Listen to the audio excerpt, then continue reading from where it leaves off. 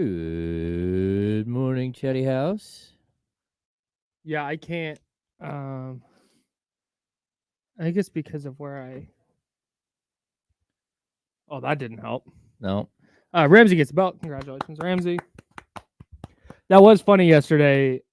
Kenny, the Giants fan, wearing a White Sox hat, and the Giants opened up a series against the White Sox, and me, the A's fan, wearing a Tampa Bay Rays hat. Actually, I was wearing a Devil Rays hat. A Devil Rays. Yep. All right. I was on the Devil Rays my first year playing baseball, like actual baseball, not t-ball. Yeah. And it was the first year. It was 1997, so it was the first year the Rays were a thing. The Devil Rays were a thing, and so I have a weird affinity for the Devil Rays. My son was on the Lugnuts, which is some AAA. Oh, Lansing. Yeah. I believe AA, the A's, low A. Oh, yeah. He was on the Lugnuts his first year playing t-ball. Hello, David. Hello, John Poles. The Lugnuts. Kyron, let's do this. The Lugnuts are the A's High A affiliate. Oh, there we go. Hello, Adam. Hello, friends. Morning, everybody. Did you see what I added to the top of the rundown? No. Damn it, yes, Kyle. Dude. Damn it, Kyle. Bro. Damn it, Kyle. We've got to discuss. I love the way they did it. Well, we'll talk about it. Also, it's my mom's birthday. I got to shout her out at the top. Oh, there we go. What's up, Steven? What's up, Spencer? Greg, what's good, dog? Jason, Russ, appreciate y'all. Greg Tabers, if we decide to talk about the Fortress of Snackitude all day long, we will talk about the Fortress of Snackitude. Don't you talk. Dude, anytime you want to talk snacks. That's right. We have 10 seconds. Oh.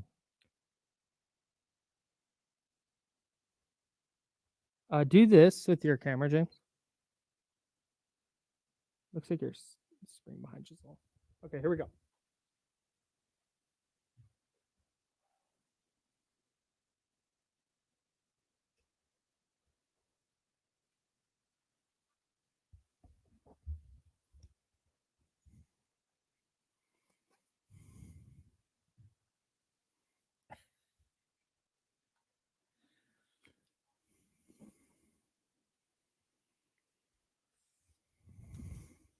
Oh, good morning. Good morning, everybody. A happy Tuesday to you. That's James Ham. I'm Kyle Madsen. We're the Insiders. Want to thank everybody who's rocking with us on ESPN 1320 on the Odyssey app. And, of course, everybody watching online at twitch.tv/ESPN 1320 and youtube.com/ESPN 1320. Why can't I hear myself? There we go. Now we're tapped in. On a Tuesday, August 20th. And before we get anything started here, James, give me one moment to give a big shout out to my mother. Mom, happy birthday. I purposely did not text you this morning because I wanted to say happy birthday for the first time on the radio. I will also send a nice heartfelt text to my mom saying things that I don't necessarily want to just say on the radio. You know, that's just for me and Mom. Shout out to Mom. Shout out.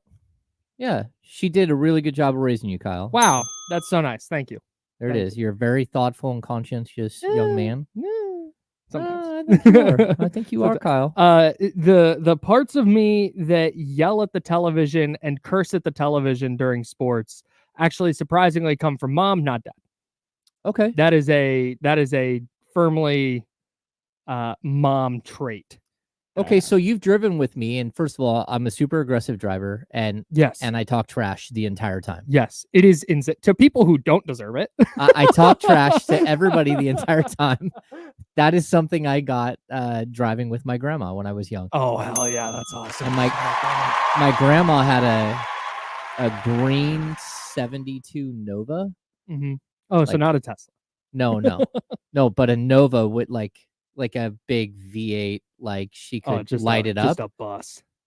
Yeah, like a muscle car. Yeah. And she was a horrible driver and talked trash to everybody and yelled at me and my brother the entire time to stop fighting. That was my grandma in a nutshell. Incredible. Yep. Incredible. So salute to my mom. It is her birthday today, and wanted to shout her out. The reason I'm a fan of the 49ers. All right. And the A's. Nice. Nice. Shout out to mom and all the moms everywhere. You what? I have stuff, but you on. I don't want to say on my recommendation because I don't think I recommended it necessarily. You kind of did, but that's okay. I just said I watched it.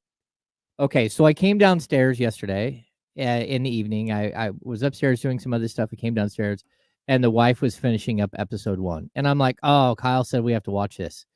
And she's like, all right, you can go ahead and restart it. She's like, it's pretty crazy. And so we were watching the Lacey Peterson documentary on Netflix. Now, there's something about this very specifically. So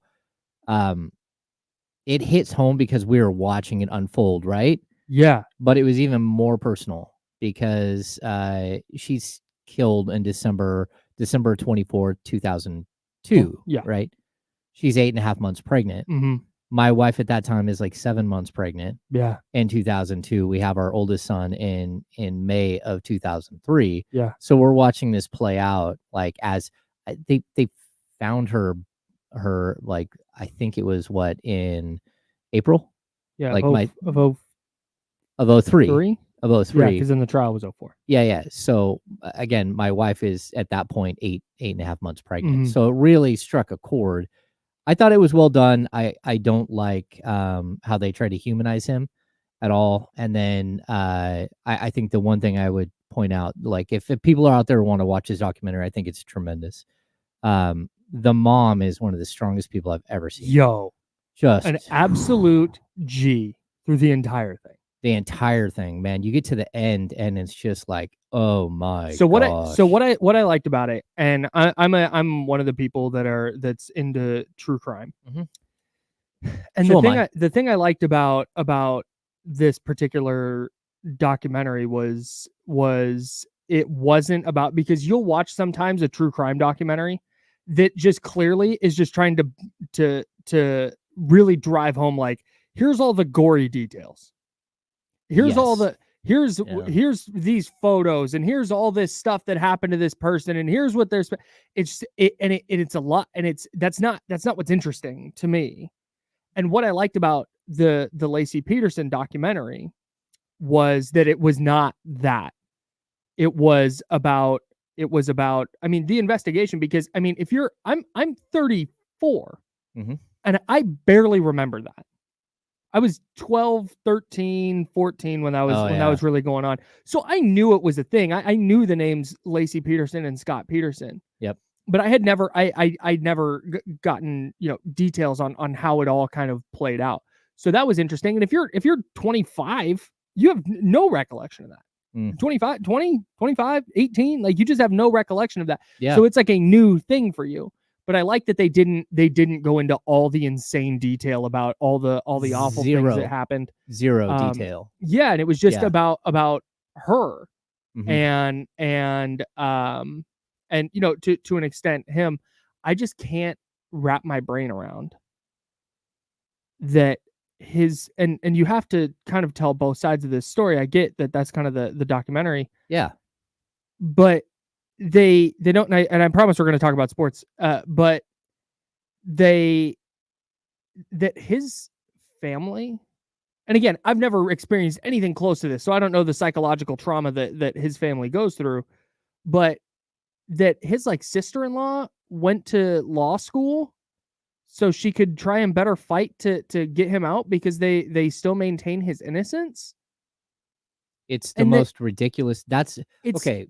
Like I said, I've never been through it. I don't know. I've never had to deal with anything close to that level of difficulty or tragedy. Yeah. Or guilt or shame or grief or whatever they're experiencing.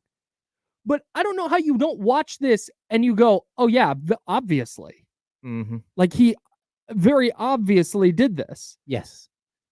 I don't know how you do either. And so there's a couple of things. Number one, I think anytime you watch some of these true crime documentaries on Netflix, they usually lose their way for an entire episode with stupid internet sleuths. Yes. And it's the most annoying thing. I just want to skip the episode. Yep. There are certain episodes of like Welcome to Wrexham, which are nothing but promos, and you just go to the next episode. Good to know. I've not watched it yet. You're like, oh, this is great. This is great. Oh, look, this is a promo. Yeah. Skip. Right. So, and with Netflix, they typically do, and they didn't do that with this. There was no super sleuthing. There was no anything else. I thought that like their depiction of the characters like felt real. Yeah. And even the mom, like again at the end, the one thing I did notice, she never once mentions what would have been her grandson at Connor. all. It was just really harsh.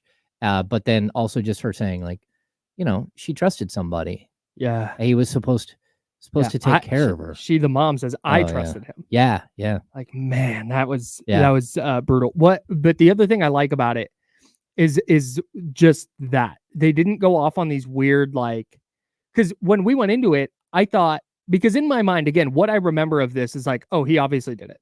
Oh yeah. That was just what was in my brain. So when I turned this documentary on, or when my wife and I turned this documentary on, it was, and we're talking, if you're just tapping in, we're talking about the Lacey Peterson documentary on Netflix. I was expecting it to tell some other story. Like, hey, here's all this stuff, but hey, here's some paths that you think maybe he didn't do it. Yeah. Here's the alternate kind of telling of this story. And so again, keep in mind, I was 12, 13 when this was going on. I don't remember what was happening. But when Amber Fry gets introduced, his girlfriend. Yep. My brain immediately, again, having watched enough true crime documentaries, I went, oh, she's in on it. Oh, yeah. But it turns out that she's just a gangster who went, hey, this guy sucks.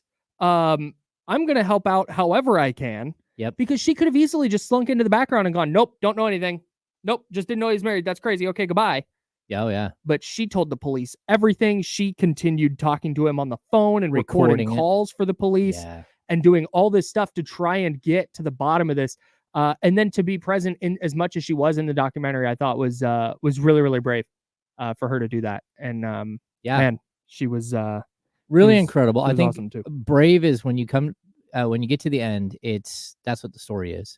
It's about people who are showing you different ways of being brave, and someone who was a total coward. Yes. And, had a million different ways out, but chose like the most egregious, horrific way to get out of a situation for no reason. Yeah. It's horrible. So anyway, I thought I would bring it up because you did recommend that I watch it. And it was tough, man. We binge watched.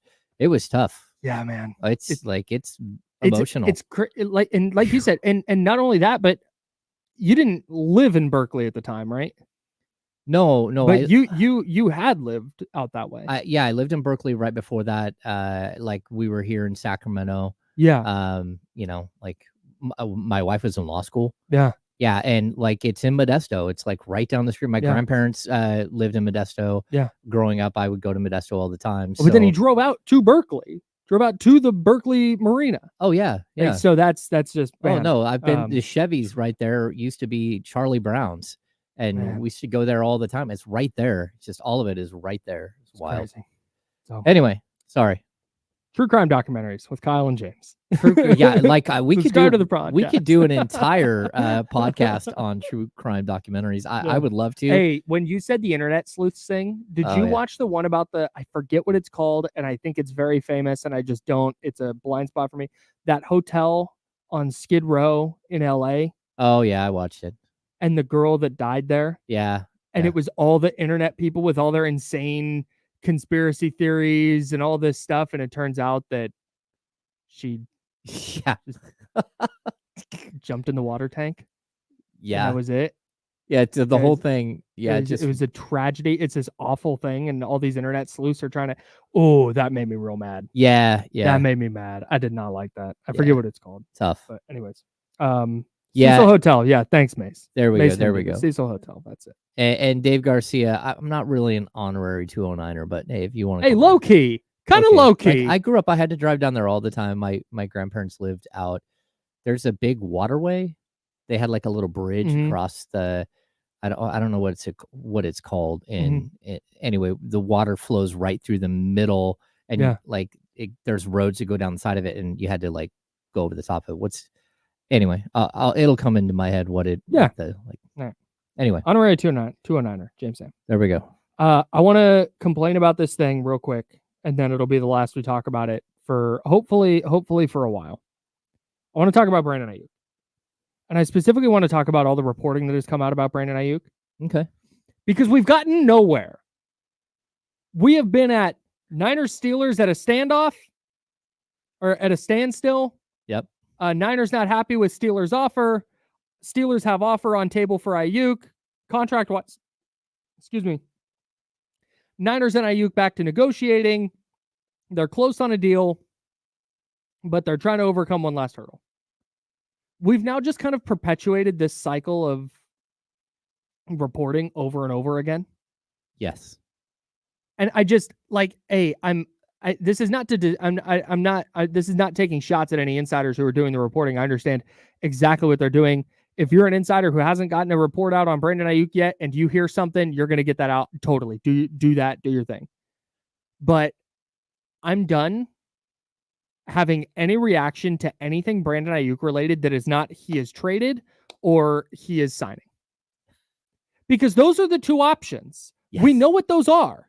We know the Niners are back to the table negotiating with him. We know they've upped their offer. We know that they have Mike Garafolo from NFL Media said they've got the years down, they've got the money down, but there's this one hiccup with the last year of the deal. He wants more guaranteed money in the last year of the deal, and that's not how these contracts work. So that's a hurdle.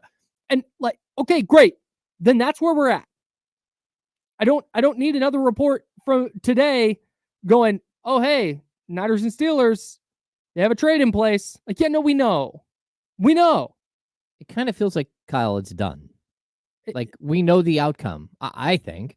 I think we know the outcome. We're just waiting for the final report that it's happened. Mm-hmm. And what do the dollars look like? Yes. And Brandon Aiyuk is back in San Francisco. That's what I think will happen. And everyone will be hugging each other, and we'll get to see the video and all that stuff. Yep. Yeah. I didn't know, like, the big video of the bro hug and all that.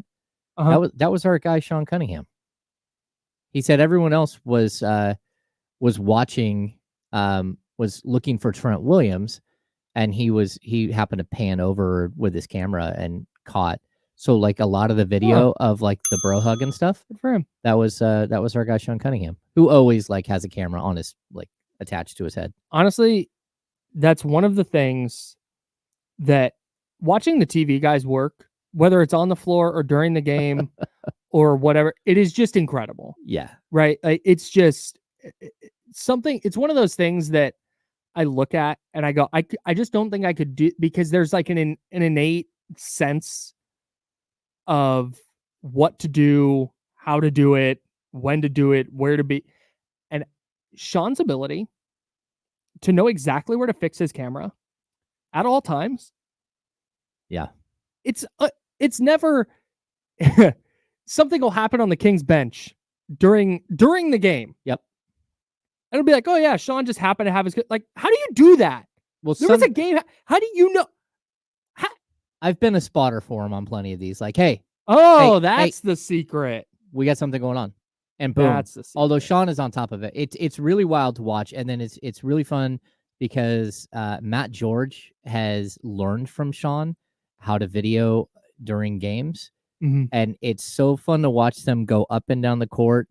And then as soon as a play happens, they dip up to the scoreboard so they know exactly when the game is, at what point in the game it is. Yep. And then they go down to the other end, and it's like, did you get that? No, I didn't get that one. Did you get that one? Yeah, I got that. You should see the angle I got on that. And so they're rewinding and like clipping and like real time. Like it is fun to watch. They're right next to me. Yeah, they do a great job for sure. But back to the Brandon Aiyuk stuff. Yeah. There's just there's nothing. Here are the three things that will move me. Okay. A trade happened, a signing happened, or the 49ers are engaging in talks with a new team. If the Jaguars or the Bills or whoever, all of a sudden they enter the fray and the Bills are going to offer a first-round pick and Gregory Rousseau or some insane thing. Yep. Where the Niners are all of a sudden willing to pull the trigger on a trade. That will move me. But for now, I'm done. I don't care about the Steelers anymore. I don't care about the Brandon Aiyuk negotiation anymore. Let me know when it's done. That's where I'm at. No, I'm with you. I get that. I don't think there's any more levels we can go. No, there is a certain amount of just oversaturation that we reached like 2 weeks ago.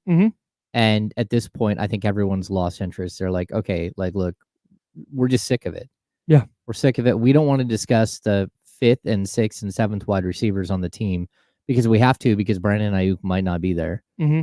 Like, I don't want to discuss who's going to make the team and who's not at the Nope. very back end, because Nope. we kind of have to. Sounds awful. Yeah. Sounds really awful. It does. And that's where maybe this is just Aiyuk being a pain. I don't know. I'm not in the negotiation room, so I don't want to be super strong one way or the other on this. Mm-hmm. Maybe this is just Aiyuk being a pain in the ass. Maybe he is asking for guarantees in a deal that no player ever gets. And maybe that's a real sticking point. But to me, if you're the Niners, you've given all this time, because according to all the reporting, they didn't negotiate from like May until just very recently. They weren't negotiating. So to me, you've now waived your right as a team to nitpick on contracts. Mm-hmm. And if that's what this is, again, I don't know exactly. But if it's Aiyuk being a pain, then stop being a pain. Sign your damn contract. Do the deal how everyone else does their deals and go. Yeah. But if this is a minor sticking point that like some guys get, some guys don't, the Niners waived their right to negotiate on that level and nitpick on that level when they didn't talk to him from May until the end of July. Oh, yeah. Or the beginning of August, or whenever they reopen negotiations.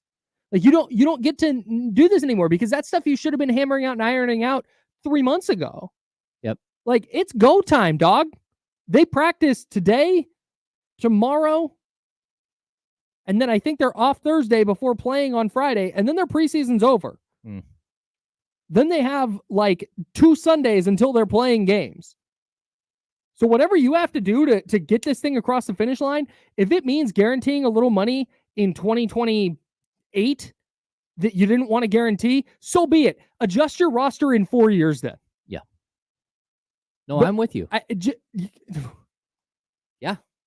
This is just such a I'm soured on both sides. You have to be. It's so annoying. I so don't know. At some point they've got to figure this thing out. Like, and again, this is, if it weren't for the fact that, you know, the Niner, I would put a lot of blame on the player here, Mm-hmm. except for the Niners do this every year, and like they've kind of lost the goodwill. Mm-hmm. Yeah, I don't want to hear it anymore. You're the team who literally does this every single time. Mm-hmm. So there is no more goodwill for you. Yeah. Like, just get it done. That's it. That's it. That's where I'm at. All right. In some better news. So that's the last we're going to, until you hear, unless it is related to a depth chart or the roster or Brandon Aiyuk signs or is traded. That's the last we're going to talk about Brandon Aiyuk. Okay. That's all I've got. I don't have the bandwidth anymore. I'm with you. To deal with another report of nothing happened. Cool. Thanks. In other news today, I don't know if this moves you, because this might be a generational thing that is just past you. Mm-hmm. Backyard baseball's back, everybody.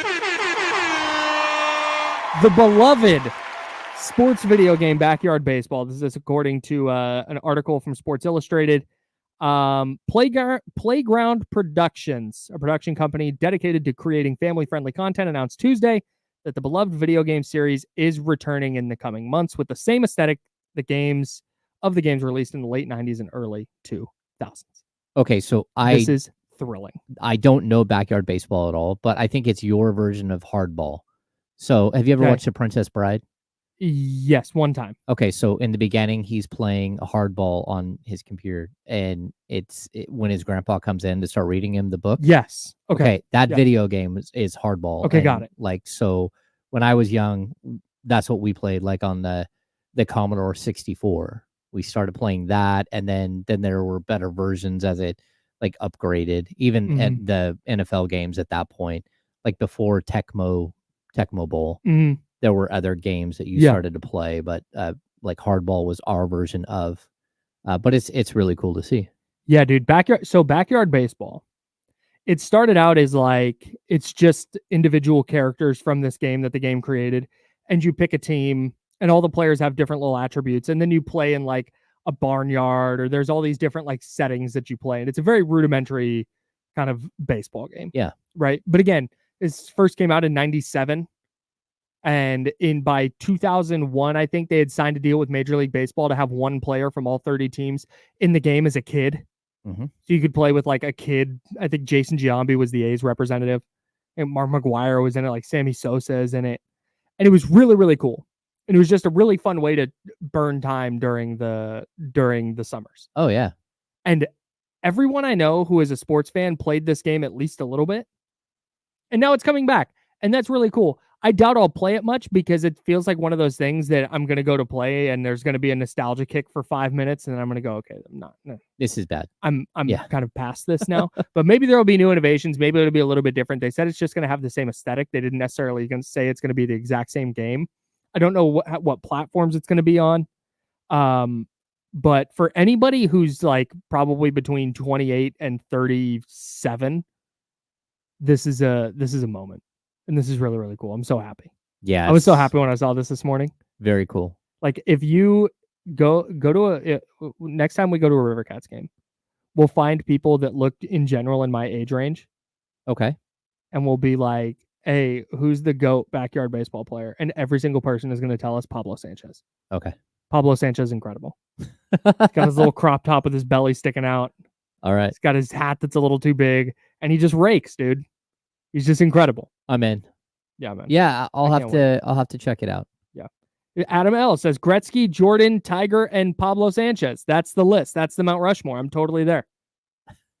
I'm right there with you. That's amazing. Will Z, Sports Illustrated's Will Z says, as a 30-year-old, can completely confirm. Exactly. See? If it comes out, Spencer says, I play a game on my phone called Retro Bowl that kind of looks like Tecmo Bowl. That sounds like a blast, first of all. Second of all, if they come out with a backyard baseball app where I can play this on my phone, dog. Oh, you're in? It might be curtains for me. I've been doing so much better with my screen time. Oh.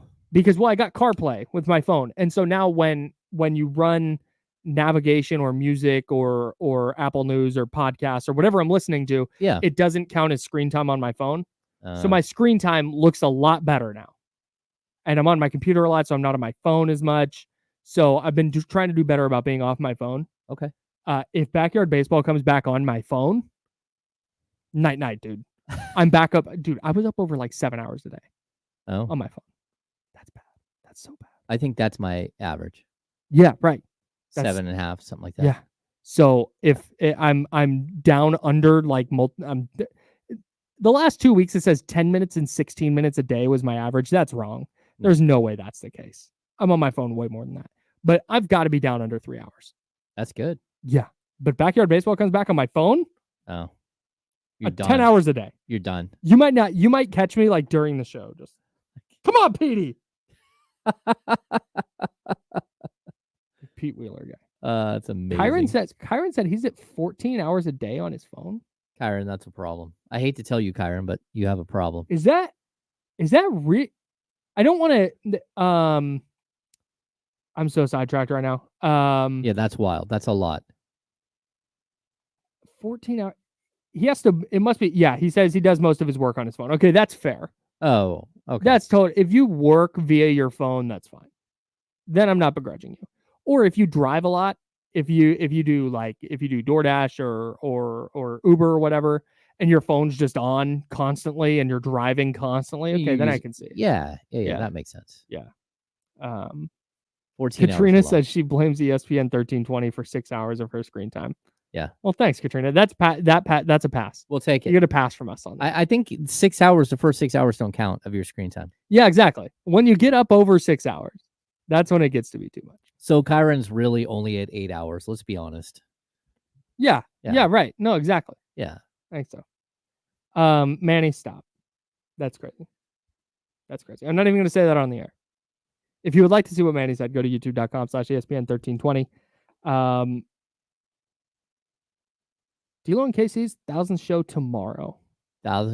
Did you see that the official best show moment poll is out right now on the D'Lo and KC Twitter feed? Well, I think so. I voted.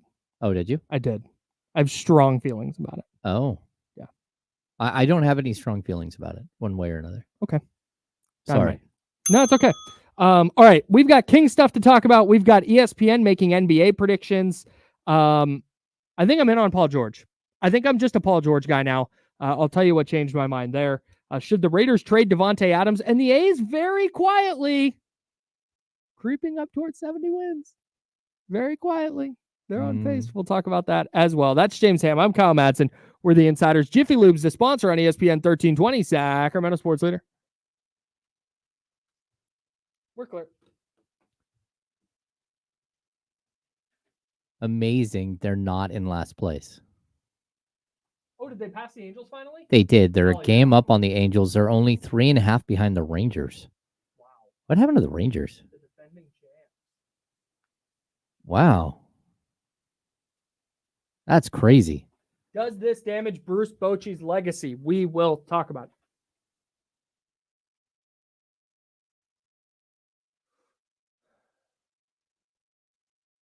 What's going on, everybody? Hey, are we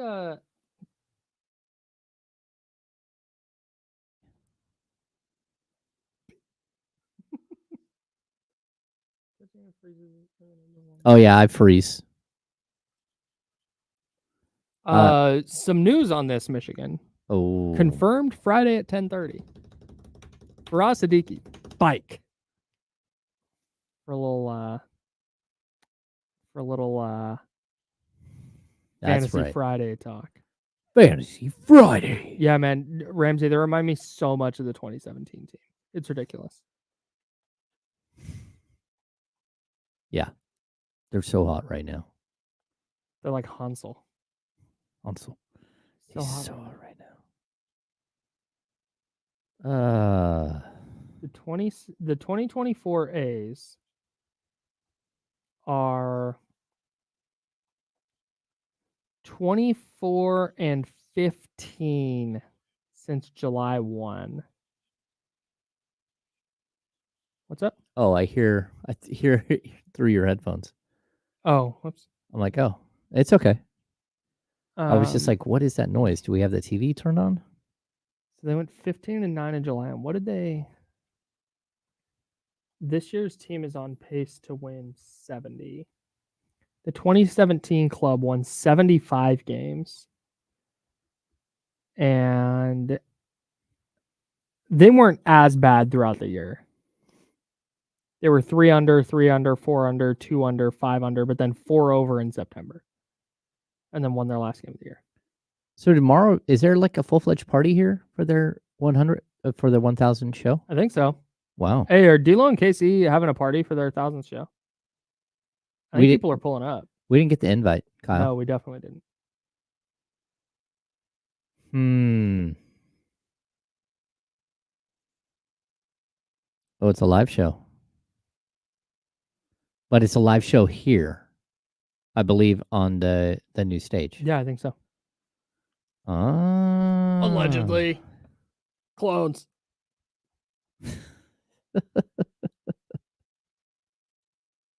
I went to one of those shows years ago. It was pretty wild. Jim Rome? Yeah. The Rocket Mortgage Studios. Apply simply, understand fully. Spencer, I need to do a business of basketball t-shirt.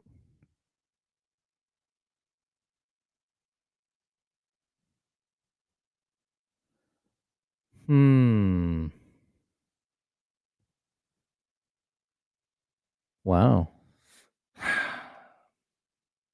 Cam Inman wrote a book, a 49ers book. He did. Curated History of the Faithful.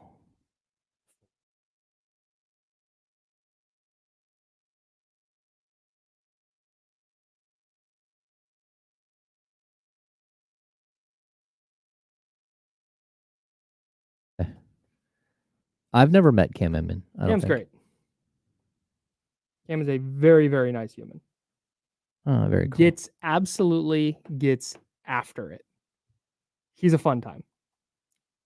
Oh. Got it. At our first Candlestick Chronicles event at Cooperage, he had tied one on and he came over and he's a like very friendly guy and comes over. He's like, "You're one of us. You're one of the guys." Thanks, Cam. All right. He's the man. Here we go.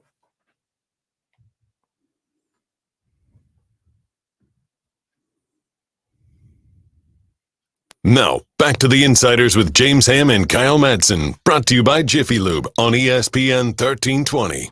And we didn't talk about Gershon Yabusele signing with the Sixers yesterday. Well, he did that before yesterday, but we didn't talk about it yesterday. Surprised? $2.1 million 1 year? Yeah, I'm surprised because his buyout, from what I know, is $2.5 million. Wonder if the Sixers paid it. Well, the Sixers can only pay $1 million of it. So, and that's not part of the deal. I mean, basically, the Sixers can pay the whole thing and take it out of his paycheck, but that leaves him with like $500,000 minus taxes and stuff. So interesting. Yeah, I don't know. That's going to be a very interesting situation. Do we know for sure that his team in Europe didn't just say, "Yeah, screw it"? No, like if they would have bought him out in July before the Olympics, the buyout was only $1 million. It jumped to $2.5 million. I think it's Real Madrid or something. Like he was playing for a big club in Spain. And so, yeah, I'm intrigued to see how that all works out because, I mean, maybe he's got some endorsements or something that will hit in, that will bump his pay up. Maybe he's made a lot of money in Europe and he's like, no, that's where I want to go. But I thought he was super impactful. And if all you had to pay was a minimum, I'm like, man, the Kings could have paid the minimum. I wonder if there was a subset of teams he would be willing to sign for whatever it comes out to. We'll just say 2.1 million just for ease here. But I wonder if it was like Sixers, Denver, Boston. Oh yeah, he like gave a list. Yeah, there's like the top 5 teams or whatever in each conference, and that's where he would go and nowhere else. Okay, that's possible. Yeah. It's also possible that the Sixers were just like, hey, we have a really good situation for you here. Yeah, you might start. Yeah, we can carve out a role for you because we have like 16 new guys. Yeah. He was really good in the gold medal game, but really just good throughout the Olympics. Yeah, it felt like every time we had France on, we'd sit there and go, man, I was selling it. Can't play. No, I think so too. I think he showed the ability to shoot the 3-ball. He's a bruiser. I think teams around the league have gotten away from players like him, and I don't know why. Like you need guys like that who don't mind mixing it up. And I'm kind of interested to see if because so much of the latter half of the 2010s and the early 2020s was about small ball, right? It was get small, pull the center away from the basket, and run them off the court. And that's how it. But now you look at what Minnesota did last year.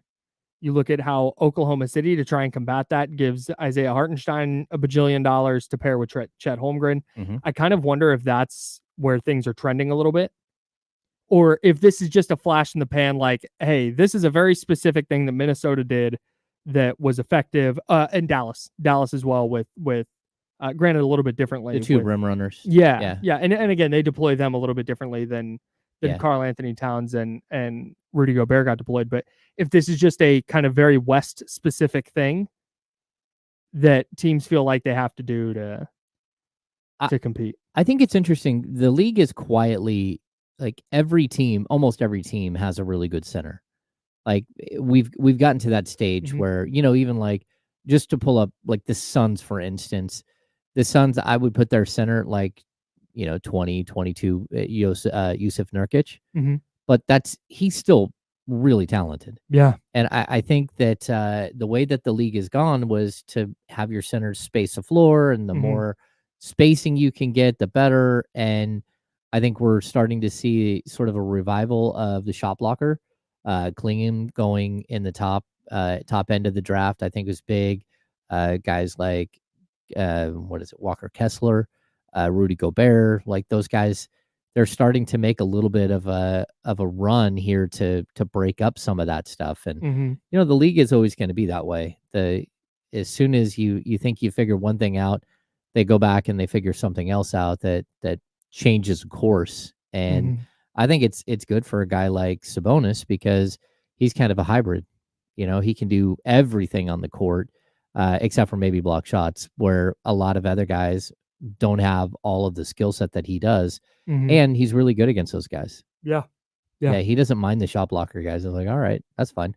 Yeah, very good at getting into invading their verticality. Yes. Like getting into their body and not letting them get up. I was trying to find, I can't find a good way to rank these centers. No? No, I tried to, I'm on NBA stats. I was just trying to get a list of, but I mean, it's Joel Embiid, it's Victor Wembanyama, I guess Jaren Jackson, Nikola Jokic. Count Julius Randle as a center? No. NBA stats has him as a center. I don't count him as a center. It's power forward. Alperen Şengün, Anthony Davis. Yeah, there's a lot of Bam Adebayo, Kristaps Porzingis, Lauri Markkanen. He's not a center either. Yeah, you didn't mention Domas either. Domas, because I'm sorted in a. I sorted by usage just to see if I could get like the names up to the top, but no, Domas is way down here in usage at 21. Even we brought up yesterday how I thought Zubats was so much higher than I thought he should be. But I mean, where do you put a guy like DeAndre Ayton? Where do you put, like, there are a lot of players here. Do you feel like it's more situational? Like if you flipped, you mentioned Zubats, you just mentioned DeAndre Ayton, you mentioned earlier Nurkic, thank you. If you just swapped all those guys by team, if DeAndre Ayton goes to the let's just say he was on the Suns and you traded him to Portland for Yusuf Nurkic. Go ahead. Yeah, like if you did that. Yeah. No, but but I guess that's a perfect example. Yeah. I don't think either team got demonstrably better or worse. No, I think in a vacuum, DeAndre Ayton is probably a better player than Yusuf Nurkic. Yeah. But I think Nurkic is tougher and more physical, and that's what they were looking for. They were looking for a little edge, and they went away from like their pick and roll style, and I think that's where Nurkic is a better passer. Ayton is definitely a better pick and roll player and a beast. If you get him downhill. So I think that you're always looking at like the give and take, but I think there are a lot of centers that are lumped into one giant group, and it's something we were going through the 2K rankings yesterday, and what was there, like 8 centers in the 90s that were right above Keegan Murray? Yeah, they were just all right. Because it's just like, hey, these guys are all they kind of largely do the same stuff. Yeah, there's Joel Embiid and Nikola Jokic who do their thing. There's Domantas Sabonis who does what he does. And then it feels like AD and Anthony Davis, is up there for sure. And I think I know that there's Bam Adebayo is in there. I think Rudy Gobert is in there, especially defensively. But once you get outside the top 10, 11, I don't know exactly.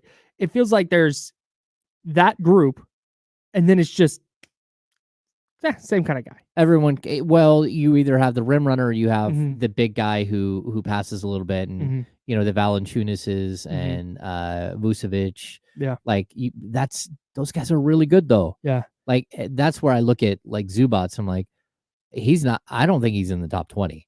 And if you flip Zubats like and Nurkic, which team gets better? Oh, I would probably take Nurkic, except for the fact that he doesn't stay healthy. Yeah, right. Maybe.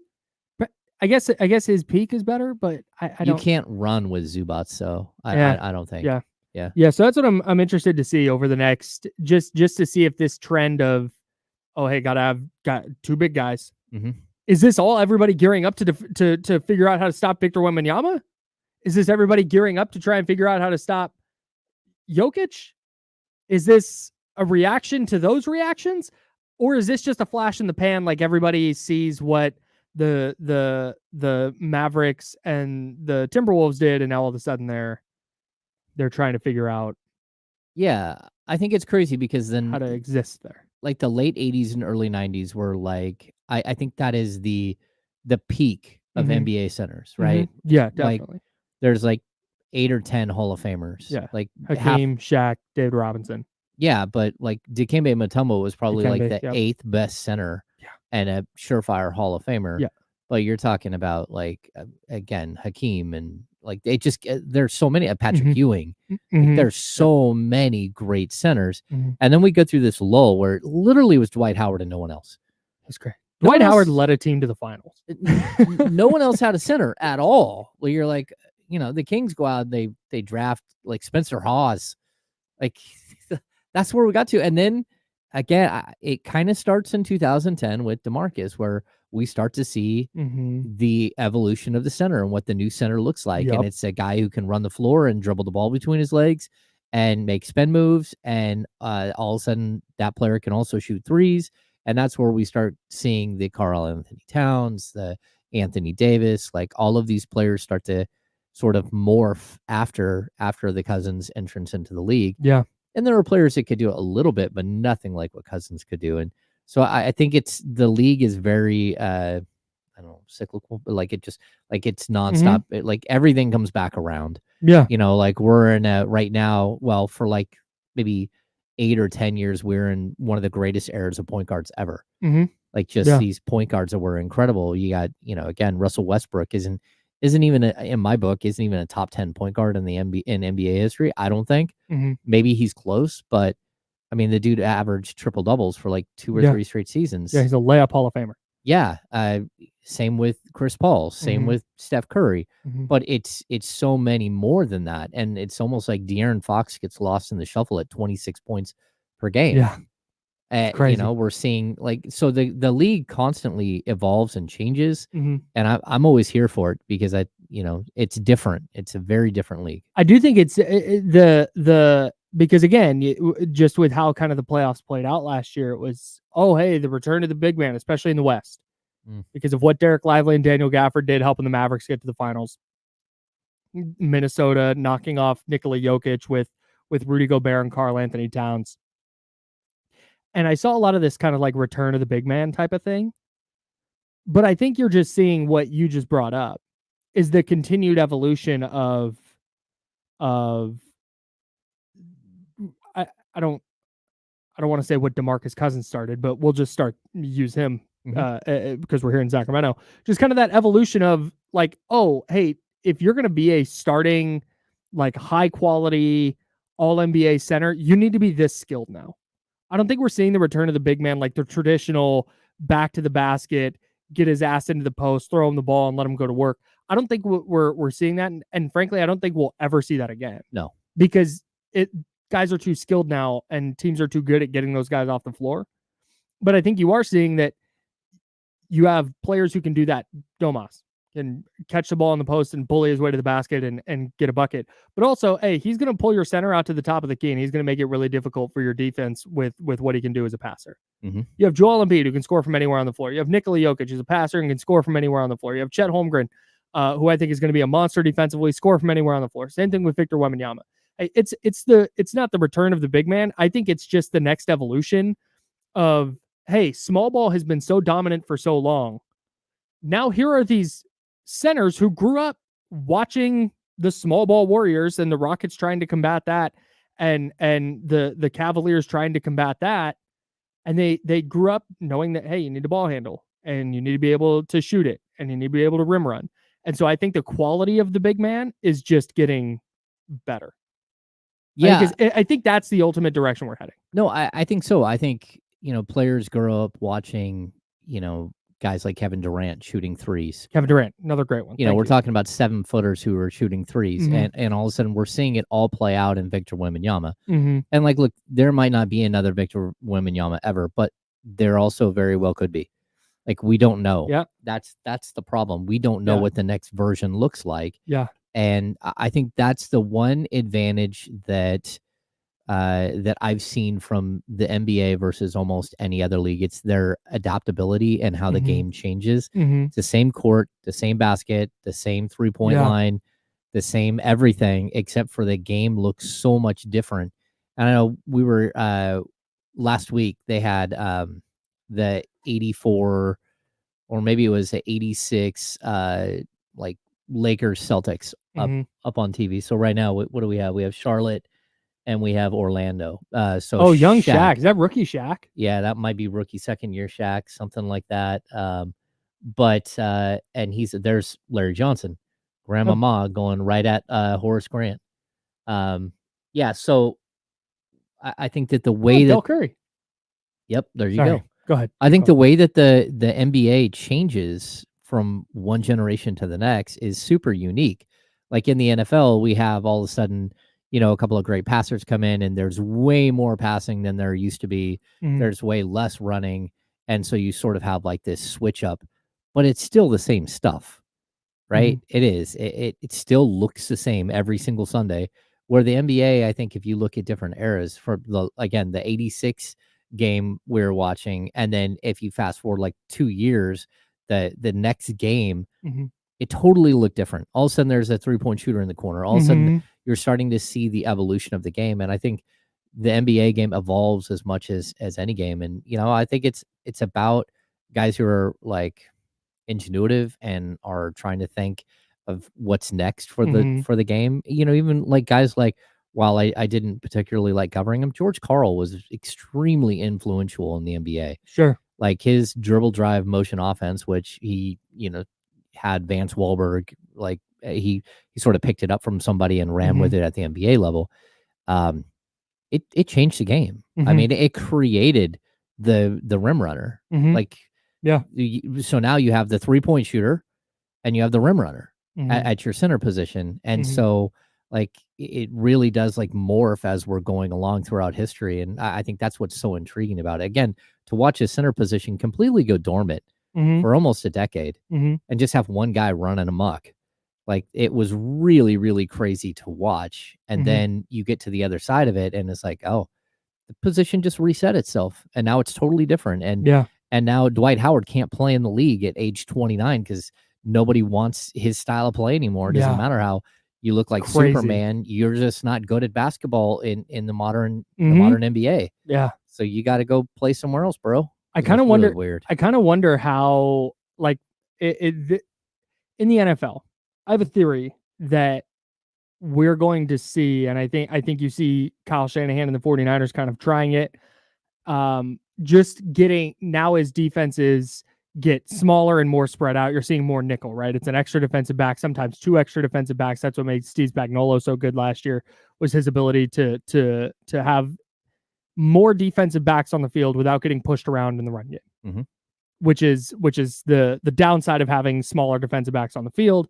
And so you're seeing, I think you're going to see offenses now kind of not every down go to I formation 1990s, smash mouth style football. But I think you're going to start to see more of that.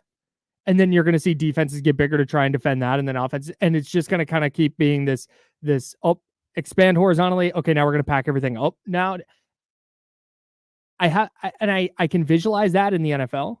Mhm. What I can't visualize is the same thing happening in the NBA, where the game has evolved now, where it's all 5 players.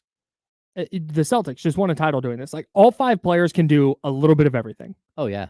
There's not like a center. There's not there are players at positions, but it's not okay. The point guard is John Stockton. He is going to distribute, and the shooting guard is going to be the scorer, and the center is going to be under the basket. I just don't see like how in the NFL I can see the game expanding out. Everything's horizontal, sideline to sideline. Okay, now to combat that, offenses are going to get more compact. They're going to get bigger, and they're going to play bully ball. And you can see, I don't think I see a version of the NBA that ever goes back to, oh hey, we're going to have a center with his back to the basket on the block. Our point guard is just going to be a distributor. I think it's just going to kind of continue to be, and it'll look a little bit different, but I don't ever see a version of the sport where teams aren't trying to maximize, hey, all 5 guys have to do a little bit of everything. We're going to be switchable defensively. Everybody can hit a 3. We have a couple 3-4 guys on the court at all times who can handle the ball. I think it's just kind of stay that way. But like you just said, a game from 2015 already looks different than a game from 2024. Oh yeah. And how does a game in 2030 look compared to a game in 2024? I can't like visualize it outside of everybody is 7 foot.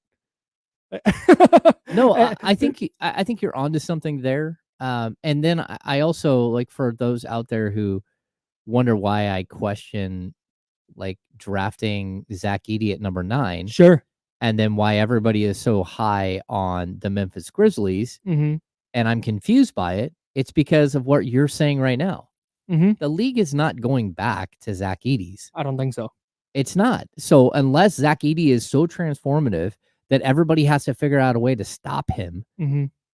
I don't think that's the case. They're going to do exactly what they've done to every other big guy like that.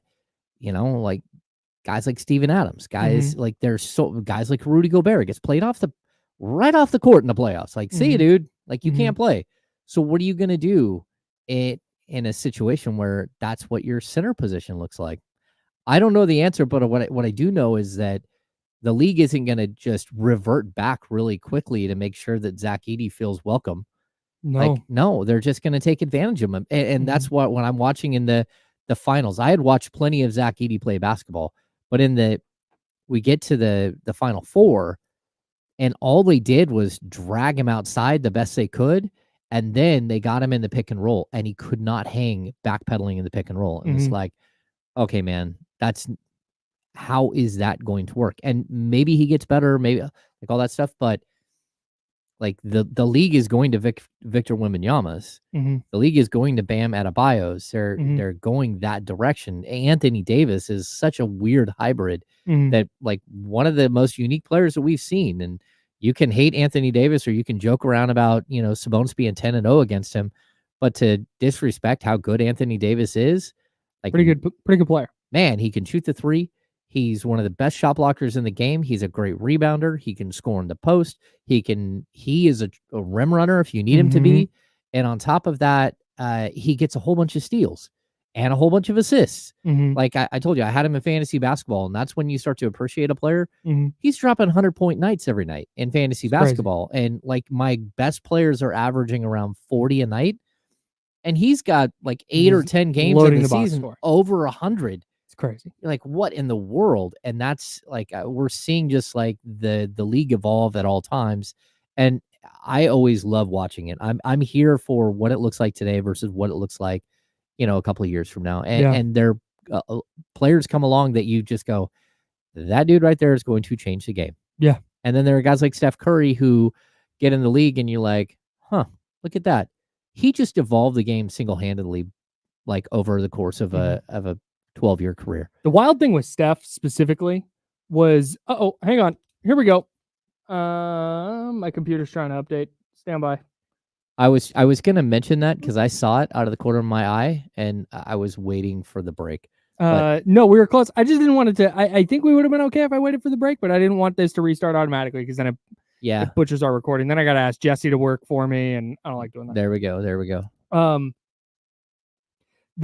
The wild thing with Steph, when you talk about him evolving the game, was it's so easy to see, and it's been easy to see for 4 years now, that Victor Wembanyama was going to be this transformative talent. That Victor Wembanyama was going to come into the league, and it was going to be something we'd never seen before. And lo and behold, his first year, he does it. The wild thing with Steph was even in year 4, year 5, you didn't really see that. It wasn't really until their 2015 title run that it really took off of like, oh, hey, this guy's just a little different now. That's one of the crazy things with him, is that it wasn't like he signed a 4-year, $44 million deal because he couldn't stay on the court. Yeah, his ankles were bad. And I will say, like, I always give Steph like a huge amount of credit. I'll also throw Damian Lillard and James Harden in that mix. Like, I think those 3 guys have revolutionized the game. It's just one of them is so much better at winning than the other 2. One of them has the way you truly change the game is by winning rings. That's to me, because then you become a global. You're seen by everybody all the time. And so Steph's ability to play in the biggest games and hit some of the craziest shots we've ever seen. Yeah. Like Damian Lillard did a lot of that too. James Harden has done a lot of that too. Sure. And I've talked about, you go out and watch like rec basketball. Everyone's got the little James Harden like step thing. Yep. And that's part of the game now. But for me, it's Steph 1, and his ability to lead a team to the NBA championship against LeBron James. It elevated his status amongst people who watched the game, Yeah. and they got to see a lot more of him. I still think, again, Damian Lillard kind of hit out in obscurity in Portland, Yeah, it's tough. and now he's kind of hiding out in obscurity in Milwaukee, and Dang. just different. I have a couple things. One quick gripe, and then I want to continue this. You brought up Damian Lillard. That reminded me of something I wanted to talk about. But one of my biggest gripes is when people, and this is not like people aren't trying to discredit Steph. It's just they go, oh, because of Steph, everybody wants to shoot threes now. Or the style of game has changed because the Rockets did that. Go back and look. The Rockets are the team that from like 2014 through 2019 were first in the league every year in three-point attempt rate by a lot. Oh, the Rockets are the team that did that. They introduced that, hey, 3 points is more than 2. We're just going to blaze away from 3 all the time. Steph happened to come in and elevate his game around the same time as a very good 3-point shooter. The Rockets are the ones that forced the NBA to change how they played. Okay? So if you want to bitch about how basketball is played now, blame Daryl Morey, not Steph. That's all. It's Mike D'Antoni. And Mike D'Antoni, thank you. Blame the Rockets. Blame the Rockets. Anyways, we have to go to break. All right. I want to talk about the Damian Lillard thing that you just asked, or that you just brought up. And then we'll get to some ESPN NBA season predictions, award winners, teams that are going to have big turnarounds, disappointments, et cetera, et cetera. We'll get to all that. That's James. I'm Kyle. We're the Insiders on ESPN 1320 and Sacramento Sports Leader.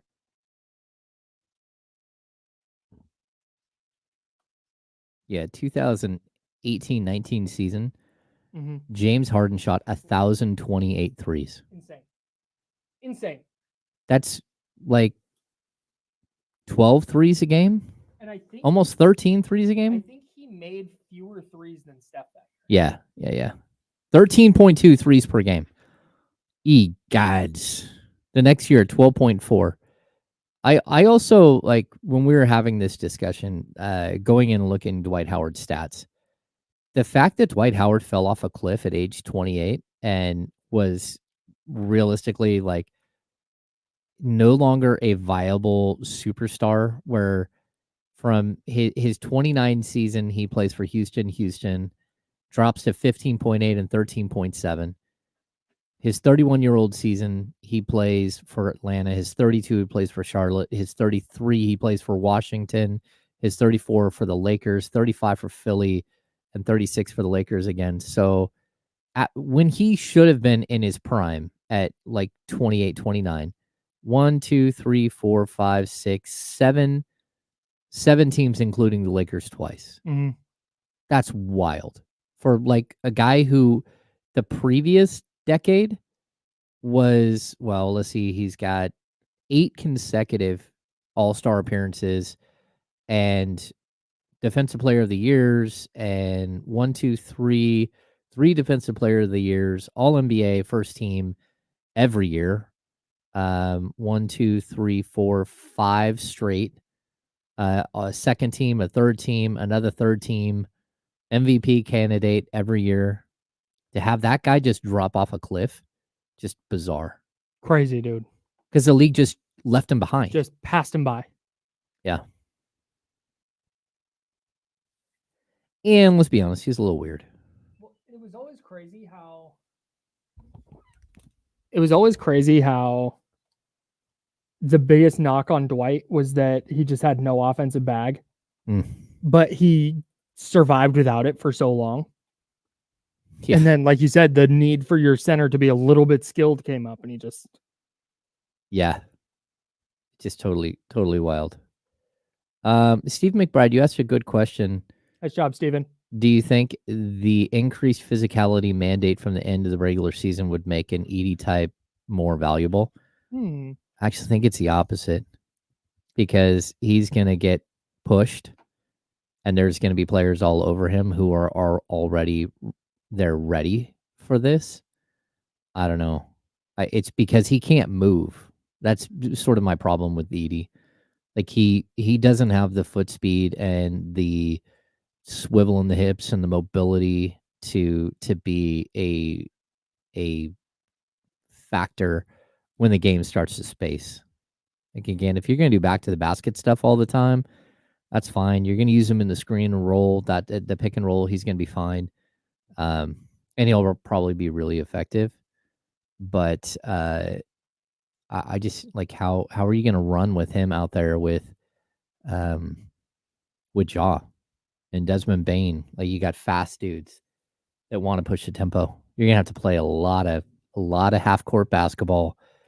And I'm really interested in the fit with Triple J. Like, can Jaren Jackson be that mobile as a defender where it makes up for whatever Zach Edey lacks foot speed wise? It's an interesting thought. Like, I mean, I certainly think his ability to shoot the three and space the floor is, but the dude shot 32% from three last year, and his rebounding numbers just keep. I think, like, again, that's probably the type of player you have to have next to him if you're going to try the ED. Did Jaren Jackson, I believe this is the case, last year averaged as many 3-point attempts as rebounds? 5.5, 5.5. That's amazing. He's a yeah, not a fan. No. Yeah, really interested in he also dropped from 3 blocks to 1.6 in 1 year. He also jumped from 1.7 turnovers per game to 2.4 in 1 year. Oof. He's not that guy, pal. Yeah, a lot of these stats are not in his favor. 10 seconds is illegal. Yeah, I think his run is Defense Player of the Year. Done.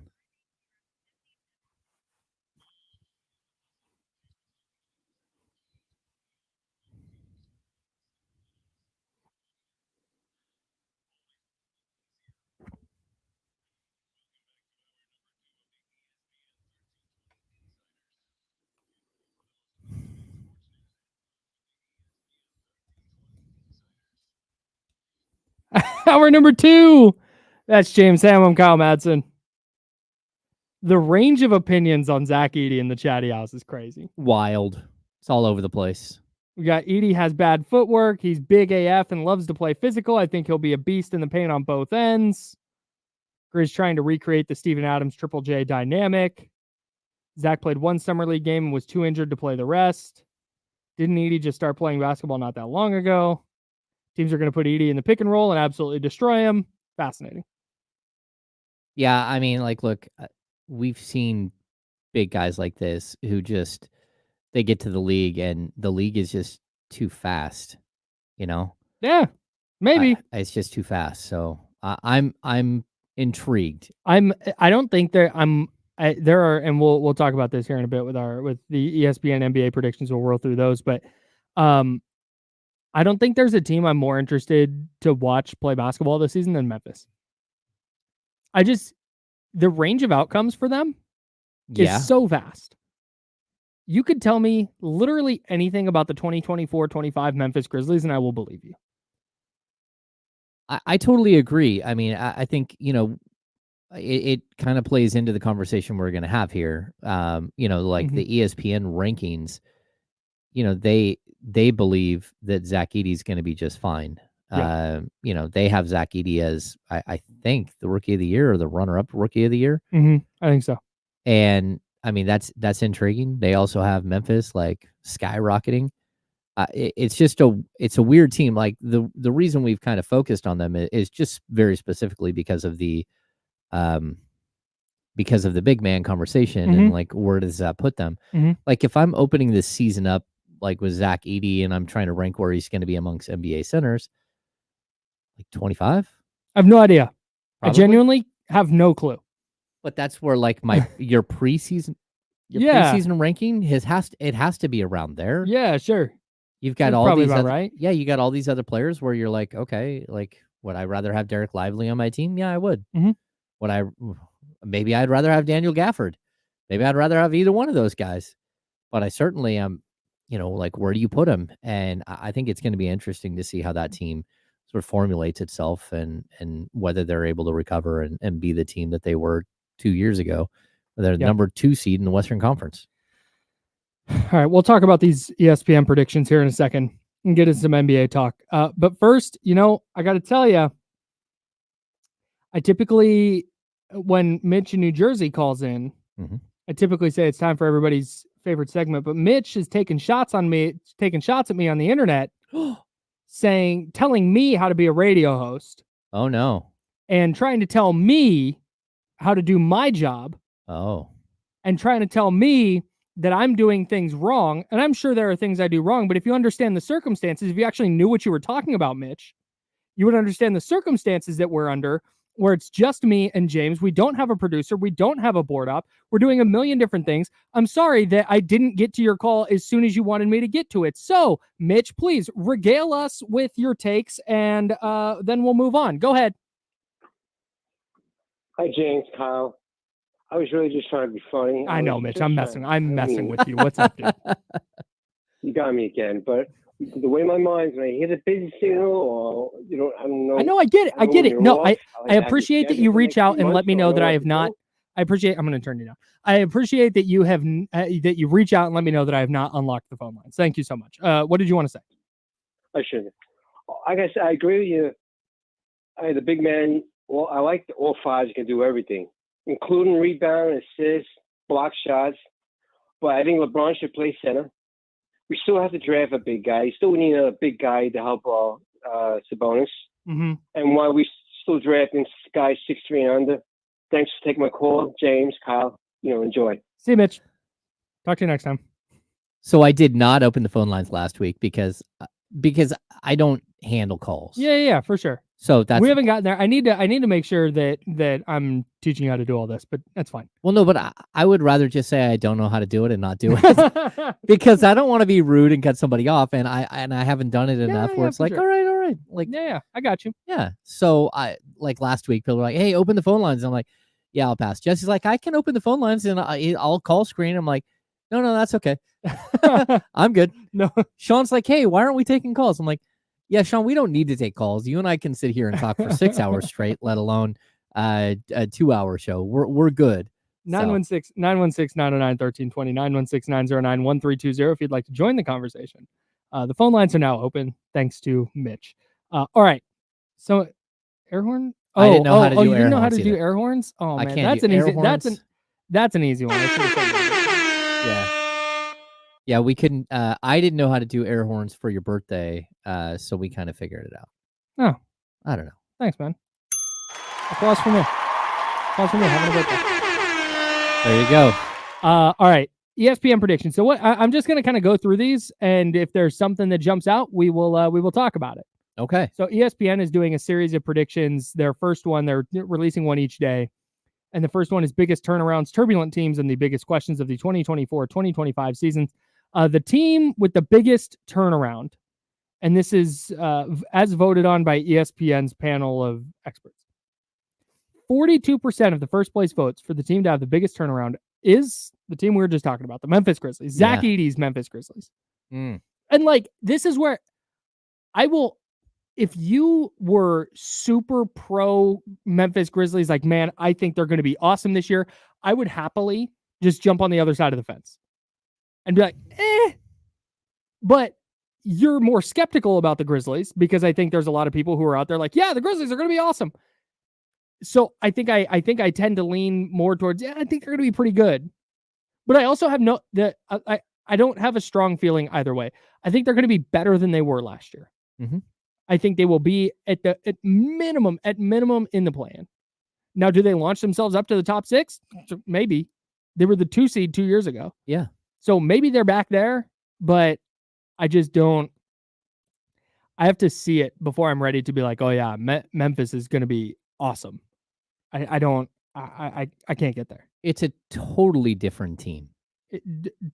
Very different. Yeah. So like if you rewind to who they were like 2 years earlier, we can do that. Like right? Steven Adams is there, right? Mm-hmm. They make the big move to bring in Marcus Smart.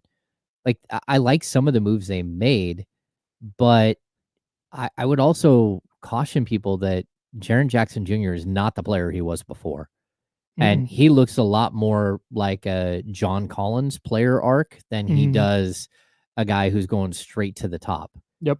And whatever happened to him, I'm not sure. Desmond Bane missed an entire, like a huge portion of last season. Marcus Smart missed almost all of last season. Mhm. And all of a sudden you're looking at 29, 30-year-old Marcus Smart, right? Mhm. And I like some of the moves they make. And I think that they might be a team that has the defensive versatility to really be different. Mhm. But I also think that you're basing a lot of what you think is going to happen with that team off of John Morant just coming back and being like this all-world player. Mhm. And it's possible that he is, right? It's Sure. totally possible. It's also possible that he gets on Instagram and does something stupid again, because that came, like, the reason he got suspended is because he didn't do something one time.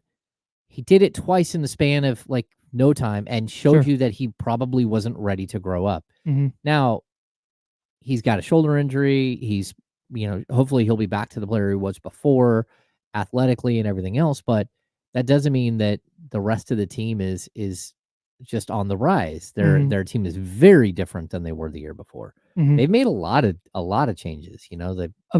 So here's two things with that 2023 Grizzlies team. Mhm. And I know Ja came back last year and was a force and was really good until he got hurt. But let's go back to 2023. Mhm. One of the things that we talk about all the time with the Kings was, they were the 3 seed, but man, they won 48 games in a normal year. That's like that's fringe top 6. Yep. The Grizzlies were the 2 seed that year. They won 51. That would have tied them for 4th in the West. And I say that because if you go to their top 12 in minutes played from the 2022-2023 season, Dylan Brooks, gone. Steven Adams, gone. Tyus Jones, a huge piece of the puzzle when John Morant was out, gone. Brandon Clark, gone. He's there, but I'm sorry, Brandon Clark got hurt. he hasn't TBD on if played he's in a impactful. year. Yes, Yeah. Thank you for the correction. Xavier Tillman, gone. That's their top 12. That's half of their top 12. A quarter of their top 12. Yeah. A third of their top 12? Math. A third of their top 12, gone. The stability of the team is very different. Yeah, man. And maybe and maybe they like I said, maybe they figure it out. And maybe John Morant is just this all-world basketball force who plays 75 games and the Grizzlies are winning 50 plus and they don't miss a beat. Mm-hmm. But man, there are so many variables with them. Even outside of there's the basketball variables for sure. But then there's Desmond Bane's got like a back thing. John Morant, all of the stuff with him that could go wrong. You just mentioned injury stuff, off-court stuff. Are we ready to anoint Jaren Jackson Jr.? I'm not. There's all the questions about Zach Edey. There's Marcus Smart. Is he going to be healthy enough to play? If he does, can he be as impactful or more impactful than Dylan Brooks? Jaren Jackson has played over 70 games one time in his career. I mean, I like, these are the players that, again, they might be able to jump up. And I love Gigi Jackson. No doubt. I love some of the things that they've been able to do. But Mhm. at the same time, what does Gigi Jackson look like when the game is actually real? Because last year, the game wasn't real. It just wasn't. Like, he's going out there and doing whatever he wants. I think Gigi's going to be good. No, I think so. But you still can't gauge off of a season where you've just cashed in. Yeah. And he's out there shooting as many times as he wants. Mhm. That's just not the way it goes. And, you talked about the situation with Ja. They won like the first 4 games that he came back, right? Mhm. And then they went 3-2. They went 2-3 in the final 4 games that he played. Mhm. So he only played 8 games. I think the more impressive thing to 9 me, games, sorry. I think the more impressive thing to me was that he came back. He played 61 games the previous year. Came back in the middle of the year and averaged 25, 8, and 5. I'm sorry, 25, 8, and 6. Yeah, but it was in 9 games. I don't care. Yeah. He came back and it was awesome. Yeah. Like that's what matters to me. I mean, the previous season he averaged 26, 6, and 8. He was just on his previous season's averages off the rip. No, that's true. He might just be that. Maybe he just comes back and he's 26, 6, and 8 and is an all-star and lifts that. I am very, very skeptical of Memphis as a shoe-in playoff team. Yeah, what I wanted, I want to see how Taylor Jenkins puts the team back together, because this is really, like Humpty Dumpty. Yeah. Like they fell off the wall and everything broke. And are we sure Taylor Jenkins is a good coach? I think he's a guy who is a leader of men. He's a rally guy. He has everybody playing hard the entire time they're on the court. But it's really tough when you lose that identity for a year or two. You've lost the identity. So yeah, how does he regain that identity? How does he put it back together and get the same, like some of the same players to get back to who they were? And that's really tough, man, because like some of the players we're talking about, they lost their way under him. Like Jaren Jackson Jr., he lost his way under this coach last season.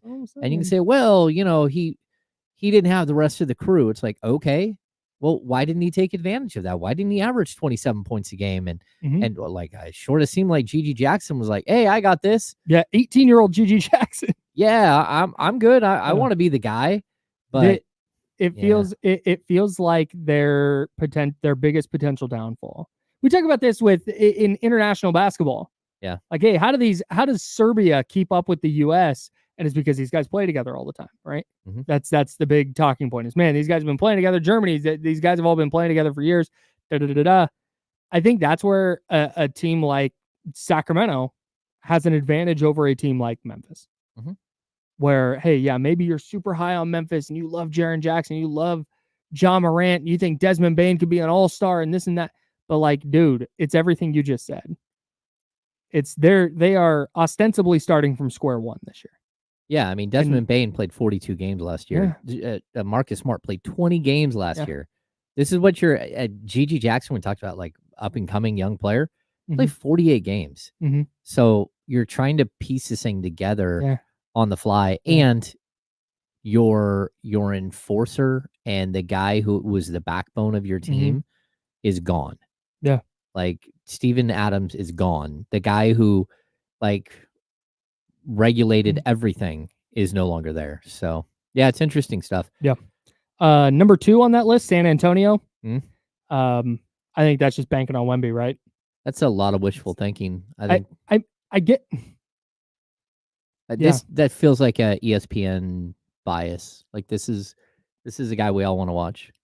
Yeah. Yeah, maybe. I don't think we're there yet. Nah, I like the inclusion of Chris Paul. I like the inclusion of Harrison Barnes. They needed some adults in the room for sure. Yeah. And those are 2 of the adultiest adults in the NBA.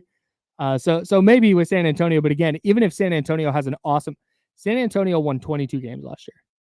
Yeah, so I guess they should be a team. They could win 20 more games and they would have been 4 games back of a play-in spot. Yeah, they could double their win total and still finish the season 5 games out. Yes. Yeah. Of a so play-in. But from a pure like turnaround standpoint, I think might be right. If you told me a team in the West doubled their win total, it's San Antonio. I think I'm circling San Antonio to win 44 before I'm circling Memphis to win 54.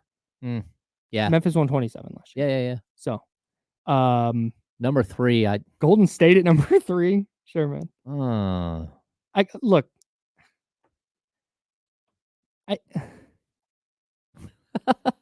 We talked about this. Dude, we did. Yeah. No, we talked about this before. Look, here's where I'm at. Golden State is what they are at this point. Yeah. If you want to make the argument that they are better in 2023 and 2024, if you want to argue that they're going to be better this season than they were last season, fine. Another year of Brandon Pajemski, maybe you get another leap from Jonathan Kuminga. Maybe Trace Jackson Davis is a little bit better. Maybe Moses Moody actually plays. There's all these ways that, yeah, no doubt they can be better. But I just, again, the third biggest leap, or the number 3 to make a huge leap. Golden State won 46 games last year. There's not, I don't believe, and again, I say this as a person who grew up rooting for the Warriors, I don't believe that there is a version of this team as currently constructed, that goes and hauls off and wins 50. Let's see, how many more would they need to win to win the West last year? 12. They wins 12 more games. They're going to be 12 games better. Man, I think I also, on the flip side of that, I don't think they're going to be way worse. I think they're going to be in that 44 to 48 win range. And that's kind of what they are at this point. I think it's tough because when I look at teams, like let's just compare the Kings really fast. We know De'Aaron Fox is their best player, right? And on a playoff team, he can be a 1A, right? We know that Domantas Sabonis is number 1, number 2. And on this Kings team, he's probably your second best player. We know that DeMar DeRozan is probably your third best player. And these are like on a playoff team. I think that Keegan Murray and Malik Monk can be your fourth and fifth best players, right? And then I look at the Warriors and I look at Steph Curry. And, okay, he's a 1A. He's a 1A without any question. Even at his age, he's still a 1A. It doesn't matter. Do they have a second best player? And is that second best player a second best player? Like if you were looking at him, probably Kuminga. Jonathan Kuminga is probably their second best player, although they might tell you it's Potts.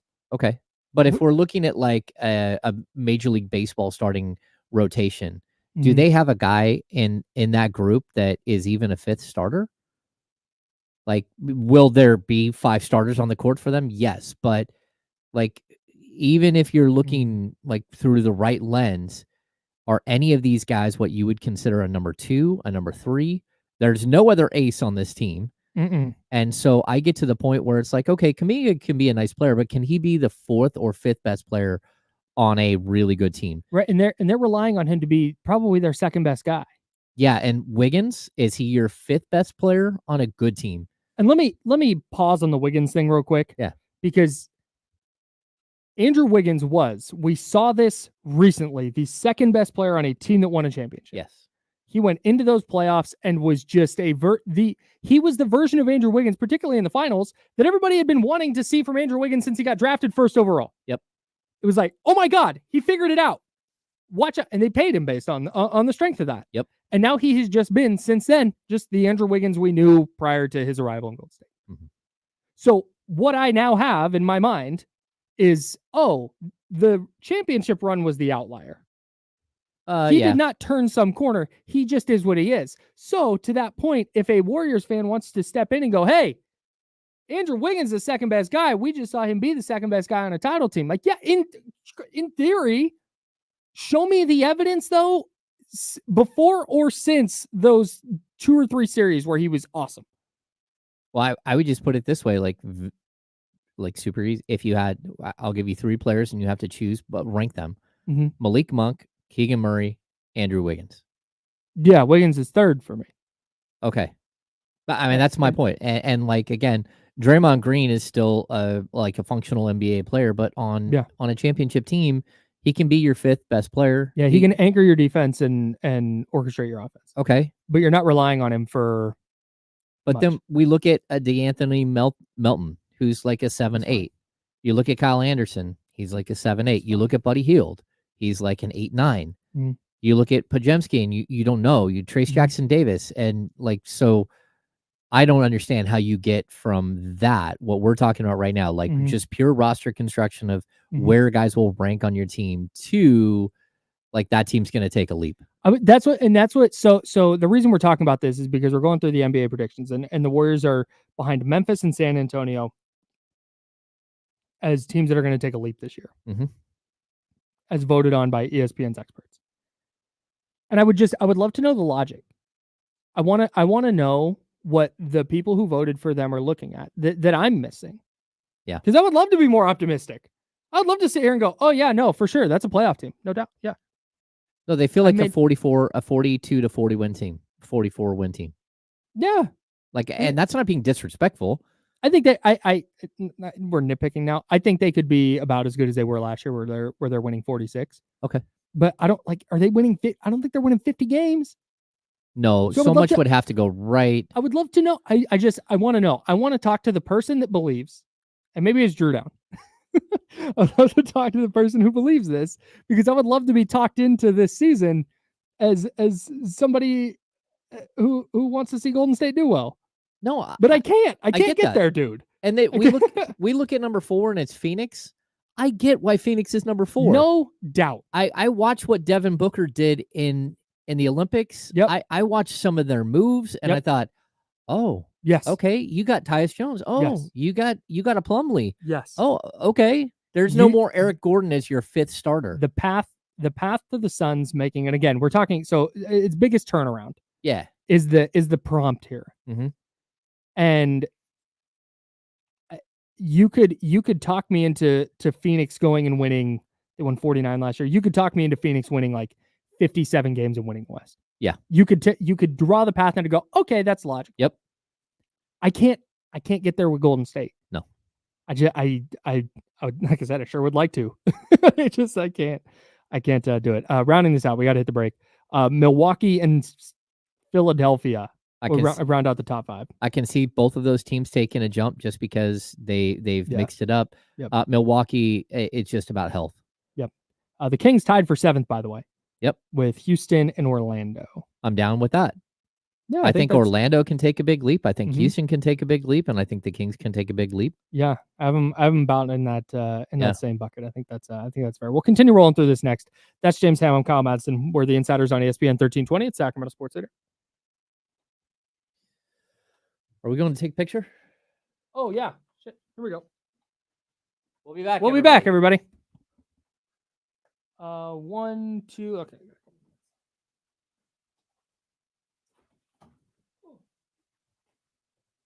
She does not look ready to take a photo.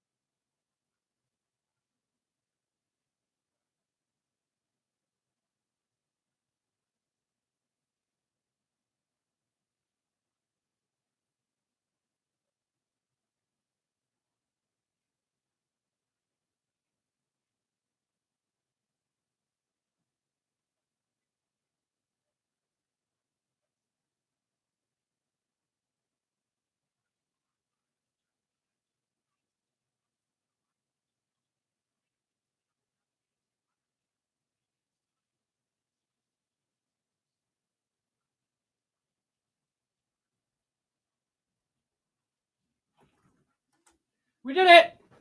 We did it. We did it, everybody. We're part of a team photo, everyone. Greatest cup of coffee. I can't wait to post that on the internet. Hello. No, we did not finally get armrests. There's one chair with armrests. They all notice the chair with armrests.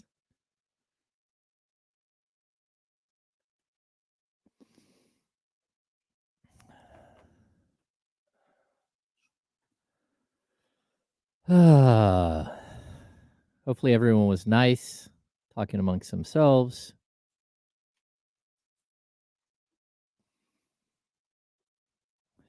I was able to abscond with a new Insider sweatshirt. Did you already have a blue one? Yes. It's okay. Wow. My oldest is a walking billboard for us. Perfect. Love that. He'll wear it at the Sierra College. Unrelated to anything.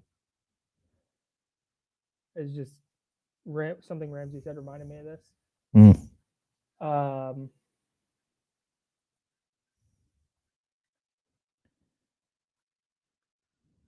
This is as much as I'm going to say about this subject. This is literally all I'm going to say about it. Okay. Let me... I have no additional commentary other than this. The Jason Tatum jokes about Steve Kerr speaking at the Democratic National Convention last night, the Jason Tatum related jokes that came out of that were A+. Oh, A freaking plus. So good. I wasn't watching the internet unwind. Steve Kerr said something about, like, in his speech, he said something about, again, I didn't see it, but he said something about, like, it takes 330 million people, blah, blah, blah, blah. And somebody was like, he didn't say whether Jason Tatum was one of those 330 million people. That's funny. What was the other one? I was too busy being depressed by the Lacey Peterson doc. Oh, God. What was the other one? There was another really good one. The mics are live, right? Yeah. It's a fake quote that said, the scariest part of Project 2025 is that you'll be forced to start Jason Tatum in the Olympics. We can't let this happen. Political jokes mixed in with Jason Tatum jokes. With Jason Tatum. That's right.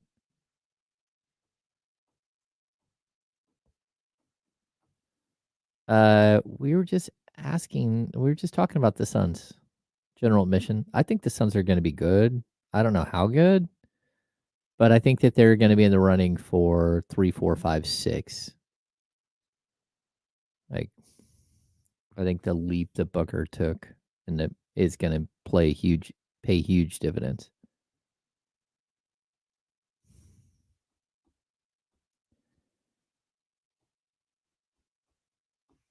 Can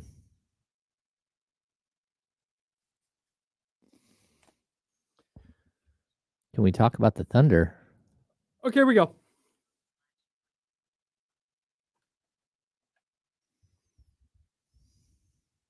And we can talk about the Thunder just as soon as the voice guy introduces us. Voice guy, please. Now, back to the Insiders with James Ham and Kyle Madsen. Brought to you by Jiffy Lube on ESPN 1320. We are brought to you by Jiffy Lube. Thanks, voice guy. He's James Ham. I'm Kyle Madsen. Damian Barling going to join us for the handoff in about 10 minutes. We get that computer in? Yeah. I think here's somebody asked about the Leezy in the chat. Says, hey, what about the Thunder? Right? Yeah. And the Thunder don't show up on, I guess, turnaround. I don't know how you talk about them as a turnaround team, but at the same time, like, I think they can be better than they were the year before. And here's how we'll get into this. So there's teams that take the biggest tumble in these ESPN predictions. Lakers, Clippers, Hawks, Bulls, Nuggets, and Bucks are all in the top 5. Hawks and Bulls tied it for 3. Nuggets and Bucks tied for 5th. Golden State also in that list, tied for 8th with Phoenix. Oddly enough. Yes. Chet Holmgren is number 2 in the prediction for player to get their first All-Star nod. Oh. Chet Holmgren behind Victor Wembanyama. That's going to be really tough. Dude, that is going to be the Chet v. Victor battle. And especially the fact that it looks like they're heading towards matching up in the 2028 Olympics in LA. That's going to be really fun to watch for a long time. And I think it's going to be fun to watch in part because Oklahoma City is going to be very, very good for a long time. And San Antonio is also trending that direction. No, I totally agree. But in order for Chet Holmgren to make a run into contention for an All-Star game, like, you got to get past. You got to get past to Kevin Durant. You got to get past. I mean, Domantas Sabonis didn't make the All-Star team last year, and like Chet Holmgren did some good things, but he wasn't 20, almost 14 and 8. He was 16.5, 8 and 2.5 with 2.3 blocks. Yeah, like, so excellent rookie, winning rookie of the year in almost every other year. Yeah, and I would say, like, Victor Wembanyama for me is a shoo-in for an All-Star bid. Yeah, he's going to get in because of it. He just is. Well, yeah, I mean, and rightfully so. Like, he will make the All-Star team every year that he's healthy in his career. Yes, from here on out, I believe. I agree with you. Like, I don't think that there's a way that you're going to look at him and say, "Oh, he's going to take some step back." No, no. Physically, if he holds up, he's going to be there. I think it makes life for Domantas Sabonis like extremely difficult. Like for him to get into the All-Star game again over the next couple of years is going to be like, I still think that he can be an all NBA player because of the stats and because of the wins.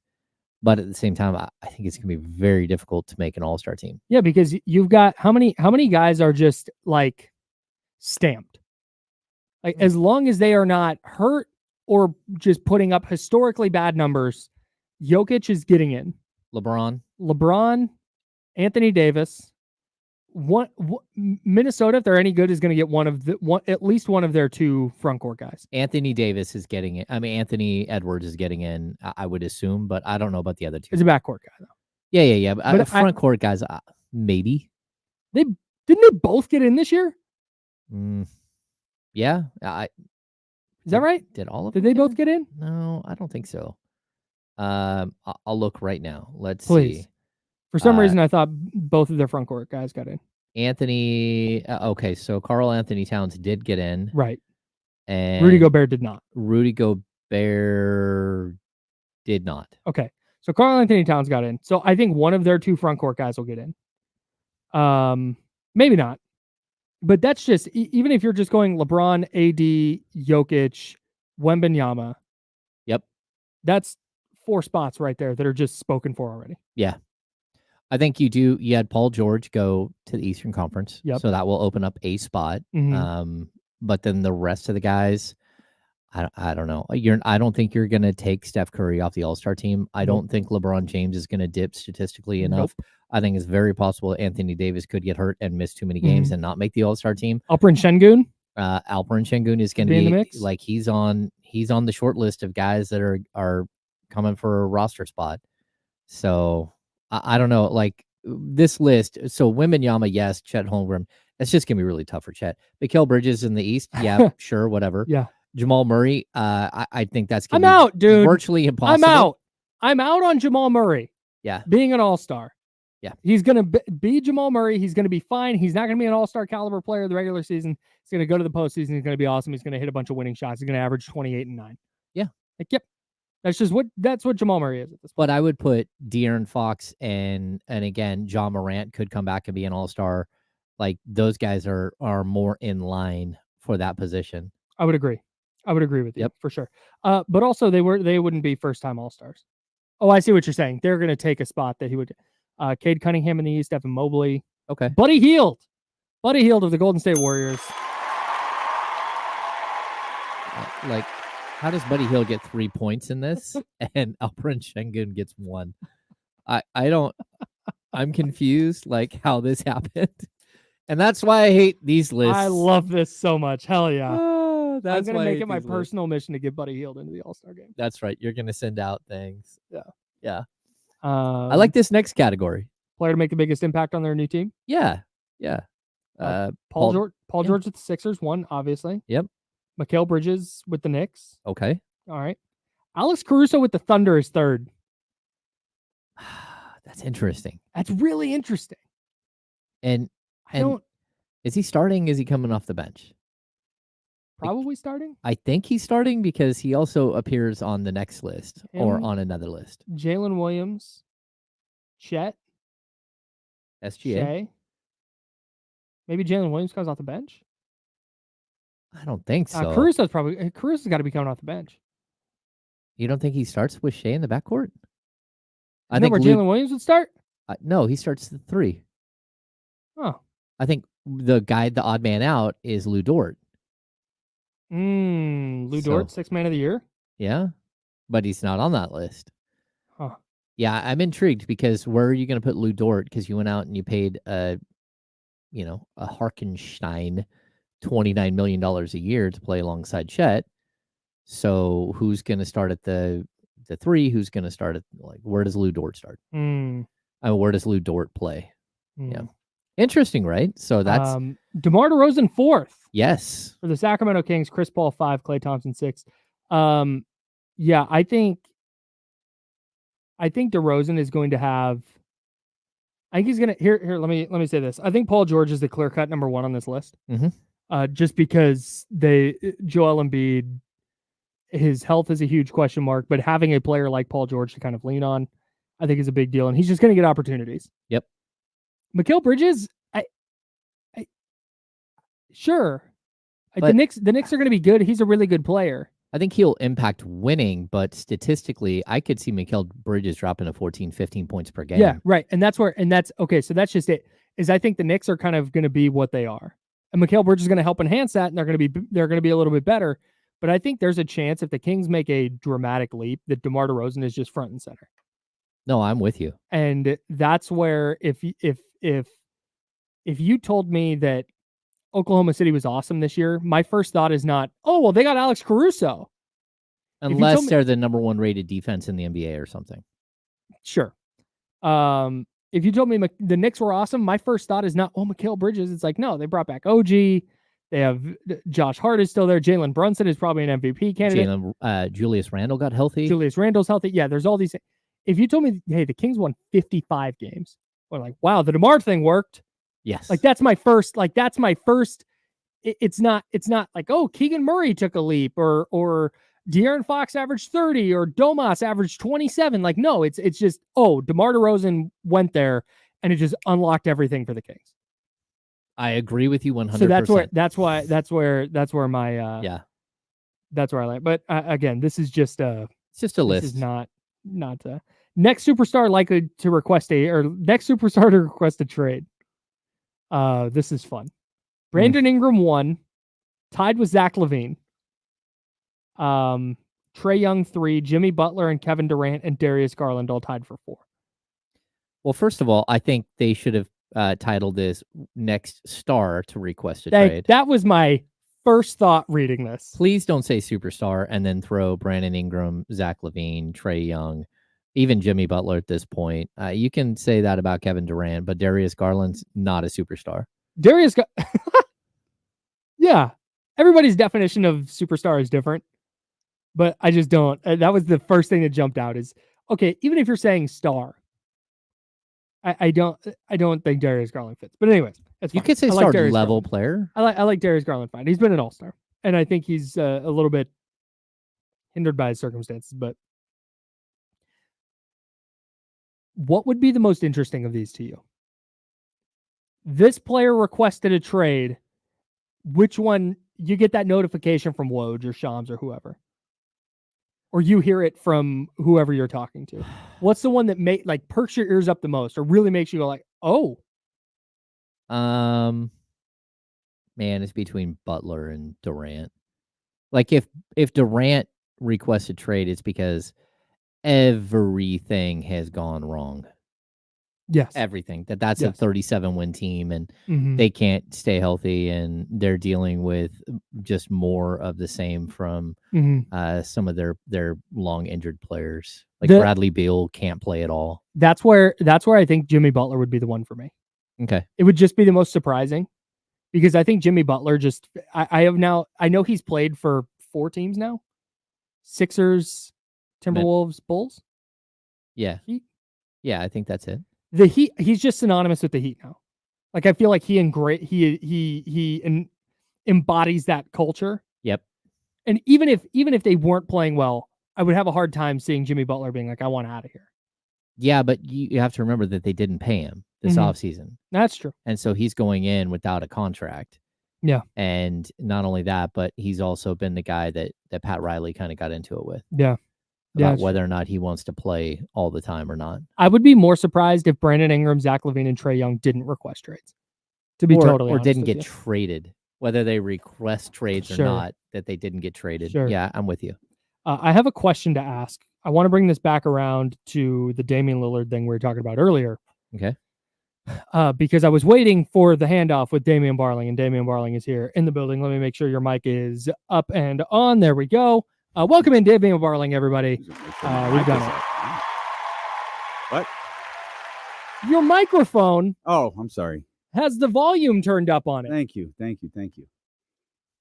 Hey, man. Can't say anything. You really can't. It is not safe here. Your 1000th show is tomorrow. Is that correct? It is. Live show here? Live show. Is that right correct? Out there. That's correct. Yeah. I can't wait. Yeah. I had no idea until yesterday.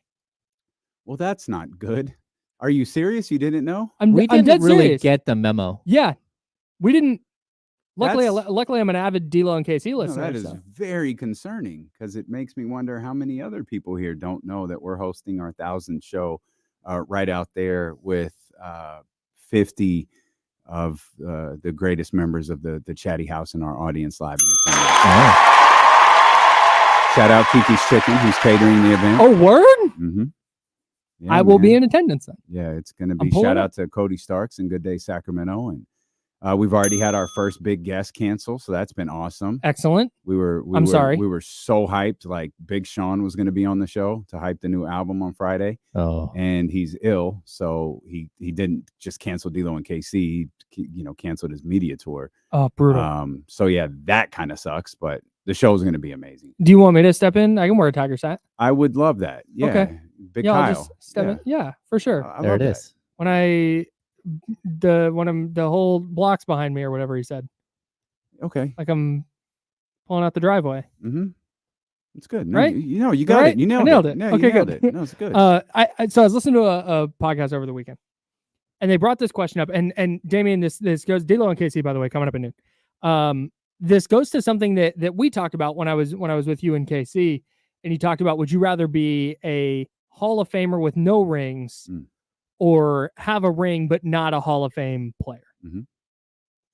And this is not exactly the same, but the podcast brought it up, and I thought it was interesting. Would you rather be Damian Lillard or Drew Holiday? Both they're both going to the Hall of Fame. Yeah. Man, that's tough. 2 championships and a gold medal. Mm-hmm. I think I'd rather be Drew Holiday. I would too. I think so too. But like as Dame, you're that dude. Dame has some iconic moments. Right. Like I don't know, like Drew Holiday's story with the Boston Celtics in 2024 will live forever. Yes. Like when you tell the story of the Boston Celtics, like they picked up Drew Holiday, and that was but you have to tell the story of the Boston Celtics. Dame has moments that are going to live for eternity. Mm-hmm. Like Dame has highlights that will be played forever. Mm-hmm. And we had a discussion about him yesterday. I don't know where all this Dame Lillard talk is coming from, but we had a discussion about him yesterday being, one of the greatest top 5 point guard of all time. And that launched a discussion. And then greatest, shooter of all time, second greatest shooter of all time. And he's a unique player that, it's where I genuinely feel bad for teams like Portland. Like Portland needed to make a move and they either couldn't or didn't. Mm-hmm. If they couldn't, I feel bad for them. Mm-hmm. Like they couldn't go from really good to championship contender. Mm-hmm. If they didn't, well, then that's your own ineptitude. Yeah. Like that's your fault. But I do think teams like Portland, like Sacramento, like those smaller market teams are at a bit of a disadvantage where you have to do what Toronto did. Toronto, far from a small city, but maybe not the biggest destination in the association. You have to roll the dice. We have a really good team. We need a player who can put us over the top. We have to get rid of the guy who is our best player to acquire a guy who is even better. Mm-hmm. And those are the types of risks that you have to take when you're not Los Angeles and you're not Boston and you're not those types of teams. So it's tough for Dame in that sense, because I don't think he left anything on the table with Portland. I don't think so either. But it's hard to pass up on the accolades that Drew Holiday has. Yeah. It's tough because when you like Dame is a more household name than like De'Aaron Fox at this point in his career, right? But you can kind of put Fox in the same category. I mean, we're talking about a guy who averaged 26.5 points last year, led the league in steals, did everything possible, and he's not even recognized at all. Like he doesn't make an all-star team. You got like the top 19 scorers in the league make the all-star team except for one guy, the guy who's number 10. And you're like, what in the world is happening? But that's what it's like to play in a smaller market. Yeah. And it's sort of the reality that Dame played in. And sure, Dame led his team to the Western Conference Finals one time. But it also speaks to Dame, like you have to excel above and beyond. Like you just mentioned what De'Aaron did last year. A top 10 scorer and no acknowledgement midway through the season. Mm-hmm. Like when you're in Portland, when you're in Sacramento, top 10 ain't gonna cut it. You got to be top 5. Yep. And in some cases, you might have to be top 3. And Dame did that a lot. Yeah. He's a great player, Absolutely. but He's still a great always player. say- Like they the always- idea. Go The ahead. idea that the Bucks are cooked are silly, and that's what sparked our conversation yesterday. Mm. Is there we had like this, and I did it a little bit with James in the 3:00 hour, like a buy or sell thing with the Hoop Collective, and the 3 main teams of focus were, I think it was the Nuggets, Timberwolves, and Bucks. Mm-hmm. And we kind of spent some time on the Nuggets, and then went to the Bucks, and it feels like I think we're writing off Dame and Giannis like a little too quick. Like they went through a coaching change you can form your own conclusions as to what happened there. But the Adrian Griffin thing felt snake bit from the start. That was weird. And when you have Terry Stotts just walking out, a guy who's pretty universally respected across the league, that is a bizarre thing to see. And then it ends up with him being out, Doc's coming in. You're writing your own obituary at that point when you bring Doc Rivers in to save the day. And Doc has some demons that he has to overcome too. And if they're going to get to the promised land, they're going to have to do it together. Yeah. Yeah, I'm right there with you. But I they're a team that I just write off in my mind because of their last 2 playoff performances, right? It's understandable. They lost to an 8 seed, and then they lost to a Indiana team that I didn't think was going to really go anywhere. And credit to Indiana, they go to the conference. I thought they were finals. maybe a year early, as they say. Yeah, but it's easy to forget, Giannis was out of both of those series basically. And if he comes back and he's healthy this year and he and Dame have another year to kind of figure it out, it's really that's easy a big to see the if Bucks being though, awesome. because we could play the if game forever because No doubt. you could do that with Philadelphia too. We've been talking about Memphis a lot today. Memphis is another team that lands there. I'd say the Bucks' window is closing though so quickly. Yeah. I mean, it's like this year or bust. Because you got Lopez is 35, 36. Middleton is completely falling apart. It's probably the same or a very similar trajectory to the Nuggets. Yeah. Like the Nuggets window is closing pretty quickly. And agree. it's not because of the demise of Michael Malone and Nikola Jokic or anything like that. It's that they have let so many key players to their championship squad be gone. And now Jamal Murray is looking really funny. And I think people do not like some of Jamal Murray's performances in the bigger games. And without Jokic in the Olympics. Well, the good thing is, though, in terms of this conversation, he has Jokic. That's a good point. But then you also have the Michael Porter thing. And so there's a lot to take into account, as if people can't see you waving at me to shut up. You should have just said, "Will you shut up? We got to go."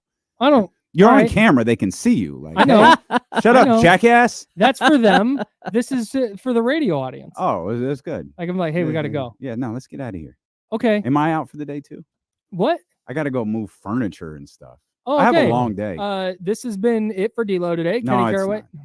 Kenny by himself. D-Lo and KC next. James and I will be back tomorrow at 10 a.m. Until then, drink water. Be nice, people. Woo!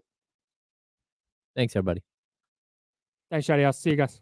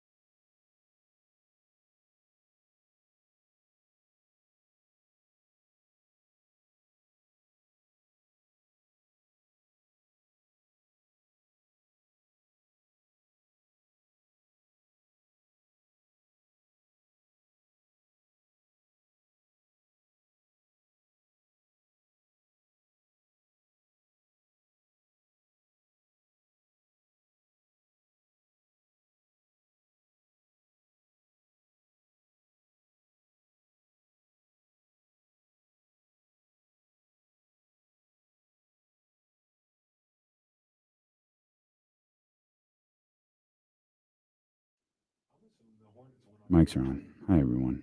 That's going to be my guess. There's about a minute left on the telecast.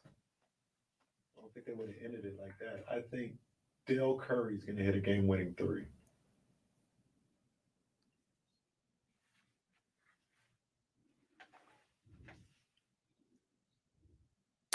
Sure. Okay. Oh, God. That shot was Can you put him in my ear when it's time so I can hear him? That shot was awful.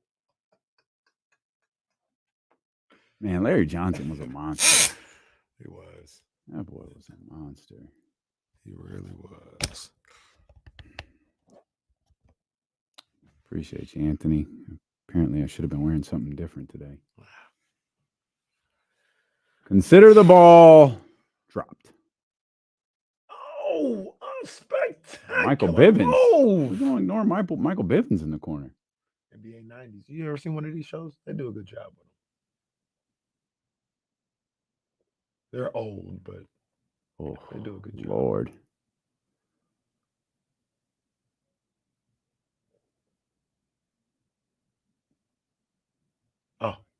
Oh, there go y'all's mans.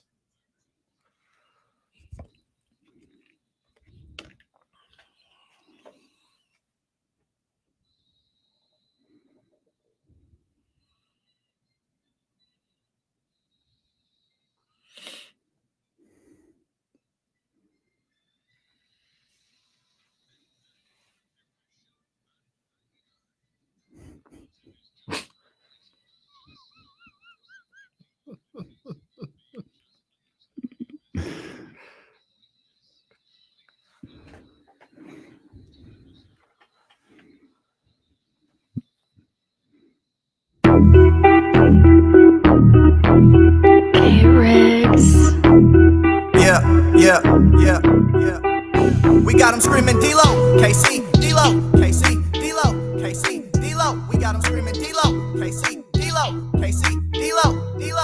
We your number one spot. We your number one spot for some sports, huh? Got the city going crazy when we work, huh? We top 2, but we ain't 2, we in first, huh? And when you need the real, we is who you search, huh?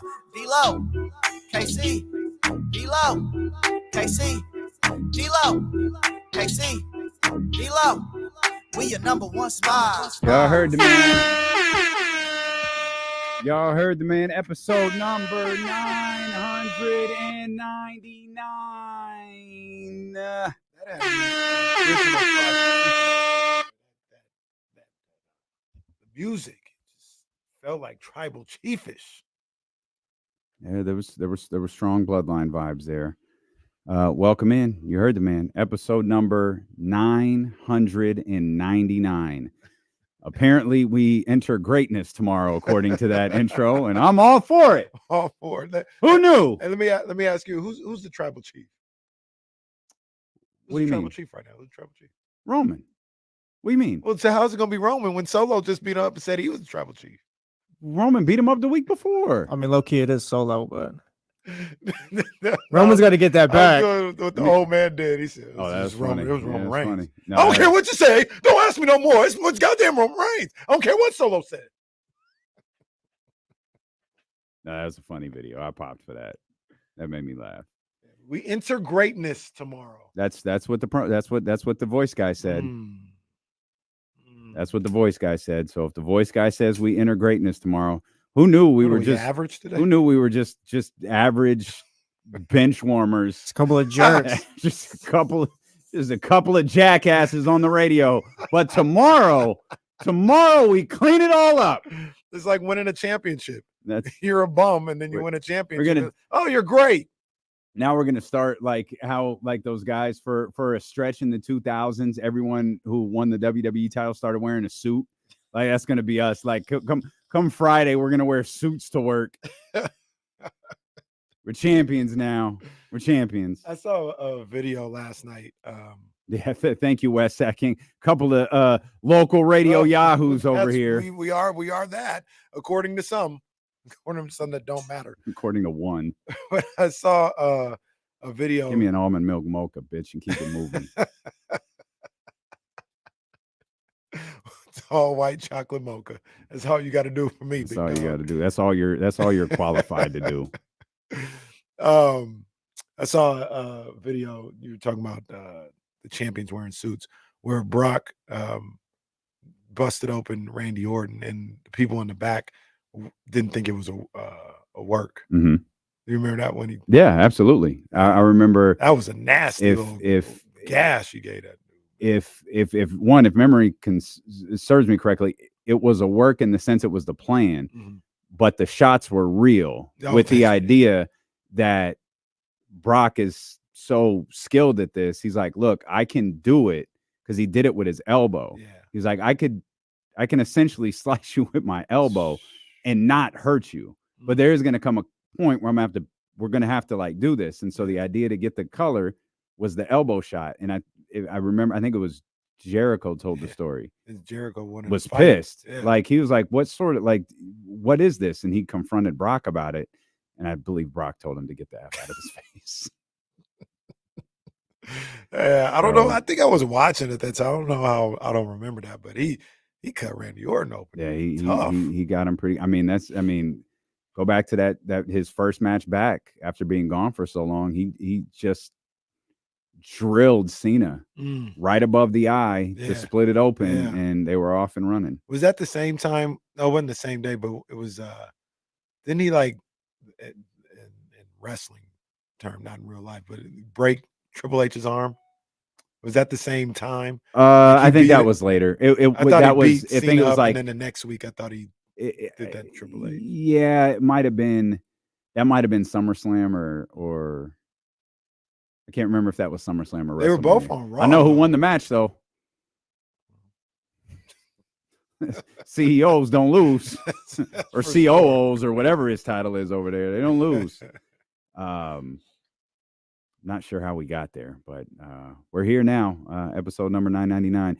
For those who didn't hear on the handoff, well, add Big Sean to the memorandum list because Big Sean ain't gonna make it tomorrow. And shout out to Big Sean. One, I can't wait for Bianca Belair to cancel. That is just gonna make tomorrow.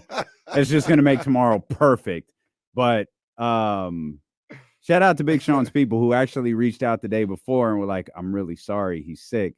He's canceling all of his appearances for now. We'll get this rescheduled, but he's sick right now." So they didn't know it was episode 1000 and what a big deal it was. So we'll just have him on episode 1003. Yeah, or whatever. Yeah, we'll set it up in the future, man. It's all good for. He's got the link. If you're feeling better, like just show up.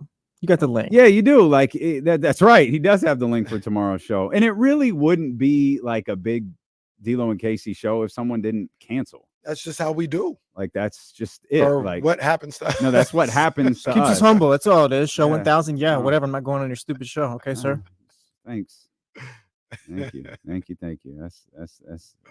That's fine. But don't miss the start of tomorrow's show. One, you should be tapped in beginning at 10 a.m. But don't miss the start of tomorrow's show. It's going to be different. It's going to be fun.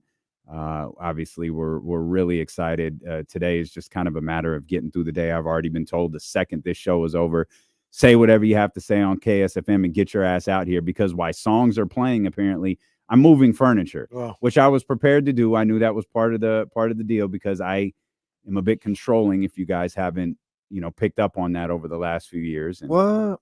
Thank you. No, it's good. It's fine. Now get your stuff off today. That's good. It's good. I have to go set the furniture up the way we want it to look tomorrow. So it's going to be fun. And Kimberly's amazing. She's getting everything that we asked for. Yeah. And Kiki's Chicken is sponsoring this joint, man. So we're going to go. Kyle Shanahan. That's all tomorrow. We've got a show today. And we're thrilled that you're here with us, man. Thank you. We'll let you know as soon as Bianca Belair cancels. The only one I'm confident will be here tomorrow is Matt George. And we scheduled. So the idea was we realized as the voting for the top 10 moments was shaking out, Matt's a part of a couple of them. Like, we got to have Matt in here. So Matt will skip his Thursday appearance and join us tomorrow, I think in the 1 o'clock hour. and I'll present him with a special gift for his top moments in D'Lo and Casey history. Is he gonna go back to back? Is he gonna? No. Okay. No. We might have some things lined up for remember, the plan was until she cancels, Bianca's going to air in that Thursday spot. That's right. And then when Bianca cancels, we'll just figure it out. We're used to it. What if we try this full circle? We get like E40 on. We get Brian Scalabrine out here. We don't need to do that. There's no scenario where we need to get Brian Scalabrine on. What if Charlie had it all lined up where all these people showed up on the Zoom? He's like, oh, I fooled you guys. Here's Big Sean and E40 and Brian Scalabrine. Oh, they're all here. Oh God, I can see it. Who else is Jamel Hill? We had that one. I feel like the list has to be a lot longer. Pilo that one did doesn't show up. He just showed up to the other show. And we won't get into it now because we'll talk about it tomorrow. But does our guy make the list of not showing up? The guy who has the funny excuses? I got to write that into tomorrow's show so we don't forget. Jesse, well, since Big Sean canceled, we know where we can. Jesse reveals funniest guest responses. There we go. That's you don't want to miss that either. That'll be good. And to be clear, the person that's family. He's a friend of the show. Very much so. I think what happened. I honest to God don't think he ever saved Jesse's contact. So honestly made the bit so much better. He did have a great response to me. Yeah, we've had this conversation with him. This will be good. Personally. That's right. We did. We'll talk about it. This just in for Thursday. Joe D's gonna pull up on us on Thursday. Okay. As week 0 gets underway for high school football. There we go. That's some crazy games. I was surprised to see. I didn't know Long Beach Poly coming to Folsom. So just confirmed. Joe D said I'll pull up on Thursday. Zay, can you send me some clips? Just start emailing me some clips right now. He got him like that. And got him in the tuck. Zay's been preparing for this moment. Oh, wow. Yeah, Zay has been preparing for this moment. Our man he is working tough for us. That's what's up. I kind of debated how to do this. The top moment was a dead heat between where are you? Okay, Lake Show. I don't know how that's number one. Ricky Starks. That's a good one. And so I was like, all right, I'm gonna put it up on Twitter, and then once we get to commercial, I'll put it up on YouTube. It's gonna be a dead heat no matter what. And then I debated, do we put like 8, 9, 10, 11 in there and let people vote and kind of shake out order? The order was those two were running away at the top. Then there was like the top 5 they were relatively close, but they were clearly the top 5. The next 5, I think people were just trying to pick their favorite moments. But we'll reveal all of those tomorrow. I am surprised at some moments that didn't make the top 10. Pour one out for Alcatraz. Pour one out for Alcatraz. I'm stunned by that. I thought we solved one of the greatest mysteries in the world. Not thought, we did. We did solve it. The guy who was late for the escape, like that was just that was so classic. Like I go to a family dinner, like, yeah, Alcatraz is crazy. Let me tell you something, pal. He was late for the escape. Like, how do you miss? And then dimed everybody out because this punk ass missed the boat. And he built a boat. Let's not forget it. We'll come back, man. We'll come back. We're just getting started. Kyle Shanahan offered a update on the situation with Brandon Aiyuk. I'm going to ask you something about that when we come back to it. We'll do that. We're just getting started. We're happy you're here with us. It's D'Lo and Casey. I demand a recount for Alcatraz. I'm all for it. I'm Sacramento sports leader, ESPN 1320. Hey, a quick update, or what they say, life update. I guess this is a life update. Oh my! Another baby? Yeah, were you moving or? The move is in process Uh-huh. to leave Xfinity and go to YouTube TV. Uh-huh. It is in process. And I gotta admit, the house is not happy about it. Oh, the house. No, don't worry. Welcome to the future. Welcome. It's about damn The time. house let me mind you, nobody in that house really watches cable. Like nobody, right? Like they can go days without going on a cable channel. So I go in yesterday because we were out and about, and I said, "Oh, there goes an Xfinity store. Let me go ask him this question. Ask him some question, whatever. Set the thing up, and then all of a sudden, my son, he goes, "Hey, did you just cancel the cable?" I said, "Well, yeah, I Is did." that what he sounds like? Did yesterday. It was like, yeah, I did. I mean, the TV version of it, we still got the internet. Oh my gosh. I can't believe this. Wait till I tell mom. This is I can't believe you did that. Why did you do that? I said, what are you talking about? Bro, you really don't need even- Ryan on your side. What are you talking about? You don't even watch cable like that. It's not the point. To be clear, he said he was going to go tell his mom. Kenny almost Go got tell jumped in his Mom. own house. I love I'm that. gonna go tell mom. I said, you don't even watch cable like that. He goes, it's not the point. So then I tell, yeah, he told her, and then she's like, yeah, I heard you cut our cable off. I said, well, first of all, we're getting YouTube TV. It has pretty much the same exact setup. Yeah. It's cheaper. It's Yeah. literally the same setup. They're like, I don't know about this. I just don't know how to respond to this. You don't watch TV either. What? Can I ask a follow-up? What does the move is in progress? Isn't it just a sign up and a call? Well, I basically have time to think about it. So, and I lined it up with my what's it called? The cycle date, right? So the cycle date it ends up being next Monday. Oh. So you can set your the cutoff to be whatever date you want. I could have done it right there, but he was like, if you want, got like $8 back or something like that. He was like, we can set it up whenever. We could post date it or pre-date or whatever. So you can think about it or whatever. I was like, all right, let's just set it. When's the cycle day? He's like, it's next Monday. I was like, all right, set it up for that day. So we still have it for another week. I got the 10-day free trial of YouTube TV. I got that going. But yeah, it's gonna happen. It's gonna happen. You see, we finally get to pick our own games for the multi-view I did see that. What? Isn't that just for Sunday ticket? It looks like it's for football, yeah. But I think the fact that it's football maybe opens the door up for this getting better and expanding. So, yeah, that was the last thing Sunday Ticket needed. That was the last thing they needed. Yeah. Kenny's joining the YouTube Live universe, YouTube TV. Yeah, man. Yeah. Big deal. Yeah, it's happening. It's a scary jump, but it's one you got to make. It is. And then like I was testing everything out. It was a little laggy.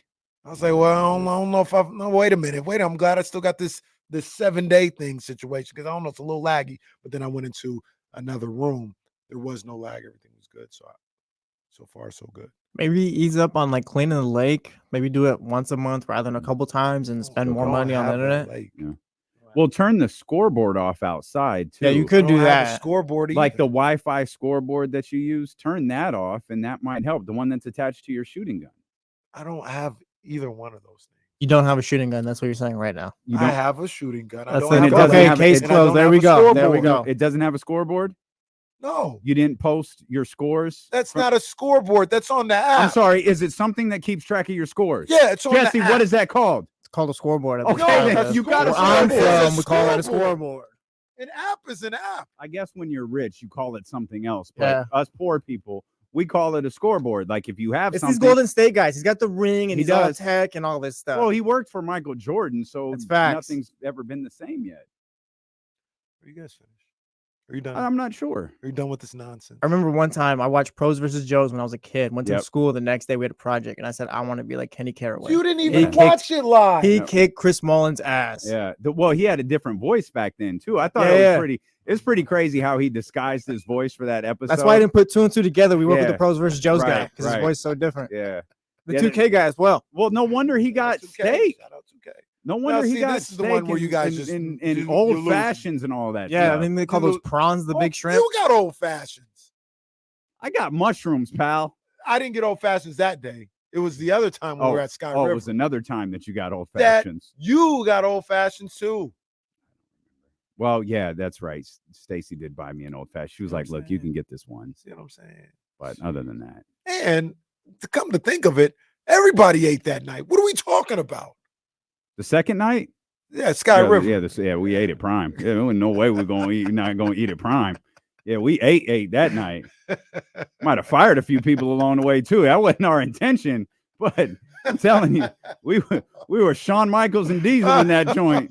Like, they gotta go. They gotta go. They gotta go. He looks at us and says, "Hey, who in this building sucks?" Well, I'm glad you asked. Is it a whole new building? Huh? No, there's still some people around. There's almost a whole new building though. From that that day? Well, no, some stations changed, but like, look, Andy ain't ever going anywhere. No. Complex wasn't here yet. Kimberly wasn't here yet. Kimberly was here. No, she wasn't. Oh, this is where we met to close the Sky River deal.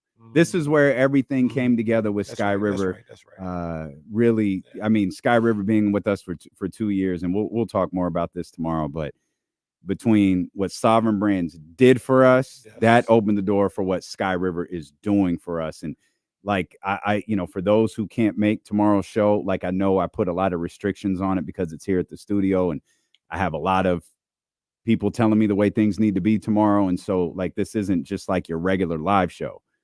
September 9th at Sky River Casino. Do not miss that show. Oh man, that's gonna be a good time. We're there every quarter at minimum, and we never overhype these shows. You're gonna want to be at this one though. Yeah. First Monday of the NFL season. That we won't get to talk to Kyle. We won't get to talk to Chris. We won't get to talk to Nick Wagner because they're all going to be at Santa Clara at Levi Stadium. So we're going to find a way to make that show work. Yes, indeed. We're going to have a good time. Indeed. Going to be a good time. 32 Bruce Street is going to be on fire. Yep. And we'll be watching the game afterwards too. So you can stick around and their food is so good. Just going to sit there and hey, Greg, Map Trition, that's a cheat day, bro. I'm just putting it out there right now. September 9th is a cheat day because ain't no way I'm leaving Sky River. Think about that. Well, the BS show isn't here anymore. That's too bad. That's too bad. Chris Paul. Relax, Kenny Smith. Well, they're not. But here's the thing about the BS show not being here anymore. Does anyone even know they ever were here? There's only one person that was a problem. That's right. I miss Nelson. I miss Nikki. I do too. I do too. I never told the story. Oh, is this tomorrow? Well, no, because I don't know that everyone would want me to tell that story. So if I told it, I'd have to tell it today. Well, you think they're like they're not? All right. Well, no, I mean tomorrow. Right. Like tomorrow. Oh, tomorrow. Like I don't want to. Like I don't want to put anyone in an uncomfortable spot tomorrow. So like I was called into a meeting, not after the ESPN show, but after the KSFM show. It was 7 o'clock. Stacy was still here and Aaron was still here. I don't even know that you know this. So Complex grabs me and says, hey, can we talk to you for a minute? Yeah, hold on. Now I'm packing stuff up and he's like, hey, no, can we talk? And Casey's like, yeah, me too. And he's like, Complex goes, no. And Complex is like, whatever you think this is, it's not that. I was like, I don't know what the hell this is. You got my partner here. You're pulling me into a meeting. Stacy's here. Aaron's here. So I go into the office. Stacy's in the bathroom. It's like, all right, let me just sit down. Bro, someone's going to have to tell me what is going on. Stacy comes walking in and she sits down and just looks at me. And I'm like, yo, somebody better say something. And Complex goes, well, It appears our old friend Bailey is a problem. And so the important footnote to this story is at the time, Bailey and I lived 30 seconds from each other. Like I could show up at his house, he could show up at mine. So they played me a clip of some sort of podcast that he did. And she said, we wanted to make you aware of this before anyone else did. So they didn't cue it up properly. So I'm listening to this jackass talk and I'm like, and I looked dead at Aaron, like, you know why this failed, right? This dude sucks. Like he's awful. And he goes, I know. Like what is this? And then he launches into this thing where he talks about this guy he used to work with. And he's this half black and half white guy. And you know what it is? I made a joke to his buddy one time. His buddy had just gotten married. And I made this joke that I make to everybody. Maybe it's just California people that don't think it's funny. But I made this joke about, hey, is this your first marriage? He says, yes. Don't worry, your second one's going to be better. And I told him in the time, dude, I'm not going to tell him I can't say what I said. But I was like, bro, you're ridiculous. That's disrespectful to him. And equally as important, you can laugh it off. That's disrespectful to his wife. Oh, I'm just playing. And from that moment on, I was like, okay, I had been made aware of this dude's behavior in recent weeks. And it was at that point where I was like, F this dude, man. Like we don't have to interact with each other. It's nothing. So he tells this story. Oh, everybody thinks it's funny. He didn't think it's funny. You know what it is? I think he's gay. I think he's in love with his co-host. That's what I think it is. He dresses and this was the part that really this was the part. Wow, this is the part that really pissed me off. He said I was like the best dressed guy at the flea market. That's what he said. He was like, he wears these cheap shoes but he thinks they're high end and he just looks ridiculous. And he goes on and I'm listening to him and I look at Stacy and I'm like, is this it? And she goes, yeah. I was like, he doesn't say anything about like my family. He doesn't say anything that like this is it. Yeah, that's it. Okay, you can turn it off. Like, it's fine. It's not a problem. Like, if you hadn't played this for me, I would have never known it existed. And she goes, well, I just know how much she said the chatty house. I just know how much they ride with you guys. And if they had gotten wind of this, they had no idea this guy. It was like they didn't know this human being existed. They really didn't. That show was as bad as you thought it was. And she goes, just don't go over to his house and fight him, please. And like, it's funny, but like 10 minutes later, I'm like, is that the vibe? Like, is that the vibe I get? Like, I'm just going to show up at somebody's house and fight him. Well, because he called me gay. Like, I don't even find that offensive. Like, it's cool if that's what you think, but like, if you think, just ask. Right. But I just found that made me look in the mirror like I might have a temper problem. Like I give off a perception like I'm gonna go fight people. Like I ain't been in a fight since like my junior year in high school. What am I gonna fight people for? So that was when he told me. He said, "It's nothing." So that was the other thing. They played part of this for me. KC is packing up, so I'm opening the door. I'm like, bro, I'll call you the second I get to the car. This is as dumb as you could possibly imagine it being. I don't worry. It's nothing. I'll call you back. I'll call you in a minute. And, Casey laughs it off and leaves. And then I'm in there talking to them like, guys, I'm not going to show up at his house and beat him up. Like, what are we doing here? This is a dude who walks around with a taser and demonstrates it for people. This guy, man. Yeah, he wasn't my type of guy. That's all I'll say. He just wasn't. Love Nikki though, man. Yeah, man. Love Nikki and love Nelson. Love Nelson for both sure. of those extremely talented people, and hate that they were a casualty of him. Yeah. But we got a great crew here, man. Paul is doing a tremendous job. Paul Marshall back over at 98 Rock, and obviously our man Abe, the pocket watch it champion of the world. The pocket watch. Jesse. Like I said, if you want to say Summer League, that's cool too. You can be the Summer League champ. He's not. No, he Hulk Hogan that joint. He baited you right into it. Absolutely. You out here like Mr. Fuji talking about, I challenge you. If you take on my Yokozuna. If you cheered for Hulk Hogan back then, you can't hate it now. The season was over. And the match was over. WrestleMania was over. I had already had the parade. You know what I mean? I had already had the speech at the parade. Like, it was done. Season over. It's over. Well, he came in Bret Summer Hart, League. Bret Hart Tapia in there was like, "Hey, go get him. Go get him." He just came in Summer League, played a little game. Me and Paul George and we went over to China, played a little game. I saw a video. Paul George getting locked up, by the way. Did you see that too? I saw that. You realize it was like 5 minutes after you beat Jesse. Like, you didn't have parade time had already happened. It didn't. You had a 5-minute parade? I mean, well, it's accelerated, like in video games. You know what I mean? Like, it's an accelerated time. Yeah. So the parade had already Was happened. this when I had the acceptance speech already? Like, it was done. Now everyone knows the Season wrestling over. rules. Dame never put up the end of the show graphic, so the show That's went it. on until That's it. Season April. over. This That's wasn't wrestling. Oh. This is like the NBA. Season over. Sir, everything is wrestling. Season over. I'm the champ. Hey, he's going to be a good expansion team next year. Him and the Kyle Matsons. Well, the sad part about this, with Abe being the champion and all, The Golden State Matsons. Jesse and Abe they're going to be at war forever, like Hogan and Brett were. Like, Jesse's going to hate Abe forever because he thinks Abe stole his spotlight. I already feel the bitterness taking over my life. Like, Jesse wants the big match at SummerSlam, and Abe just might not give it to him. He might drop the title back to Kenny and head on back to 98 Rock. I need to find the Goldberg that ends my career. Oh, man. Well, it's Kyle Matson. The Golden State Matsons. Yeah. Champ. I'm the Golden champ, State though. Matson, much still better than the Valkyries. I can't believe They had it on the court. I was like, God, they really went with Valkyries. Like, no one talked him out of this. Is there still time? Valkyries versus the Aces. Well, I'd imagine it'd cost multiples of millions of dollars to fix at this point. Okay, but they got it. they do have it.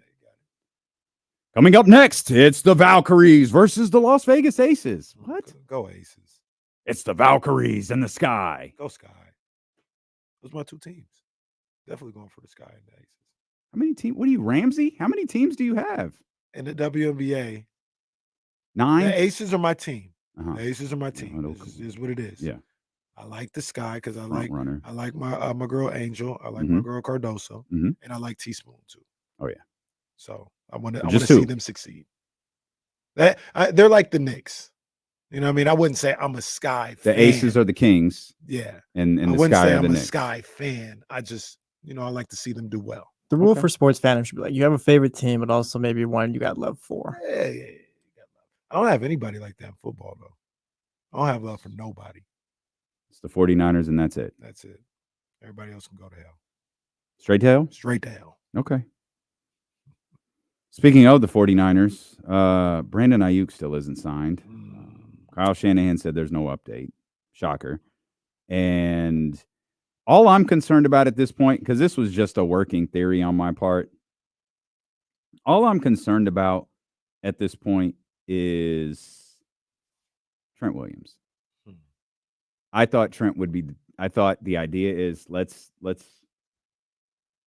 stay in shape, do what you do. Let's get this Aiyuk situation figured out, and then we'll work with the best way to maximize your guarantee dollars and all of that stuff. And you might have to abandon that if that's a plan, and I don't know that it is. I'm completely making this up, but in my head it makes sense. If that is something you just might just have to abandon it. Trent Williams, you need to get that situation dealt with. Do you need him now though? Like you need him for week 1? No, I want Trent Williams in there. What would they play Friday? They play Friday. I want Trent Williams. I want this situation to be dealt with so Trent Williams is in the facility Saturday or Sunday. Okay. And now you're starting to count down to September 9th. The question that I have with that, and I want the same thing.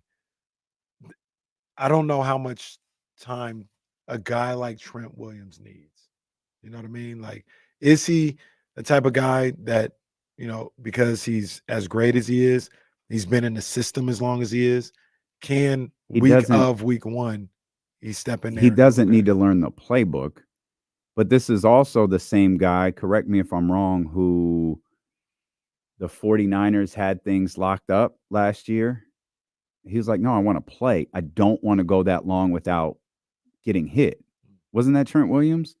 I think does he need the reps? No. Does he need to learn the playbook? Like, no. Does he need to get hit? Does he need to move? Does he need to cut? Does he need to do all of those things that come with a football player? I don't know.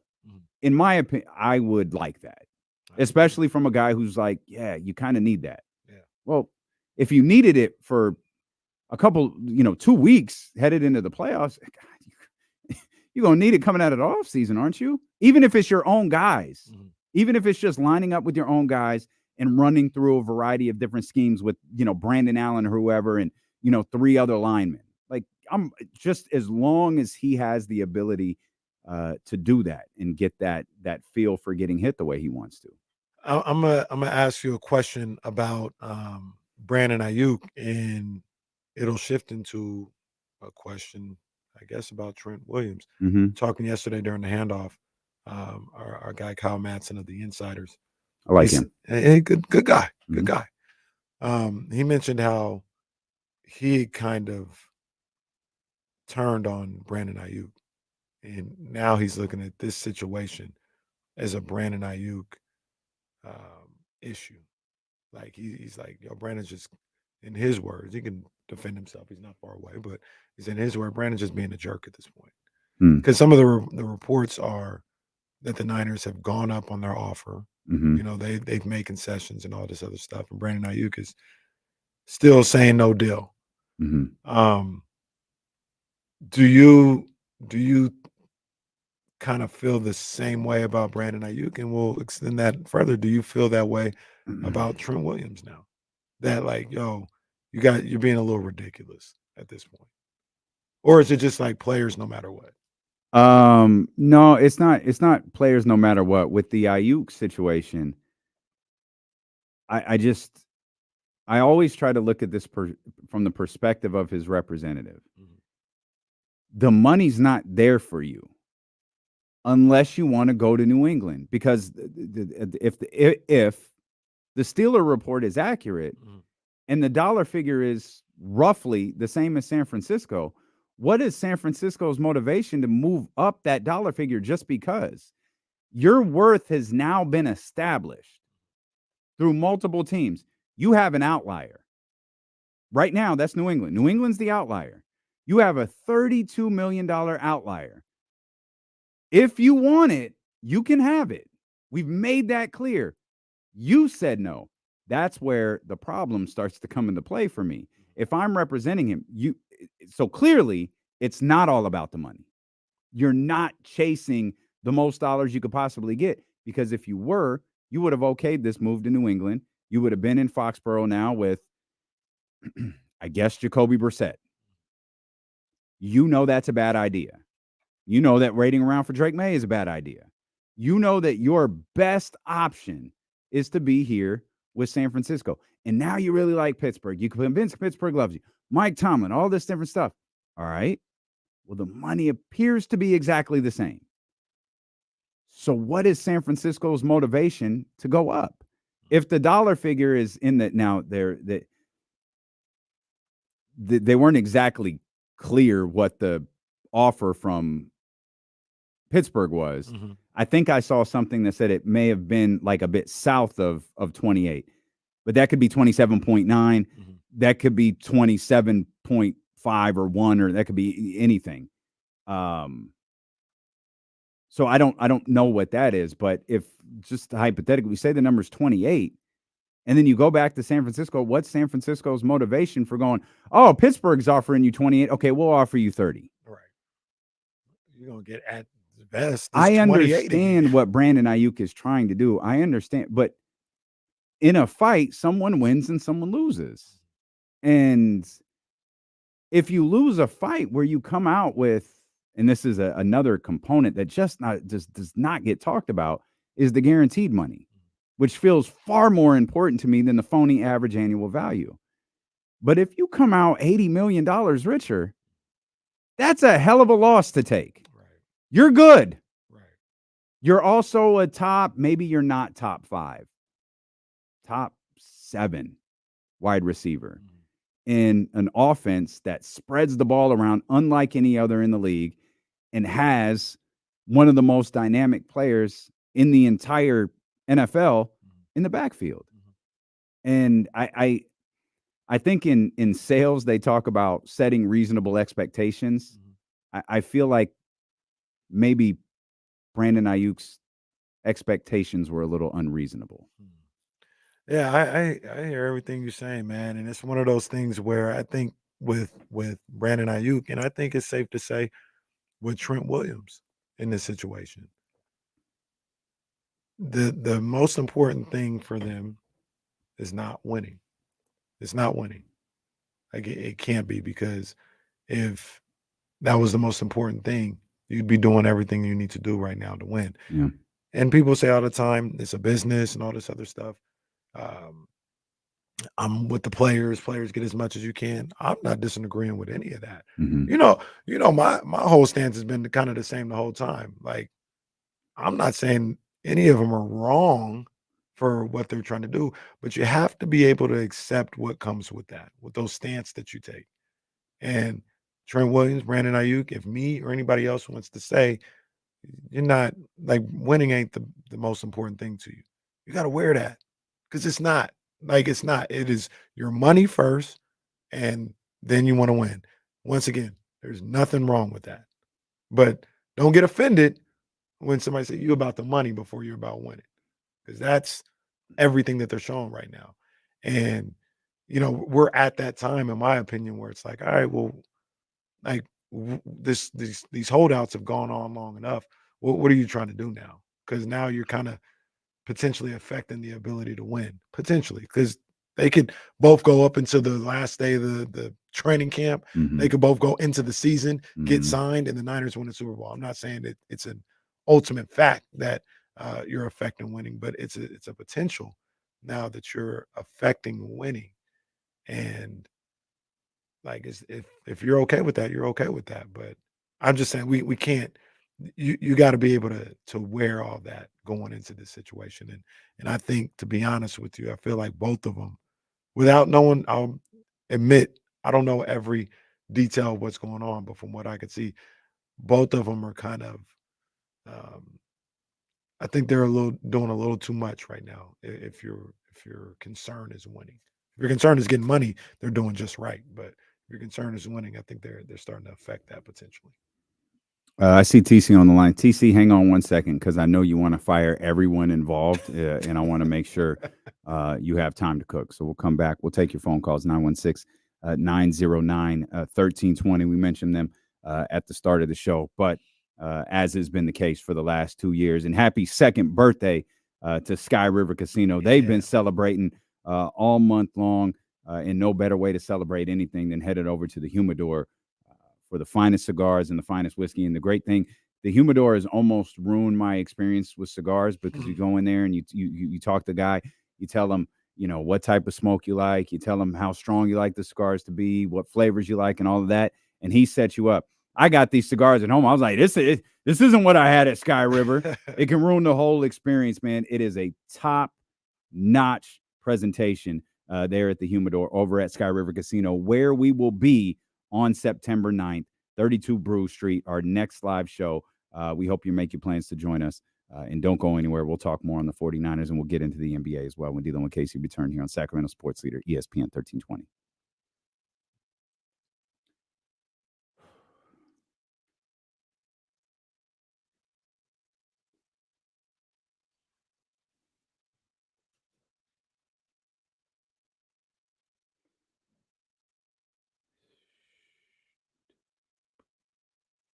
I'm gonna post the.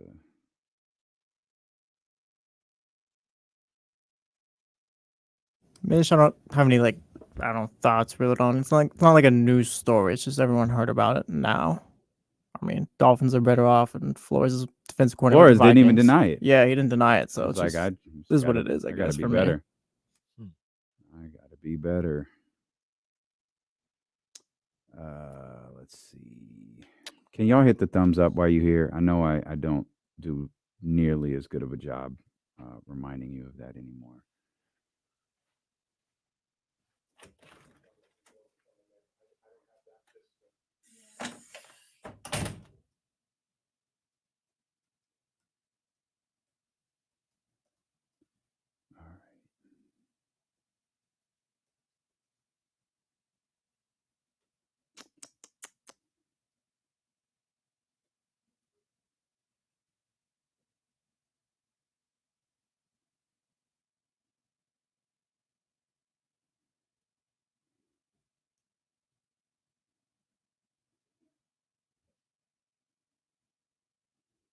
All right. Can everyone please hit the thumbs up and vote in the poll real quick? Which should be posting now. Did it post? There it is. Okay, yeah. Thank you guys. You guys are on it. You guys are on it. No, I love how fast you guys are voting. Could y'all hit the thumbs up too? Appreciate you guys.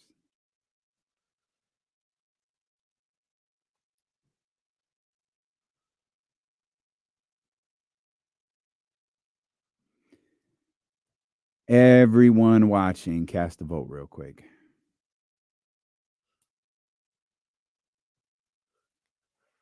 Damian and Kenny were mentioned today on WCW talking about National Radio Day. Oh, Dave and Jason?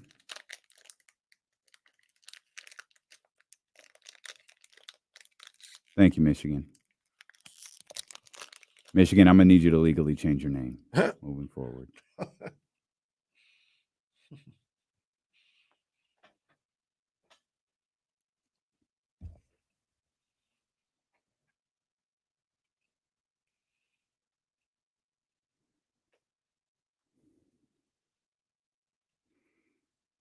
Cast your vote, and hit the thumbs up, please. Cast your vote and hit the thumbs up. Easy work, easy work.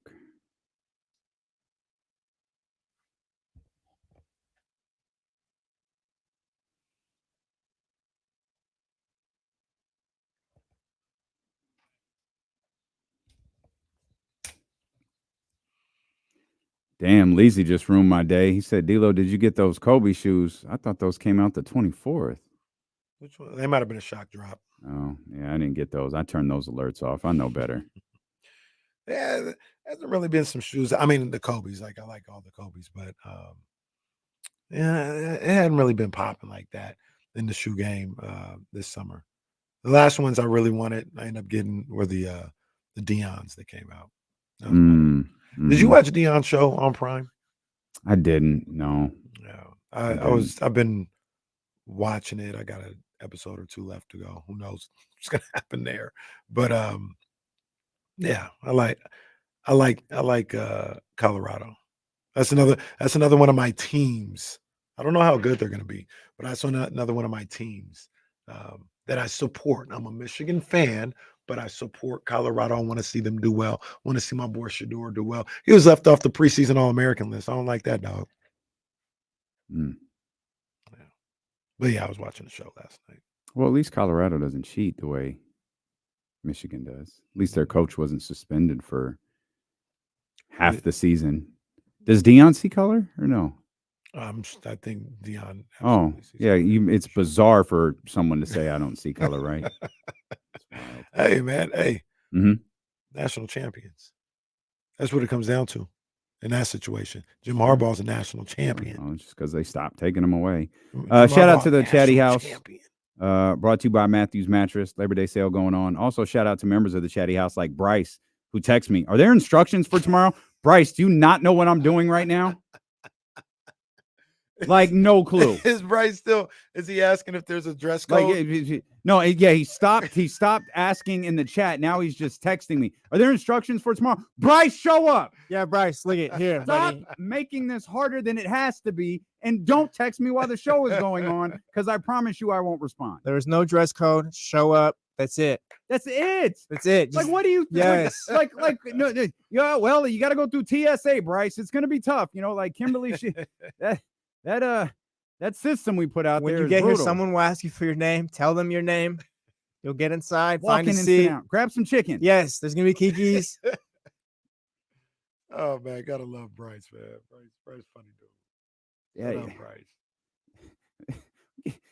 Yeah. Well, all right. Well, never mind. I just promise. Just know.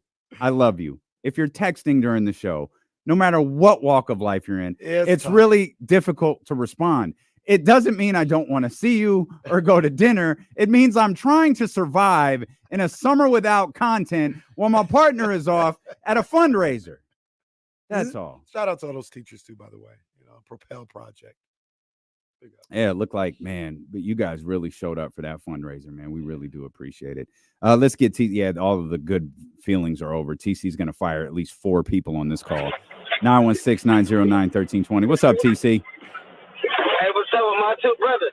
What's up, man? How you doing, dog? Hey, man, I'm vibing. Hold on. Actually, hold on. I don't even know if y'all can hear me.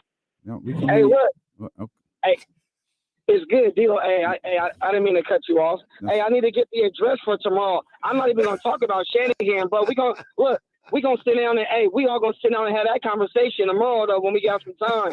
What's the address again, man? No. I need that. I don't think you're getting that over the air. Well, there's no reason you can't give it out over the air. It's not. Well, they'll pull up. Yeah, I don't know. But the problem is so it's a fair question. I have TC's phone number. I'll just text it to TC. Yeah. The problem is don't go to the website. Don't search like Odyssey or ESPN or KSFM because I don't think it brings you here. I think it takes you to the Madison building. Oh, I think that's what happened to Pilo. Oh man. We have to change. I think Pilo went to the old building on Madison. Old building on Madison's still empty, but there's cars that park there for some reason. Oh yeah, there are. Well, no, actually, if you pull up KSFM, you can show up at the building that I worked at 20 years ago on Howe Avenue, or you can show up at 1140.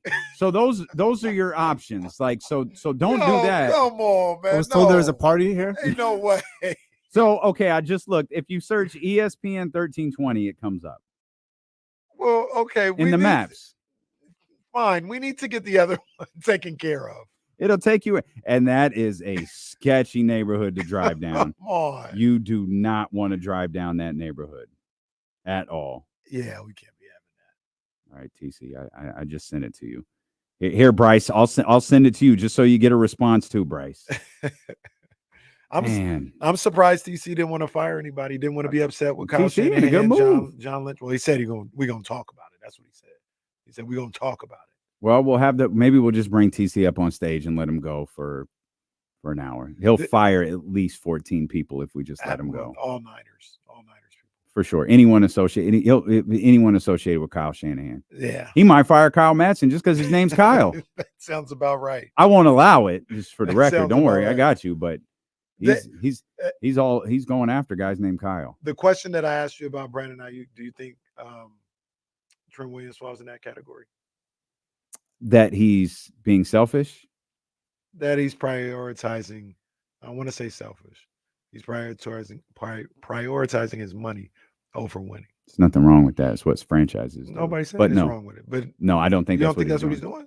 I think Trent, what he's doing is right. He should do it, get that guaranteed money and all that. I think Brandon Aiyuk is doing the most at this point, though. But part of my opinion on that is jaded because I think Trent knows he's good. I feel like the conversation was as simple as just do for my client what you did for Christian McCaffrey and we're good. But I don't know how that's also works. Yeah, that's also like I don't know. I'm with you. I don't necessarily know how that works, but I think that's a different price tag as well, though. If he's one of the greatest to do, if you can give Christian McCaffrey $5 more million. Mm-hmm. And yeah, we'll do that because we want him here. And Trent's like, well, give me a raise too. And it's 20 more million. I'm not saying it is. I'm just saying, like, if I don't know if it's necessarily that simple. And Christian McCaffrey didn't just get a contract from the 49ers. Trent Williams did. If he's one of the greatest, like we say, like at his position, all that's kind of just what comes with it. So you kind of have to do this now. And once again, that's fine. You're hurting the team. That if that's what you want to do, or the team is hurting themselves. Okay, well, they can. These people, the players, they can look at it however they want to make themselves feel better. But the reality is, and this is professional sports, which is cool. Like it's not kumbaya all the time. It's cool, but the reality is, you're in a contract and you're deciding not to show up. So you're prioritizing your dollar figures over the team. That is your prerogative. I'm not even telling you you're wrong, but you got to wear it. Like I said, I'm not big into, oh, let's turn this around and make it the team is doing something wrong. No, you're in a contract. Okay, all right, Jerry. So let's walk through this for a second. And I think he just signed a contract. But let's walk through that for a second. I have never asked anyone a question about like an NFL negotiation or how it goes. Mm-hmm. But in these scenarios where you have like non-guaranteed years, Mm-hmm. right, where the money isn't guaranteed, is the conversation in the negotiation, look, you know the way that this cap lays out. We could pay you $45 million over the next 2 seasons for sure. After that second one, we'll put the 21 in there, whatever. We'll put the salary in there, the 21 million. It's not going to be guaranteed because we can't guarantee it right now. Let's get through these 2 years, and then we'll fix this once we get things. Once we get Jimmy Garoppolo the hell off of this team, once we figure out what we're doing with Eric, once we figure out all these different things, then we can address that. But we can't address it now. And now you're here, and Trent's like, okay, let's address it. I don't know. I don't know. I'm not trying to frame it as that's how this went, but this non-guaranteed year didn't sneak up on anybody. Like everyone knew. So that's where I just feel like. But what's the non-guaranteed year? Isn't it this year? I'm under the belief, Kyle may know a little bit. Maybe Kyle could help us. I'm under the belief he's like signed. I think there's an out right now, and it doesn't seem like the Niners were going to take the out. And he was signed for another 2 years after this. Is he in there? Can you help for a second? He's looking it up right now. Okay. Because I got the contracts up, but I don't know. Obviously, what's you have the number? Yeah. So the come on, pull it up. Okay. So the potential out was 2024. That's where we're at. There would have been 3 years remaining, $60 million. It would have been a $29 million dead cap. Kyle says he has no guaranteed money left as of right now. So, and this goes back to the Christian McCaffrey thing. That was like they just in Kyle can give me the thumbs up or thumbs down on this. Essentially, what you can do, and this is money he's probably going to earn. You're just guaranteeing it. Mm-hmm. It's like, this is your money no matter what. Mm-hmm. That's what I feel like this year is, but the 49ers have to take that step. And my guess, I'm not sure. My guess is the 49ers may be looking at this once again. They may not have gotten to it yet because they're trying to deal with Brandon Aiyuk. Sure. But the potential out is this year. The cap hit, if they release them right now, from what if I'm reading this right, they release them this year, the cap hit is $10 million. From everything that we know, they weren't going to release them this year. The cap hit on the next 2 years is $34 million and $37 million. They're probably not going to release you, right? Is that safe to say? Sure. $34 million, just release you, and they pay you $34 million, or the team is strapped for $34 million. Right. So they may be saying, all right, yeah, I know it's not guaranteed.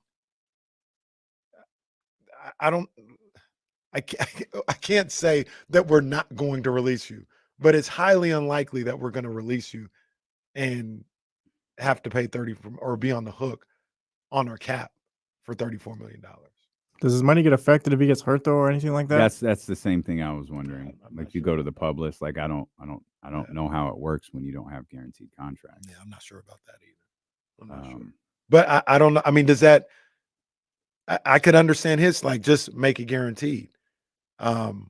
And they may be like, we're not going to cut you. It also might be okay if that's great. Then guarantee the next 2 years, and we're off and running, and I'm retiring a 49er.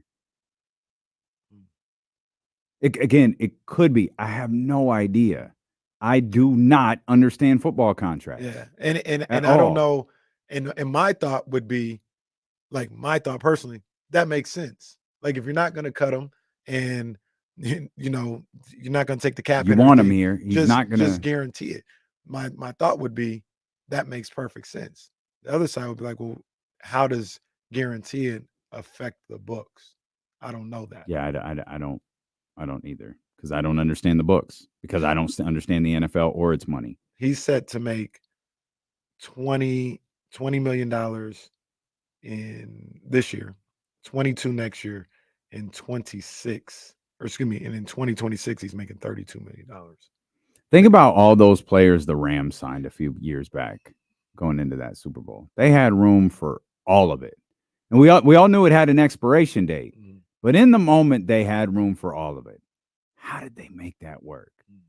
Right? Because it's not as simple. It's not just, they signed. It was like, no, all right, we're going to sign you, and it's going to be a 3-year contract. But and I know, we're out of here next year, pal.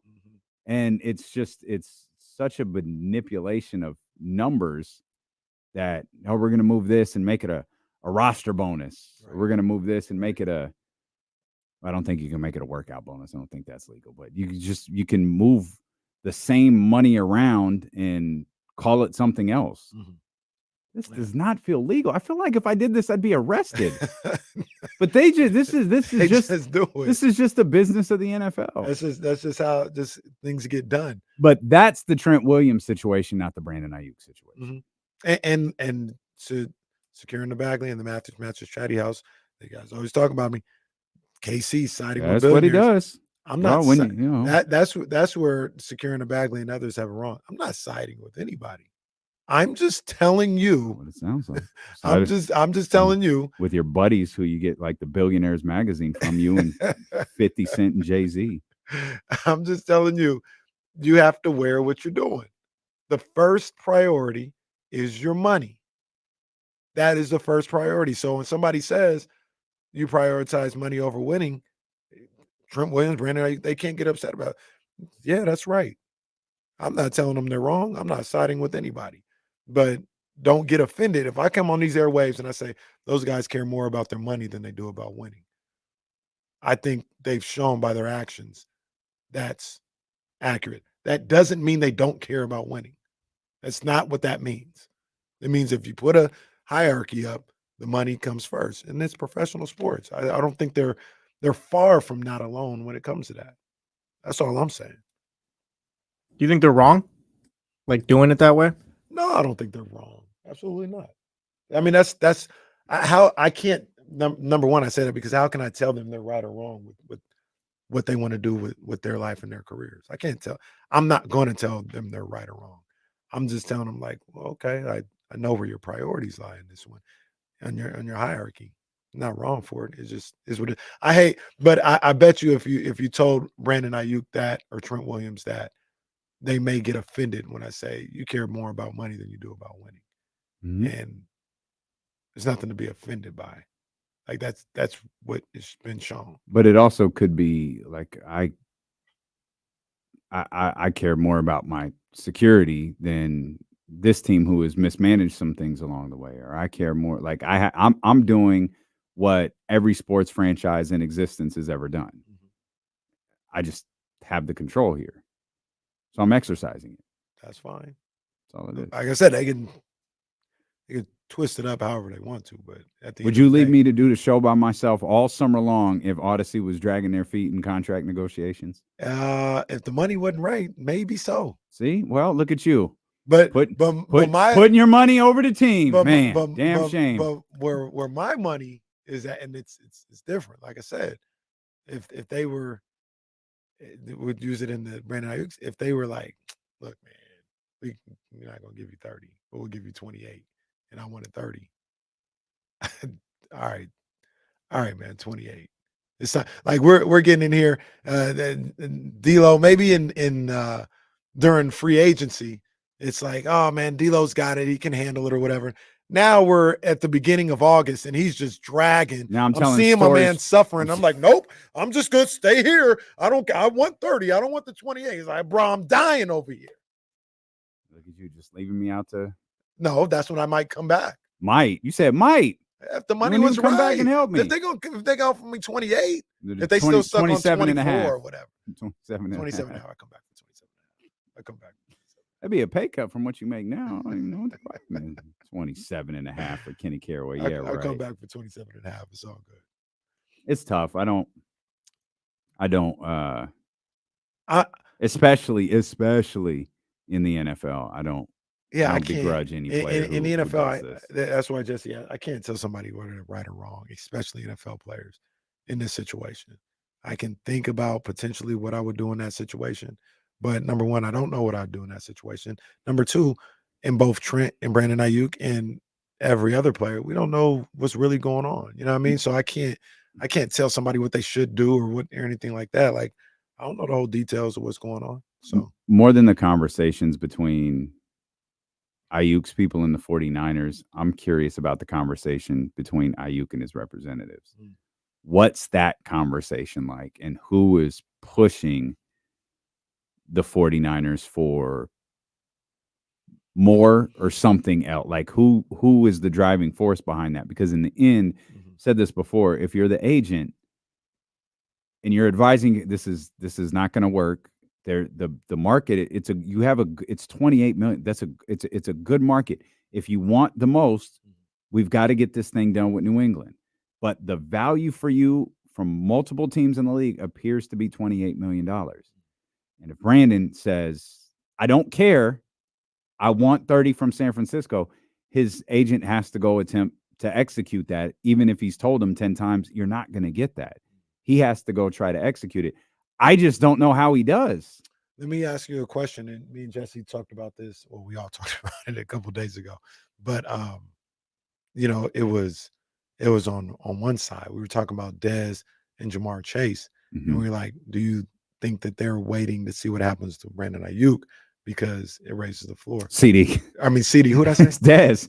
Oh no, Dez ain't. I thought you were going back to, because we were talking about Dez the other day. I thought you were going back to your Cowboys point. Go ahead. No, Jamar and CD. Yeah. My bad. And are they waiting for Aiyuk? So maybe, that might dictate what's going on. You said, and I think rightfully so, they're really just focused on Justin Jefferson. Do you think that maybe Aiyuk's agent is waiting for CD, or trying to buy time for CD and or Jamar to sign, because that may raise the floor? Yeah, I speculated on that. I just don't know how it could. Like, the idea makes sense, and we talked about. We'll just go CD at 37, Jamar at 36. Now you got Justin Jefferson at 35. You're trying to get Brandon Aiyuk into the top 5.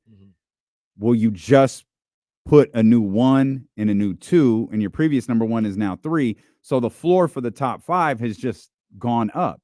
It hasn't gone up a lot, because I don't think anyone is it DJ. Not DJ. Who's at 32.5? Someone's at AJ Brown. AJ Brown. Thank you. DJ Moore is not far behind, but I think his average annual value worked out to like 28 or 27.5. And then I think Tyreek's new deal put him, at that 30 of real money, put him at that 30 marker. If the hang up is top 5, I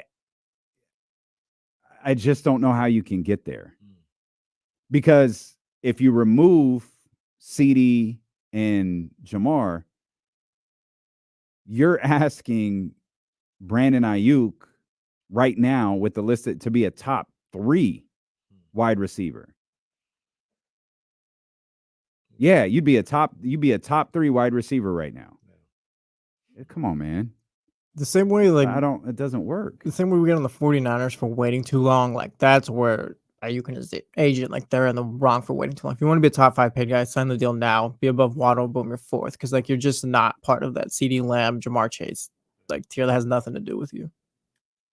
And I don't think the Niners are paying you more. And I don't think the Niners are paying you more either, because like how you said, like the floor for me isn't raised. Like the Niners are paying what they're gonna pay. Like what the deal is now, I'm sure will be what the deal is when CD and Jamar get their deals. And at some point, you have to use numbers in these discussions. What was it? 170 something targets for CD Lamb? Yeah, it was around there. It was around the most in the league. Aiyuk was 105. You're not getting that here. You're not getting 70 to 80 more targets. Not even talking about receptions. You're not giving 70 to 80 more targets on this team as it stands right now. Now that we're talking through this, maybe the argument is, hey guys, Kittle isn't going to be here much longer, and we know Debo not going to be here much longer. It's another thing. I'm going to be the guy. Maybe I don't get 70 more targets this year, but I bet you I get 50 more next year.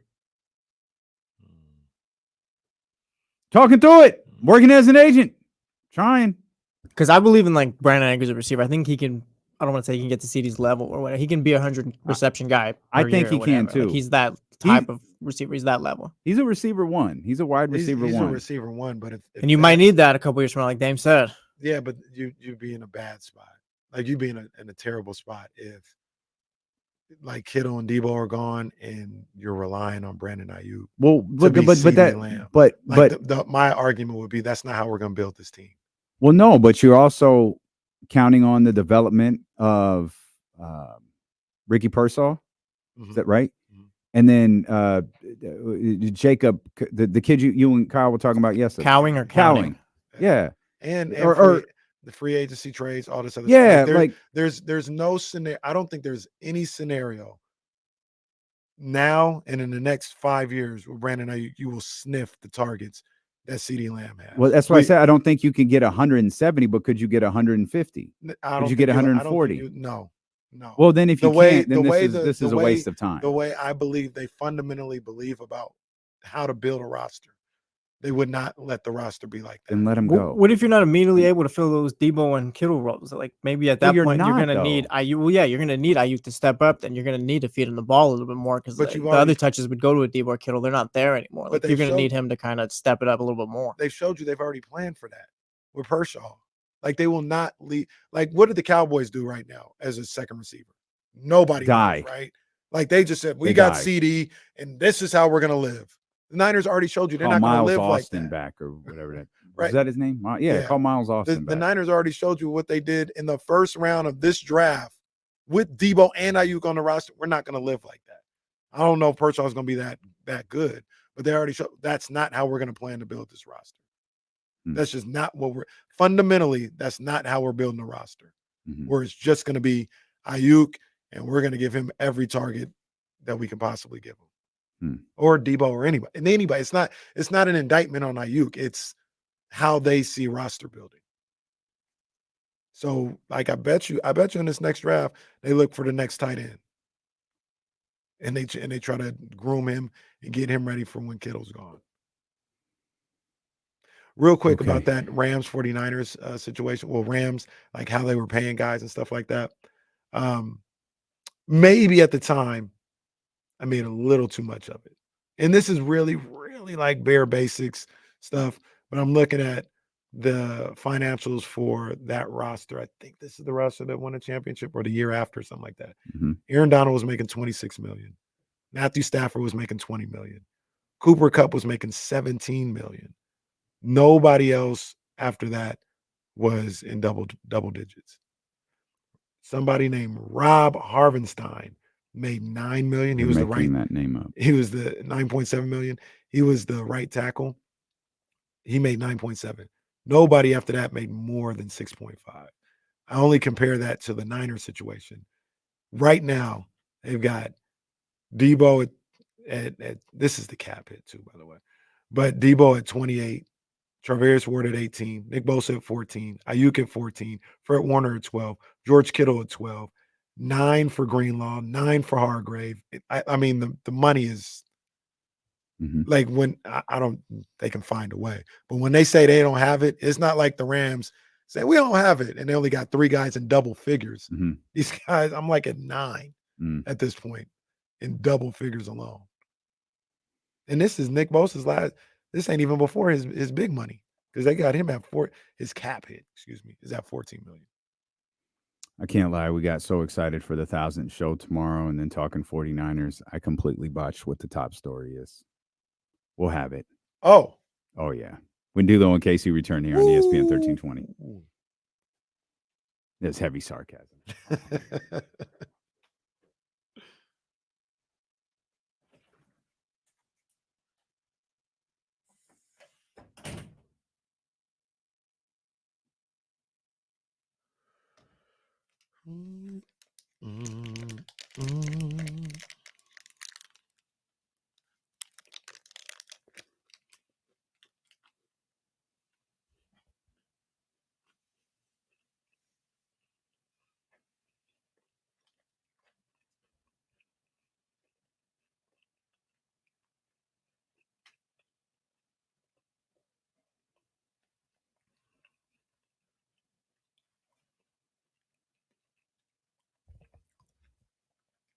Well, Manny, I already knew what time it was.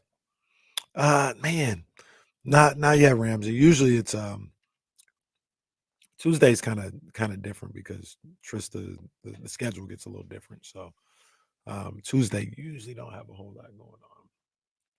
13th round, Monday, Wednesday, kicking it with KC Thursday. You know the vibes. Well, that's not official. That's what's rumored to be out there. It's nothing signed, still delivered yet.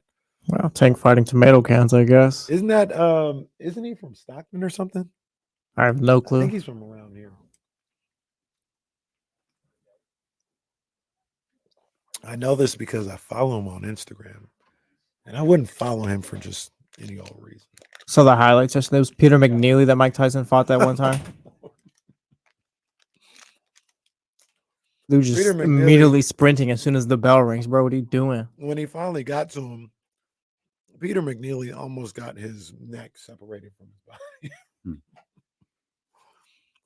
That uppercut was nasty. Can you come in here so everybody could see how incredible you look today? Please. Kim looks stunning today, and I want you guys to see it. Like, just, I don't know what it is. I just saw her this morning. I was like, oh my goodness. She's on her way. Mm-hmm. Look at how amazing she looks. Come in. Oh my goodness. Look how incredible she looks. Could you stay still so people could see how great you look today? Peanut butter and strawberry? Yes. That's diabolical. Oh, wow. Is it really though? Kinda. Why? Damn, did she break up? Oh my God. Oh my God. Get out of the chat, bro. Get out of the chat, bro. We were just out late. She's in all black. Did Nothing she break it? Nothing happened. We're perfect. You wouldn't Oh my make God. Damien, don't ever call me in here. What do you mean? Yeah, you called her and she just got jumped. She didn't get Steven jumped. Brown. What'd Stephen Brown do? She looks. No, I don't get it. No. Oh my God. They are roasting me in these. Oh, that's Drew Down. Where? No, it's not. That's not even a real account. Block. It's not even Drew Down. Go away, Kim. Well, look, I literally see, look, work here. Look, hey sis. Steven wants to know where Stacy is. Stacy is not feeling well. Oh. Well, keep her ass away from the party tomorrow then. Yes, I am. Okay. And We're HR coming is back. right there. Oh, Okay. We're back now. That's good. We're back now. It's okay. Thank you. I'm calling out sick. Thank you. You look terrific today. I can't hear you. I said I'm calling out sick tomorrow. No, you're not. Yeah. Did you see I moved those chairs for you? You're gonna It's be for a your show. Man, Your hey, show. anybody want to be my assistant, man? Go on LinkedIn. I'm looking for a new assistant. Kim is she's battling me at every turn. She is a great assistant. Do Though. we have an update on the stage? I see the flooring appears to be out there. Like I think they're They had the blower thing. No, come on, man. Come on, it's the blower. all I said was, oh, that's all I said. Play on, but we got our eye on you, Kyle. All I said was, oh. It's a warning. No, look, that was edited because I was gonna say I definitely would have got a flag. I ain't even gonna say it. I'll text you. I'll text you guys. Oh, for But- goodness Oh, sake. come on, play the game. What is yeah, it? Play They the had game. what out there? Wait, what? You Dude, no, no, stop. no. Hey, No, you look, no. you know when you're text you're can get sawing stuff, flags. you're sawing stuff or whatever, and you got the excess. You got to It's like This a dude leaf. texts It's us like a the- leaf blower. He texts us the wood blower. Yo. I've never even heard of that before. Bro, this is a kid's No. show. No, Hey, that's a no. flag on you. Hey, that's It's what a flag on you. on me. Nah, it's disgusting. what he Nah. said? Yes, I heard it. He repeated That's what you what said. I That's a mean. flag on you. You're this close to getting thrown out, buddy. Goodness gracious. That's what it is. Like if you're like, sawdusting or whatever, and you got the excess pieces of the wood all over the place, you gotta No, they don't call it that. They've never called it that. What is it called? Excess. What is it called? I'm sorry, they got excess wood all over the place. Is this a Yo, Blue Chew I ad? didn't say that Well, it is word. exactly I didn't what say you that said. word. I've lost all control of this damn I game. didn't say that word. I didn't say that word. Wow. It's just the blower pause. It's not a what you said. Well, that's I've what never- I said before. I I've said never the heard of blower. it. No, then you threw in the text. I've then. never heard of whatever that is before. You just go around Elk Grove saying that? I can speak like an adult outside of this studio. Well, sorry, Bruce and Dean. No, that's not true. You've said something before without us around, and it made you laugh. I know you have. I know you have. Oh, I man. can't believe we missed the biggest story of the day. Okay, I don't know what it is. Good morning. You didn't see the new host for Sunday NFL Countdown? Oh, I saw that he was in the lead, but No, he's not in the lead. it's his now. That's his show. Because right. there is not enough Mike Greenberg on television.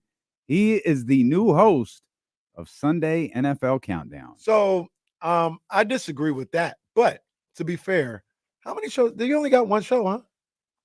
Whoa, isn't Greeny still a thing? Yeah, Greeny counts. Greeny, what? It's a His show, radio right? show that's on TV. When did that come on? I have no idea. I never even heard of it. I thought he just got Get Up. I believe it's 6 No, to I 8 don't on think ESPN so. 1320, I think. Well, six I doesn't didn't- yeah, that's right. He does have that. doesn't he host? No, Malika hosts Countdown. Doesn't he host a basketball show? I don't think so. Yeah, they got. It might be a backup at times. Yeah, Oh, it's all Malik. the draft. What? The NFL draft? Yeah, isn't he the host of the NFL draft?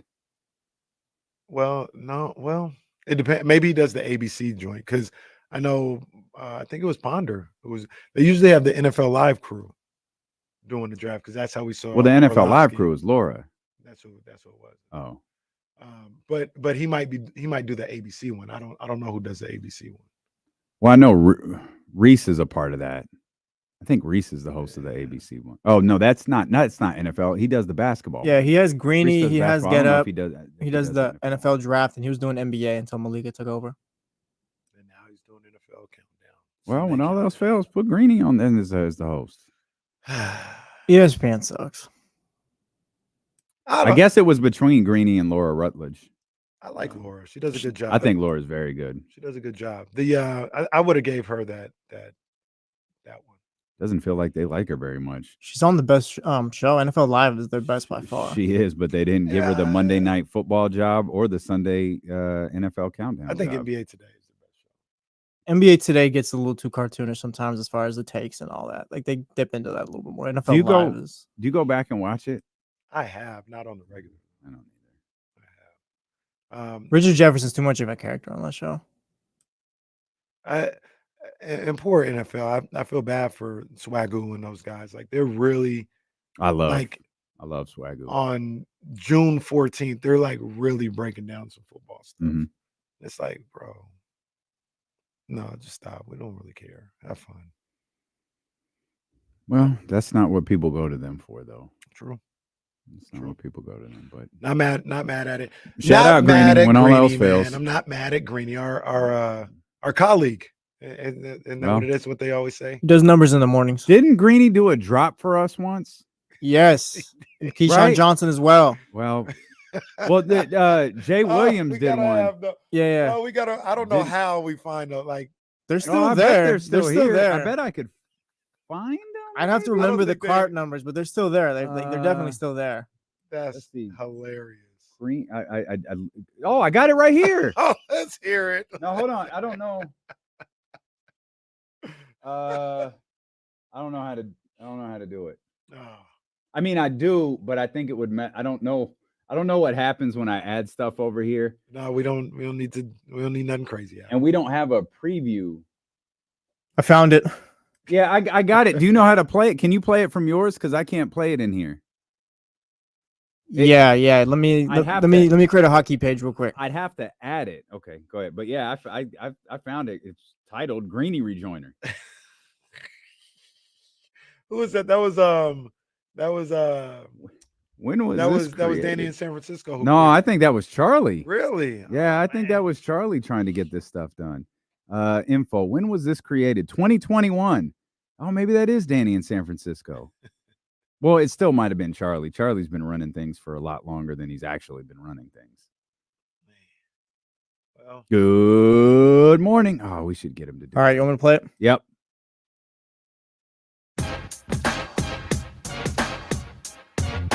Sacramento, it's Greeny here, inviting you to join me from 10 to noon, Monday through Friday, for 2 hours of sports, fun, and entertainment. Now back to the best local sports show in Sacramento, D-Lo and KC. Oh, Greeny. Shout out, Greeny, man. Appreciate you, Greeny. Back when we were 10 to 12. Yeah. Oh my God. Yeah. He was on 10 to 12. He was on 10 to 12. Oh, that was his time? Well, we got it. You want to pull up the J. Will rejoiner? Oh, too? J. Will. It's just labeled J. Will rejoiner.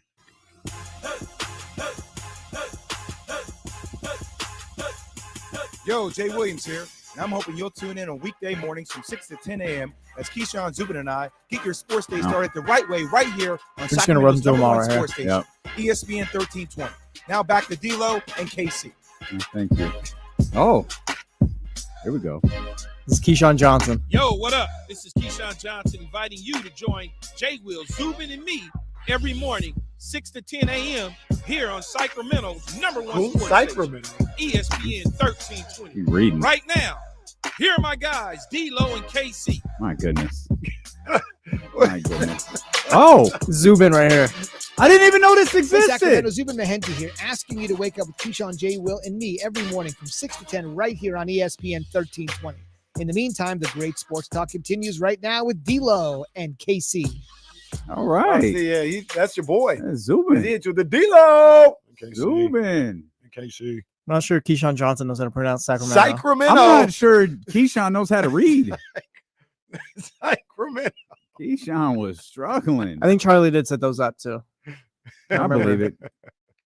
I believe it. Shout out to those guys. Charlie, who's there now? I have no idea. I think that show has just been defunct. I have no idea what show airs on this station in the morning. I really, it doesn't really matter to me, but I hate that how lazy companies have gotten with radio shows. Like I think you can do better than what they do right now. As far as like, oh, we're just gonna, have a random show or air a random show or whatever. Nah, man, like put some effort into trying to put together a good radio show and giving it time to stay on there. Well, ESPN specifically, they've kind of ever since I feel like they gave Mike that, after getting out of Mike and Mike, they went to Golick and Wingo. And I feel like they tried to give that a run and it didn't do what they wanted to. And I know part of it was Trey hated it. And they haven't cared about it since. I mean, that show that those three guys were on, that show didn't last long. It's gone. Right. And I have the schedule up. I still don't know. I have no clue what their morning show is. Absolutely none. Might be the one with Chris Canty and Carlin, maybe? Is that ESPN or is that just something? Oh, yeah, that's what it is. Yeah. Evan, Canty, and Michelle. It's called Unsportsmanlike. Yeah, that's a pass for me, dog. But I know. Tune in on ESPN 1320. I was gonna say I know they've been doing numbers, so yes, they have. Check it out. Yes, they have. Check it out. Yes, they have. That's what I heard. They be doing numbers in the morning. Canty and Greeny fighting the fight for 1320 in the morning. Man, hey man, we get to 1,000, we just don't care no more. We say whatever. Well, no, that's not true. We become great tomorrow. Today, a couple of local radio yahoos. Them boys be doing numbers, huh?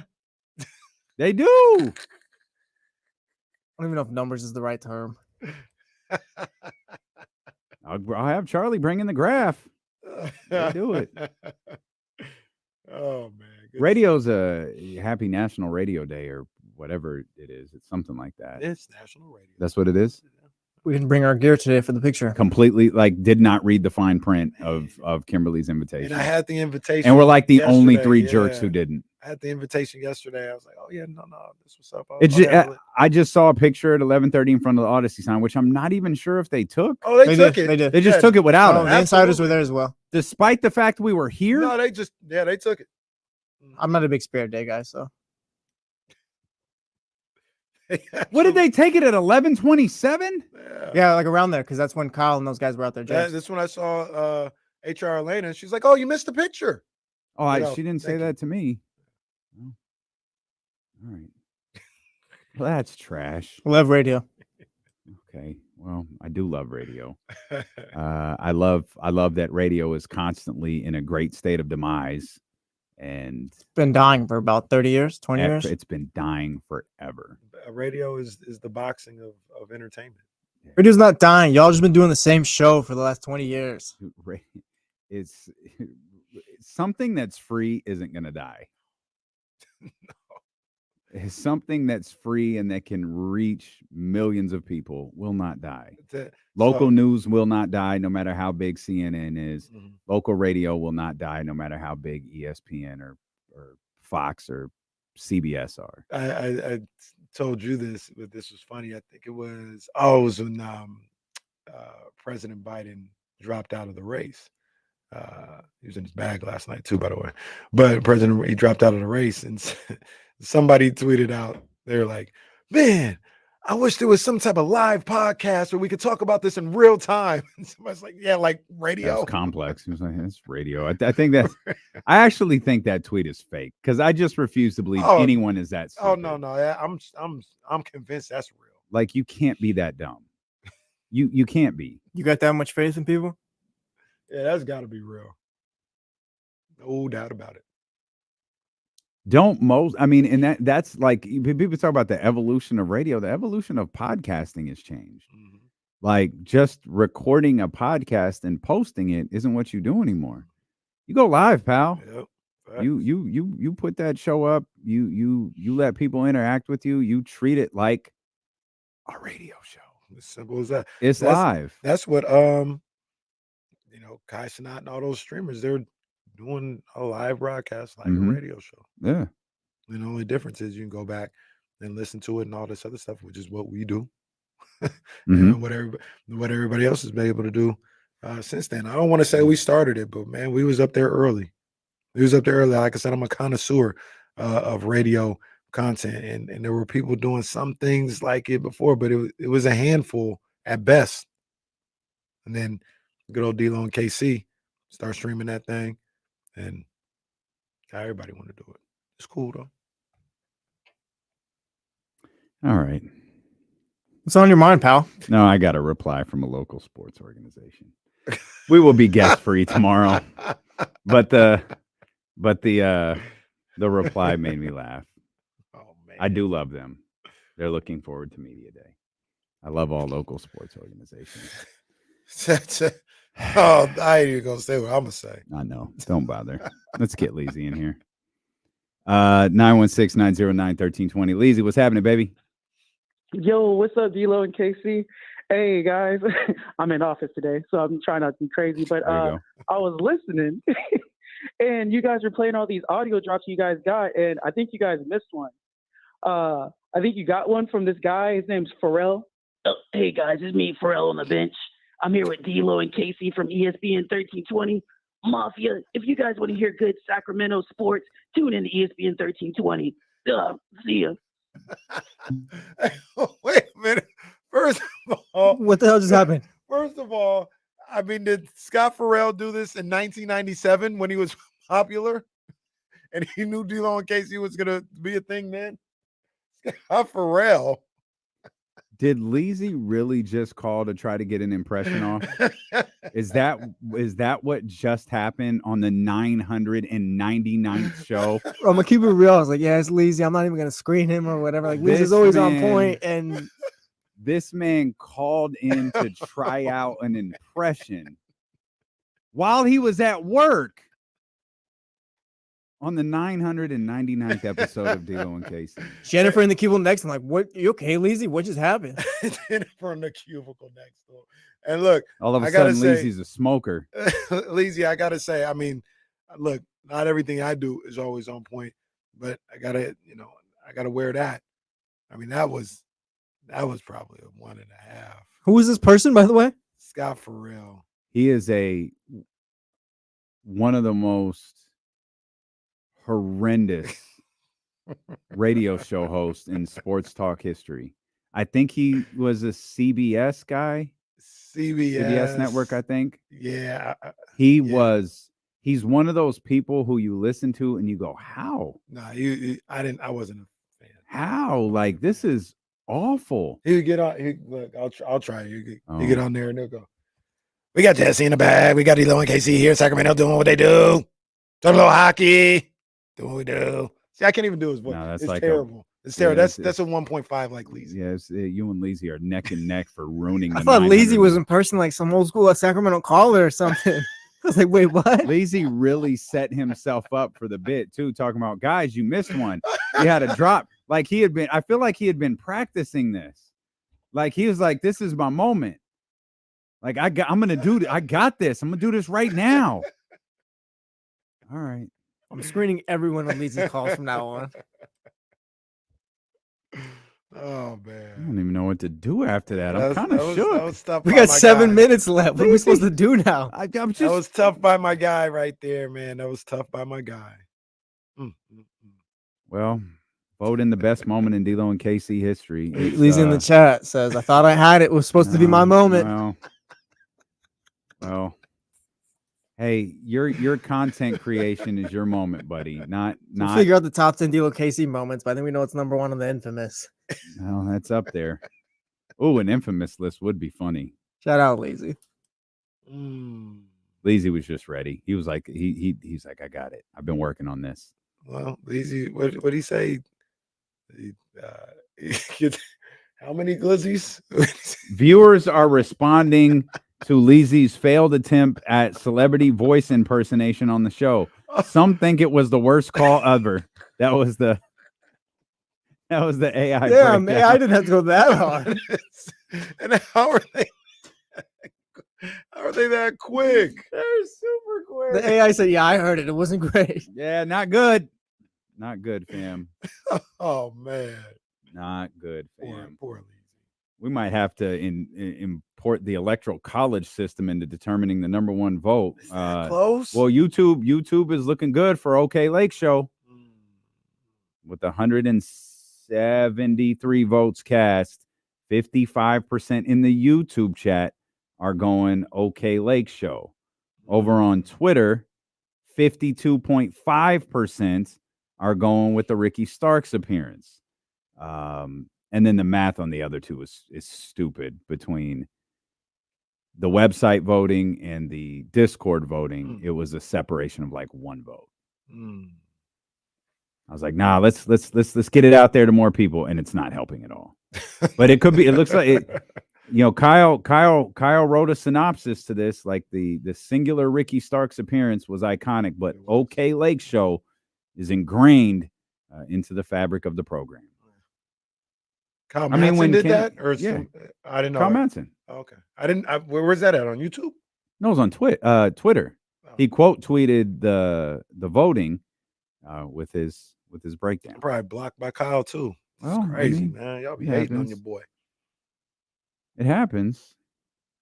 Just trying to live. That AI summary is hilarious. That happened. He is doing impressions and encouraging others to do the same. That's. They say it might be the worst call of all time. Oh, that's great. Oh, man. That's great. Well, Beat's talking about Brandon Aiyuk's contract more. If Lizzie wants to get off some more impersonations. Because this thing ain't going nowhere, which is frustrating. You've got the final preseason game Friday, and then you just wait it out till September 9th, and you just hope. How what was the Nick Bosa day again? It was that Monday, I think, of week 1. So the 6 days week, prior. Yeah. So it was Monday or Tuesday. It might have even been Tuesday. But it was late in the game. I'm not going to rule out that might happen for Brandon Aiyuk, but yeah, he just it doesn't seem to be any real movement either way, you know. And like I said, you take it with a grain of salt because the 49ers have their reasonings for letting certain things get out, but the reports are that they've increased the offer, and it still isn't good enough, you know. The offer, but we don't know what they increased the offer from. Right, that's what I'm saying. We Like, don't know if they increased the even know offer what from 26. We don't even know what they increased it to. Right. You know what I mean? They could have increased it by 500,000 or something like that. And that might not be getting it done. There are reports that the offers from the 49ers are 28, right? I think so.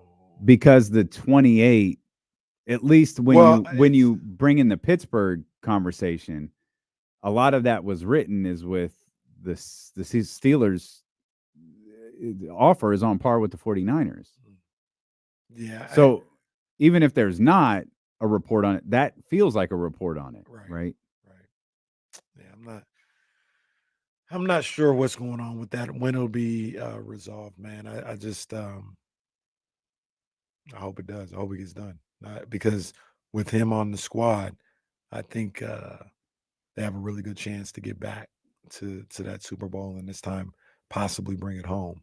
You see, Tom Brady said that he thinks the Rams might be the one to challenge the Chiefs. I didn't. I saw a couple of clips of Tom talking about a variety of things, including quarterbacks. But I didn't see that one. People are pretty high on the Rams. Yeah, I think I'm not. Rams are a good team. I think they're a good team. Sean McVay did a really good job last year as the season went along. And they're a good team. I just don't think Kyle Madsen thinks that they're going to win the NFC West. I don't think they're better than the 49ers yet. Kyle's thing could be it's just really hard to win the NFC West. I think this repeatedly. will be the 4th straight time, I think. They won it that year that they won. No, the Rams won in 2021. The Niners won it 22, 23. Yeah, so they've won 2 in a row. So it'll be 3 in a row. It's tough. Yeah, that's tough. Asking them to just keep being elite, but that's what they have to do. Get over that mountain. We'll come back. Trysta Krick joins us at the top of the 2:00 hour. Of course, we got Jason Jones coming up, the final hour of the show. Some NBA things to talk about, including in Sacramento. Real quick, how because I think one of the things that I want to talk about with Trysta might be one of the things I suggested. It's not necessarily Kings related, but you want to go NBA next or Kings next? I don't know. Find out when we return on Sacramento Sports Leader, ESPN 1320. A roundabout way to tease it, but it worked. I'm interested. Well,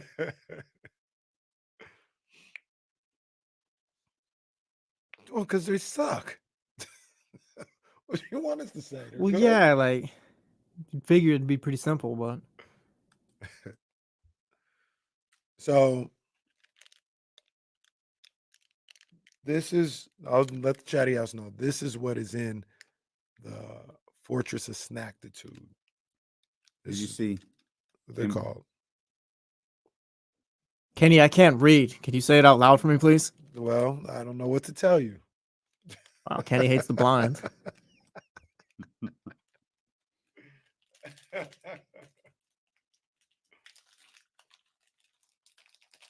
Kimberly, I think, put out a little Fortress of Snackitude.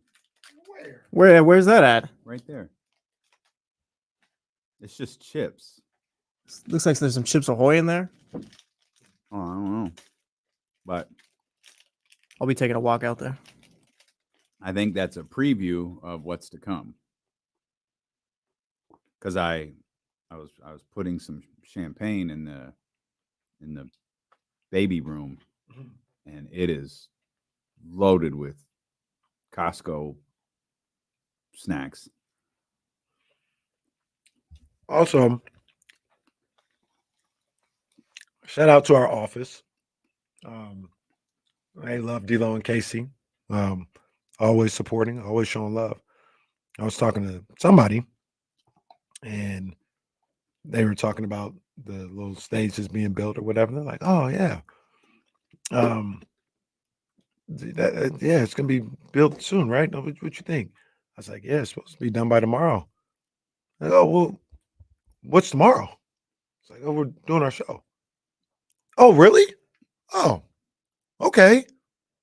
Yeah, that's news. I didn't think it'd be done. I thought it'd be done, on the 28th when somebody's gonna be here. I thought that was the opening day, but that's really cool.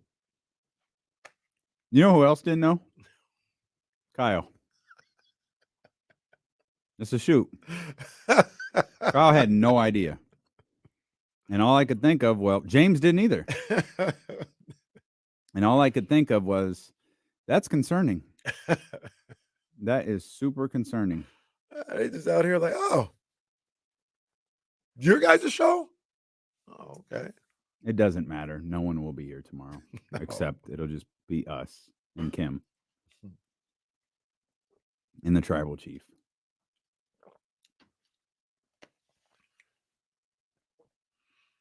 Michael Jordan after the 5th championship. Is strawberries and peanut butter weird? That was a weird reaction I got.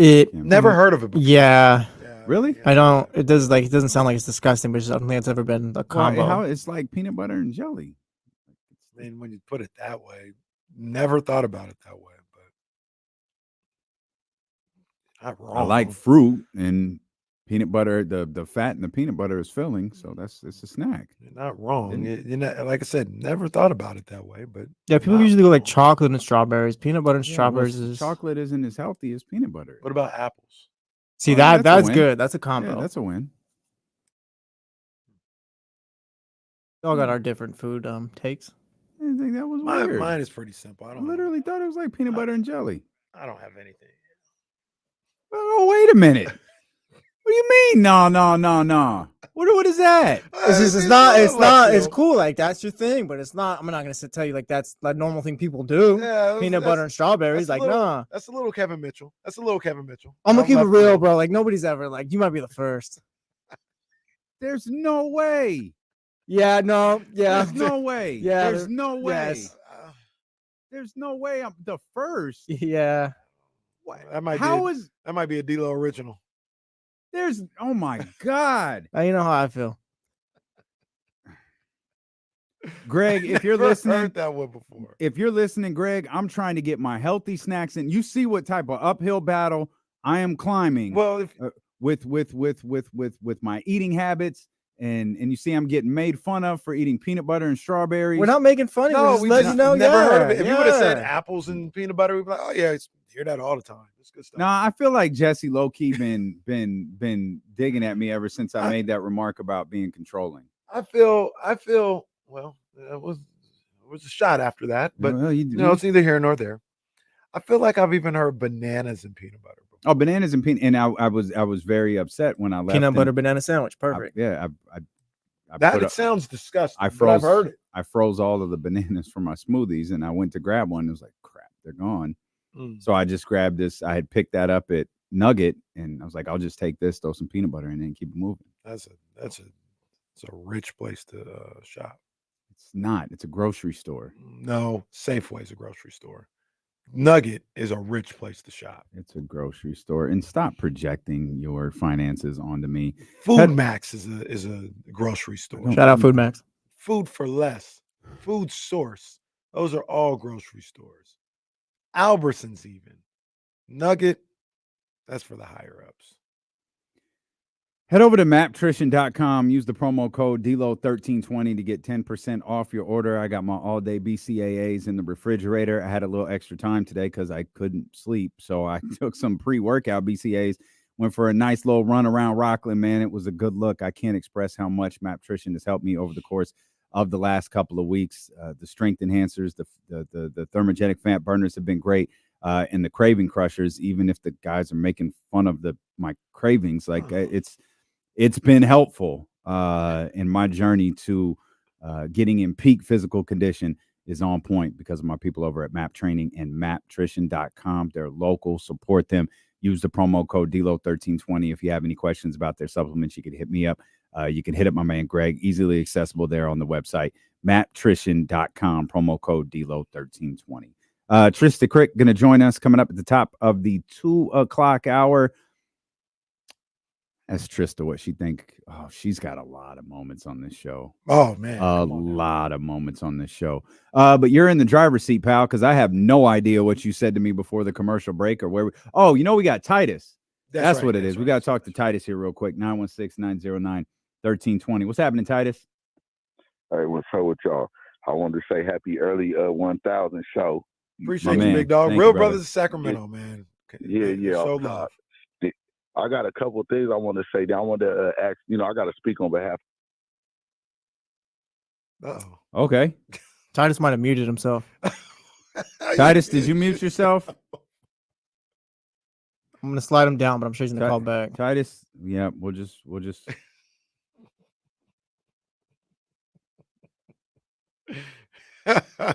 Wow. This, the AI generated summary from a few minutes ago was pretty wild. Uh-oh. They got a new one? Well, this is from a few minutes ago. Ref, I'm gonna need. Hold on. Let me grab my flag. I'm gonna need immunity here, buddy. Wait, what? I'm gonna need immunity here. Flag is ready to go. I'm reading AI generated content. I need immunity in this. We don't play a clean game in this league, so we'll just see. We'll play it by ear. Well, this is funny. Viewers are joking about Kenny G's use of a leaf blower, referring to it with different names like wood blower, excess wood, blower back. All right. No, that's it. See, I can't. I have to for that. What do you want me to do? What do you want me to do? That is the one. Yeah. Or sawdusting.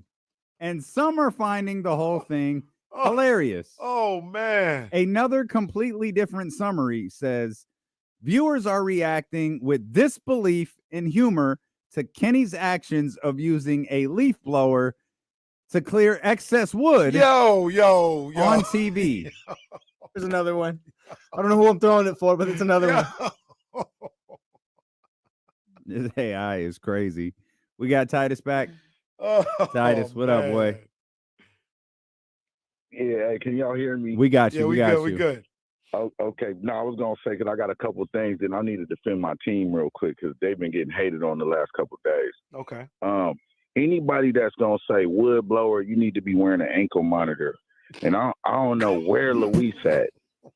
You feel me? Now I wanted to speak on my team. You need an ankle monitor, bro. If you about to use that for a regular.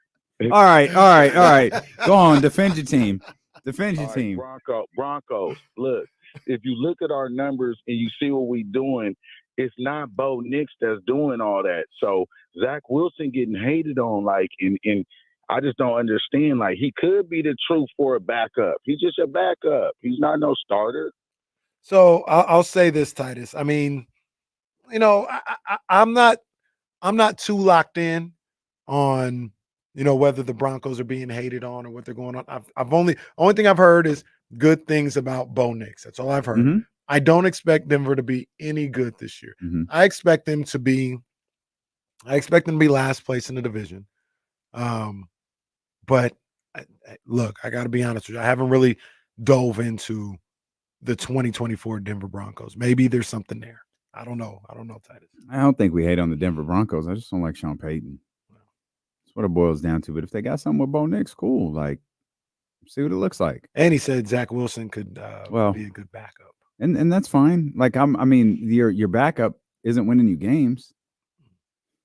Like, that's not it. Like, whether Zach Wilson is good or not for the Denver Broncos, that's not a part of the discussion of what the Denver Broncos are going to do this year. Yeah. Quarterback's Bo Nix.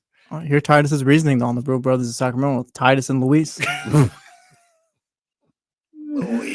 Luis is a man. Been real dissension with the Real Brothers of Sacramento. Sounds like it. Boy, they about to break up quicker than the Rockers here. Oh man, good stuff. 916-909-1320 if you want to get in on the conversation. TK gonna be with us here in just a heartbeat. Where you want to go? I didn't want to. I know you had something you wanted to do with Trysta. And we could do it while Trista's here. I'll just introduce it right now. Stealing more content. I'm just keeping it real. I cite my sources. The Hoop Collective. They did again, had a new episode, and they had a good topic. I thought it was a good, nothing's going on, let's talk basketball topic. And they were basically saying they were drafting franchise guys. You know what I mean? Like, who would you want to start a franchise with right now today? And the first one, everybody got had a pick, so it's not everybody picked, but the first pick was Wemby. Makes perfect sense. The second pick, which I understand it, I don't think that I would go about it the same way, but I'm probably in the minority. The second pick was Luka. And the thing about it was, like, of course it was Bontemps. So they were talking like, oh, Bontemps had the second pick? I think so. Oh, okay. Yeah, it was Bontemps. And they were talking like, how could you not pick Luka? Like, it's not even a question. How could you not pick Luka? And they were like, you could make an argument in some respects that it should be, if he wanted to go number one, that's how good he is and all this other stuff. And he's great. He's great. I would not pick Luka. If you were second, who would you take? Well, and then it goes into something else I was thinking, and I'm getting a little sick and tired of this disrespect. I think this guy went fourth or fifth. It's Giannis Antetokounmpo. I think there's an argument for Jokic or Giannis being second. Fifth is who was in front of him? It was Luka. Nikola Jokic had to have gone. It was Wemby, Luka, Jokic, SGA. Okay. And then they were like, I don't know who to pick, Embiid or Giannis. That's I feel like yeah, I'm not starting my franchise. Embiid's a little high. Yeah, I'm not starting my franchise with Joe. Giannis, I love realized Joel. Giannis not even 30 yet. Why? So I'm getting a little pissed off with this Giannis disrespect. It's really starting to piss me off. At this point, you're a Bucks fan because I think you were pissed off at the Dame Lillard. I was. Yesterday. I'm a bit of a Bucks supporter at this point. Get your Deer Park jersey. Are they the? Well, I'm not gonna say. I ain't gonna get that one. Get one of those. Jason Jones got one. He said he does not. What do they call themselves? He got one of those Bucks jerseys. I don't know. You look it up and you tell us. Okay, that's question one to Jason Jones. I need to know if that's true. Yeah, he said he gets a kick out of those type of ironic jerseys. You think he's got the Hornets one? Well, he said he drew the line there. He said he drew the line. But I can't believe. Yeah, I'm not feeling this, man. Like, I understand. Luka's numbers were sensational last year or whatever. He's a sensational ball player, no doubt about it. I'm not taking Luka over Giannis. I'm not. Let's bring in TK. Ooh, TK looking colorful today. Hey. What's up, buddy? What up? What's up, guys? We're on episode number 999. What is your most iconic appearance on this episode? What is the appearance on this show you'll remember the most? That's such a great question. I wish I would have had that in my coffer to anticipate before. I mean, probably the one where Kyle Madsen was on with us, and it was the light me up on that beam. Yep. And then it was like there was something I said that was like a big pause, and he lost it, I lost it. We all. It was fell. Oh, wait, well, So it was the warm me up on that beam. That's what got the pause. Yeah. Mm-hmm. There's a lot. That was a classic. And then when she did Drake bars. Yeah, that was epic. Yeah, that was iconic. There's been some good ones, man. What 999 episodes is so many. That's so impressive. Did you guys? Here's a question that like maybe is a out of pocket question. Was there ever a time? Because I was talking to another friend who not another. You guys are like deeper than that, but you know what I'm saying. Like another person that I know that's been a host of a radio show, and he said that he and his co-host in the early goings got into it so heavy that they literally canceled the show and they didn't go on that day. Pre-show, they had like a big fight about something. Was there ever like a time that you guys had like a bump in the road that really like helped the development of you guys as a chemistry for your show? Help the development? Yeah. Like, cause it, we No. sometimes what we go through, we grow through. No, I wouldn't say that. I mean, there's a bunch of times there's a bunch of times when Damian is Was that probably a done pause? with I you. wasn't trying to be. That was a. What? I'm sorry. Kenny was trying to give a thoughtful answer, and I just thought more about what you said and started chuckling. Sorry, go ahead. I said this on Do Some Mo. There's probably plenty of times when Damian was like, man, this guy, he's just fed up with me, just tired of me, right? Like, because fundamentally, like, we go about things differently, right? So there's times when, go into the show, he ain't feeling me or whatever the case may be. There's times when, Why isn't he feeling you though, Kenny? Did you do something wrong? Like, I mean, not answer the phone? no. I do answer the phone. Like, I answer FaceTimes, everything, do all that all the time. But like, Damian, Jesse work hard on putting the outline of the show together. And we had to have a talk about it one time. Cause like, there's sometimes when I would go in there and I wouldn't put anything in there, but the way my life is set up, I get to it sometimes I get to it at like 7 a.m.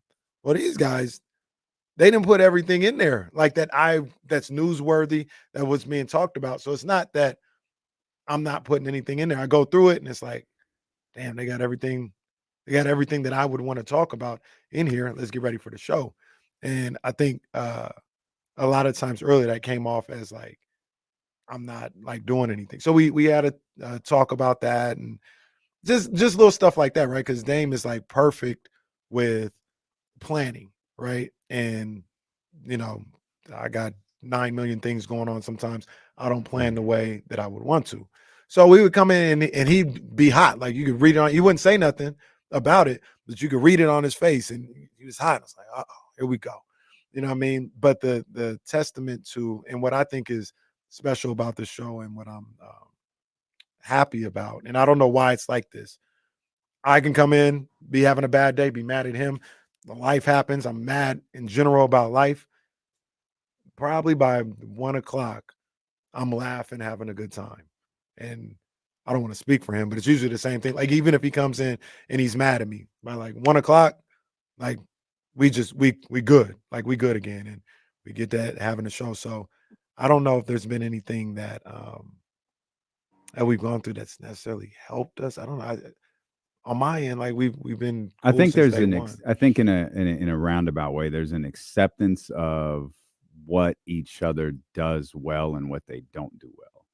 And for me, like, Jesse laughed at this, like, not laughed, but really, when I said I'm controlling. Like, there's ways that I want the radio show to be. There are ways that I want the furniture for the 1000th episode to be set up.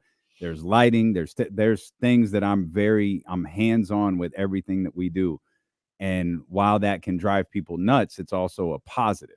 And part of that is, that's a liberating thing to have if you have a partner who's controlling and a perfectionist. If you're not, that's something you don't even have to think about or worry about. and that's where you learn to like maximize each other's strengths, right? Is I will meticulously plan at 4 a.m. because I need that. I need that, especially now when topics are like 15 minutes. Like, you're probably not getting 45 minutes out of a non-news day. Like, you have to have a bunch of topics. Where Kenny is phenomenal is, one, off the cuff. He's really, really good off the cuff. And two, a subject reminding him of another subject that leads into another discussion. And then that 15-minute conversation can now take a right turn and turn into a 45-minute conversation. So while there may be times where it's like, man, we have an open segment. Damn, Kenny couldn't even fill that one in. I know we'll be able to fill that by the way, like, we go back and forth. And I just stopped being mad or frustrated about it, 3 years ago, because that's my strong suit, and he has his. He has a way of doing his show that I can't do. I check the rundown when I'm on vacation. I don't even need to create them. These dudes just come in here and talk and vibe. Like I can't do that. I got to have the GPS in front of me. Different skill sets. You can tell that Kenny is brilliant at you can't plan for the things and the places that his mind is going to go. You know what I mean? Like if he knew that, he would fill that in. You know what I mean? That's usually how it goes. The interesting thing about it is, ironically enough, I am a bit more of a planner than it gives off. You know what I mean? But to your point earlier, Trysta, like I said, I get in there. I told somebody else this. So they're always worried about like what we do, right? Like, oh man, are you guys burnt out or whatever the case may be? Are you burnt out? Da, da, da, da. And I believe, for me at least, there comes a time between work, watching games, and my family where about 10, 11 o'clock, like I don't want to see nothing. Mhm. I don't want to see nothing. I Mhm. don't want to be in front of a computer. I don't want to Yeah. watch a game. I'm gonna listen to Joe Budden Mhm. because that's what keeps me from being burnt out. And sometimes what would happen, and still happens with that, is I'll be like, when I wake up, I'm at it. Well, I get up at like 7. Dame's already been up for like 3 hours. The rundown is what it is. Jesse's been up or whatever, and that's how I get in there and I'm like ready to plan, ready to do some stuff. And it's like, oh man, here's this article on the top 50 shooting guards. Man, let me put this. Oh, damn, sorry, in there. Or let me they did this and this power rankings, man. Oh, yeah. I'm put this. Oh, damn, it's already in there too. Well, damn, I guess I could talk about boxing, but I don't think they want to talk about you know what I mean? And I'm like, all right, well, let me sharpen. I see what's in here. Let me sharpen my mind for what's in there so I know what to talk about there. And then that's just kind of works. But there's like a 2-hour period every night where I just kind of get away. That's what helps me not burn out, in my opinion. Is where I just get away from all this stuff. Get on What NCAA football, get on Madden, zone out for a couple hours, and get ready to do it all over again the next day. what you guys have built though, like in all seriousness, is lightning in a bottle. You know? You guys, I mean this wholeheartedly. You guys could scale this to whatever it is that you want to scale it to. The connection and the chemistry that is present on this show and the community that you guys have built, an authentic, real, deep, meaningful, where people show out in person. That tells you what the real community is like. If people come and actually step out of their house to see you, that is something that very, very rare, very special, very long lasting, and I'm just very proud to have been a part of it, even in a small way, once a week for as many years as it's been. You guys are just tremendous. Oh, no, it ain't no small part. You were a 12-minute hit to start. Bro, that's 34 minutes every. It did 12 minutes turned into like 20 something. Occasionally we'll go 43 minutes. Like, yeah, it's not small. Like, people tune in for you. Like, they're here for TK. And get this, we never talk betting. But we don't like Bet MGM or what. They'd roll over in their grave if they knew what these conversations were like. Danny in San Francisco would be throwing his phone across the room. You know what has been so and you guys are a huge part of this for me in my career development and my comfort and what I want to do and what I think people want me to do, is that I'm in conversations right now with BetMGM to formalize like a ambassador relationship. We'll see if it ends up, you know how these things are, but we'll see what happens. But the thing that ended up sticking out about that is they said we don't even care about you talking about betting. The thing that you're most valuable to us with is your comedic social takes and what you do every day that's on BetMGM tonight or all the other hits that you do around the country that are supposedly for betting but never really touch betting at all. And it's been awesome. It's been really, really awesome. And the dynamic here has made me more comfortable taking it other places too. You're great at what you do, man. Simple as that. You're great at what you do. We can't. Hey! We can't pretend like this stuff isn't just readily available for us.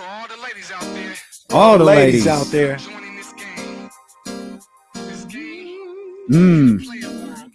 Y'all know what it is.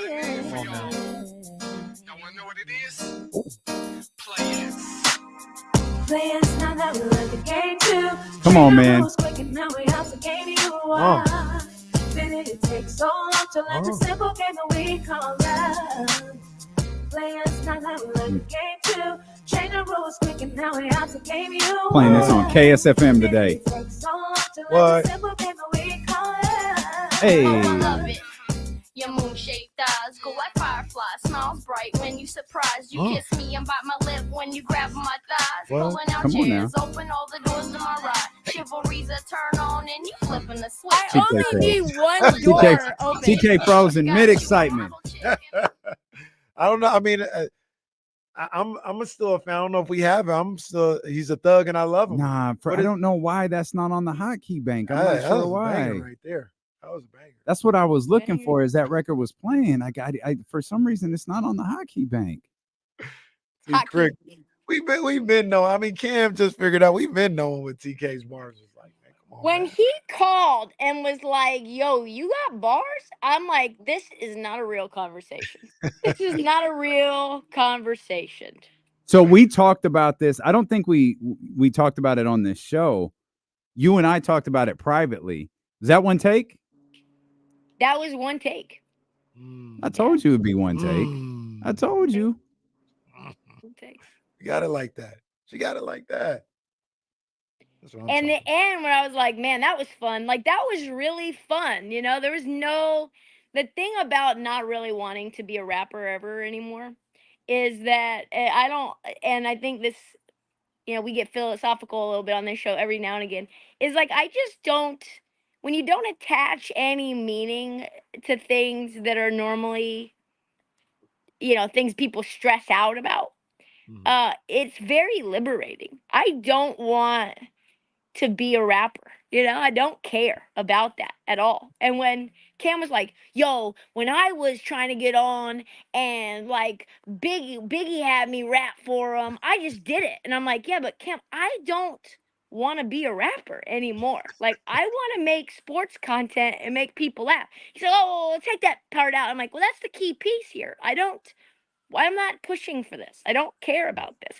And there's something really fun, and I feel this way about radio and kind of the professional side of being on the Fan in New York and the Score in Chicago. Like, I never grew up wanting to do this. So it's just whatever to me in the best possible way, because what you're getting is what feels natural. And if it doesn't work and people don't like it, then great. Like, I'm gonna just keep doing my thing. What did you want to do? You didn't want to rap? You didn't want to talk sports? What did you want to do? I did want to rap at 16. Oh, but okay. I don't want to rap at 38. You know? I wanted to hoop. I thought I was gonna play, you know. I wanted to hoop and I wanted to rap. That was it. I told my mom I was gonna have a private chef. She didn't need to learn to teach me how to cook. She didn't need to teach me how to clean. They didn't tell me about how the Portland Power guard was making less than a teacher. They didn't tell me about that part. Ironically, I thought I was going to play too, but I wanted to be a history teacher, a high school history teacher. And what I came to find out later in life is, you know, I get a little more wiser. It was never about the curriculum. Like, I like history a lot, but when I went to school and wanted to major in it, I was like, this is boring. Like, I don't want to take all these classes. This is boring. So I switched to major. But working with the kids and teaching the kids wasn't about the curriculum. It was about impacting people's lives. And that's really what it was about. And I didn't realize that. One of my favorite classes was history. I wanted to help kids. So I was like, I'll be a history teacher in high school. It'll be good. And nah, it was more so just I want to influence and impact kids' lives. And years later, that's what I ended up doing with being a basketball coach. I used that was my classroom, was the basketball court, and working What with do these. you real quick pivot because you mentioned wanting to impact people and coaching. What did you guys think about Tua's recent comments about Brian Flores and Brian Flores, saying a bunch of stuff that he thought eroded his confidence? I liked Brian's response first, where he was like, "Yeah, I'll use this to be better," but I can understand where Tua was coming from. Even not being there, if that's the way the situation played out, what do you get from someone telling you you're bad at something? Like you're terrible at this. Like you're not good at this. Consider doing something else with your life. I don't think Brian said that to him, but when someone is just doing something to chip away at your confidence day after day after day, especially someone who's so important to what you do every day. Yeah, I can't fault Tua for feeling the way he feels about Brian Flores. Yeah, Brian Flores. I don't try to do we don't try to do this, but he coming on like a bad coach. That's bad coaching. That is just bad coaching, bad understanding what you got to do. It's one thing to, to be demanding and to be maybe hard on the player to try and get them better. But I believe as a coach, you have to mix in some level of I still believe in you. This is why I'm doing this because I believe in what you could be. You can't just beat them down the whole time. There's got to be a level of building them up. And if you can get to the point where, say, Flores was tough on Tua, but Tua knew he's tough on me because he respects me. He wants me to be the best quarterback I can be, and I'm going to listen to him because of that. Then I think you can figure some stuff out. Like you can work through that. But if it's just always negativity, yeah, that's a bad job by Brian Flores. And he might have been trying to figure out who he was as a head coach too. And he might have been coached like that, or he might have been around coaches like that and saw that worked, right? And we say this all of the time with whether it's coaches, and we do this a lot, with coaches here because of the unique dynamic that Malik and Mike Brown have. Mike's not going to have that same dynamic with every single player. And it's really, really important for coaches or people in leadership positions to understand the personalities of the people that they're, quote, leading. And, we laugh we get these surveys from our Odyssey management team. Do you prefer compliments or tokens of appreciation? Would you? And it's like, okay, this is so corny, but I understand what you're doing. You don't have the time to get to know all of us. So you're trying to figure out our different personalities, and people are wired different. And some people are motivated by, trainers who get in your face. Come on, you suck. Do an extra push-up. Like some people are I'm not. Don't try that with me. And clearly Tua Tagovailoa is not, and Brian Flores didn't do his job in understanding that and learning that. And, I'll take Brian at his word that he's learned from that. Yeah. And I think we all probably have professional instances where that was done to us.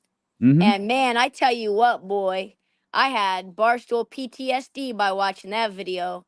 I was like, that was my 2 years there. My whole time there was like that by my colleagues.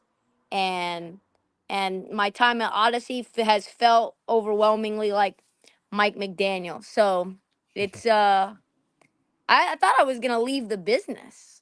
Honestly, I thought I should leave the business and not continue and sell high end homes in Malibu or something. I literally was like, I can't. That'd have been fire. I would have been good at it, boy. Wouldn't have been as fun, but really, that stuff can really eat at you. And when you're not succeeding, even when people do believe, you go back to all those people who were good, who were successful, who told you no, you're not funny. You're not funny. You're cringe. You're trying too hard, or you're not very smart. You don't know basketball. Like they made T-shirts that said Trysta Krick doesn't know basketball, and sold them on the website. So I literally got PTSD watching that.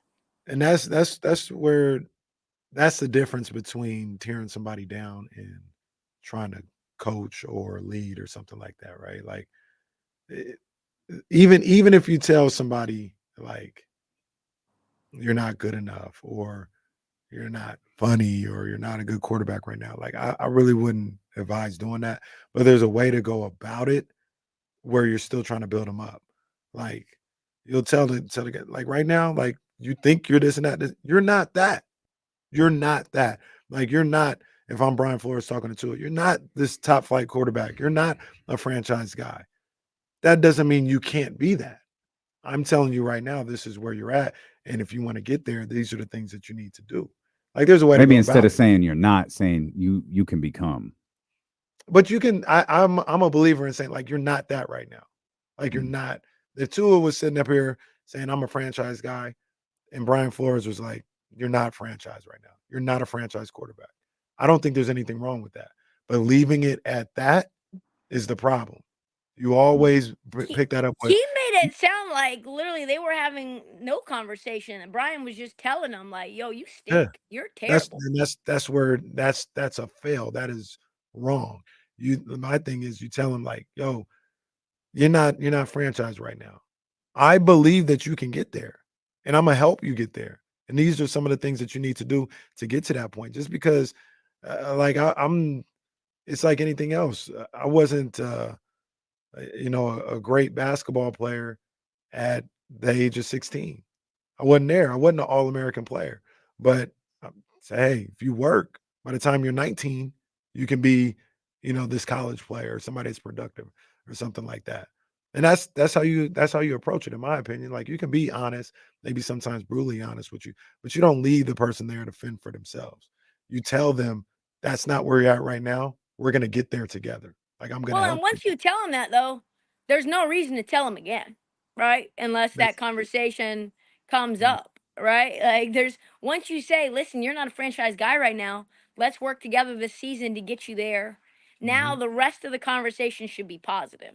Now every day it's let's go out and get great. Let's find ways. Here's what let's move the like let it behooves me to build an offense to maximize your strengths. You get the ball out faster than any other quarterback in the league. Let's find guys so that you can get the ball to them and they're open. You know what I mean? Like you're not a guy that can sit in the pocket for a million years. Guess what? Not many quarterbacks can. Facts. Do you have? Well, she's hi. Did I cut out? Yeah, no, you're back. I don't know why. No, Let me check. you're good. No, now you're frozen again. No, it's fine. It's $9.99. We don't become great till tomorrow, so it's no problem. That's what the. Am I frozen again? Yeah, no, we got you. You're good. I just wanted to know, like, what are you doing at that house? Are you building a new? I'm about to say, what are you doing? All right, you over guys there? want to see? All right, let's check it out. All right, so every day it's something new. Every day. So like this is the garage. Normally there'll be siding and there'll be a wall underneath the siding. Turns out whoever built this garage decided, oh no, we don't need that wall. We can just side on to nothing. So these boards are rotted, as you can see. And so now we need to find some wood to put them on the back. These ones are windows, which I think is fire. And I think that'll look really good once it gets restored. So the siding needs to come off. Need to get some wood from the lumber store. Need to put some plywood down. And then I need to use siding called hardy board, which is like a cement sort of combo thing, which I did on this other side, which we're going to show you, to actually create siding. So here we go. This is all me right here. Look at this.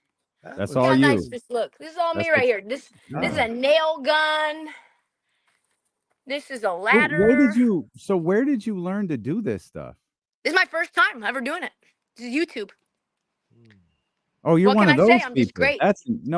That's infuriating. People who can watch YouTube videos and I can go do that. Those, you know what those are though? Those are, we talk about this with Dancing with the Stars. Those are athletes. Athletes can see instructions and follow them better, I think, than some other people can. Certainly a hell of a lot better than I can, because what you just showed I couldn't do. You could. Here's how I know you could. It seems way harder when you imagine it than it is. Really, like really. So you pull the boards off, and underneath is a piece of wood that they use to kind of like keep the house up in framing.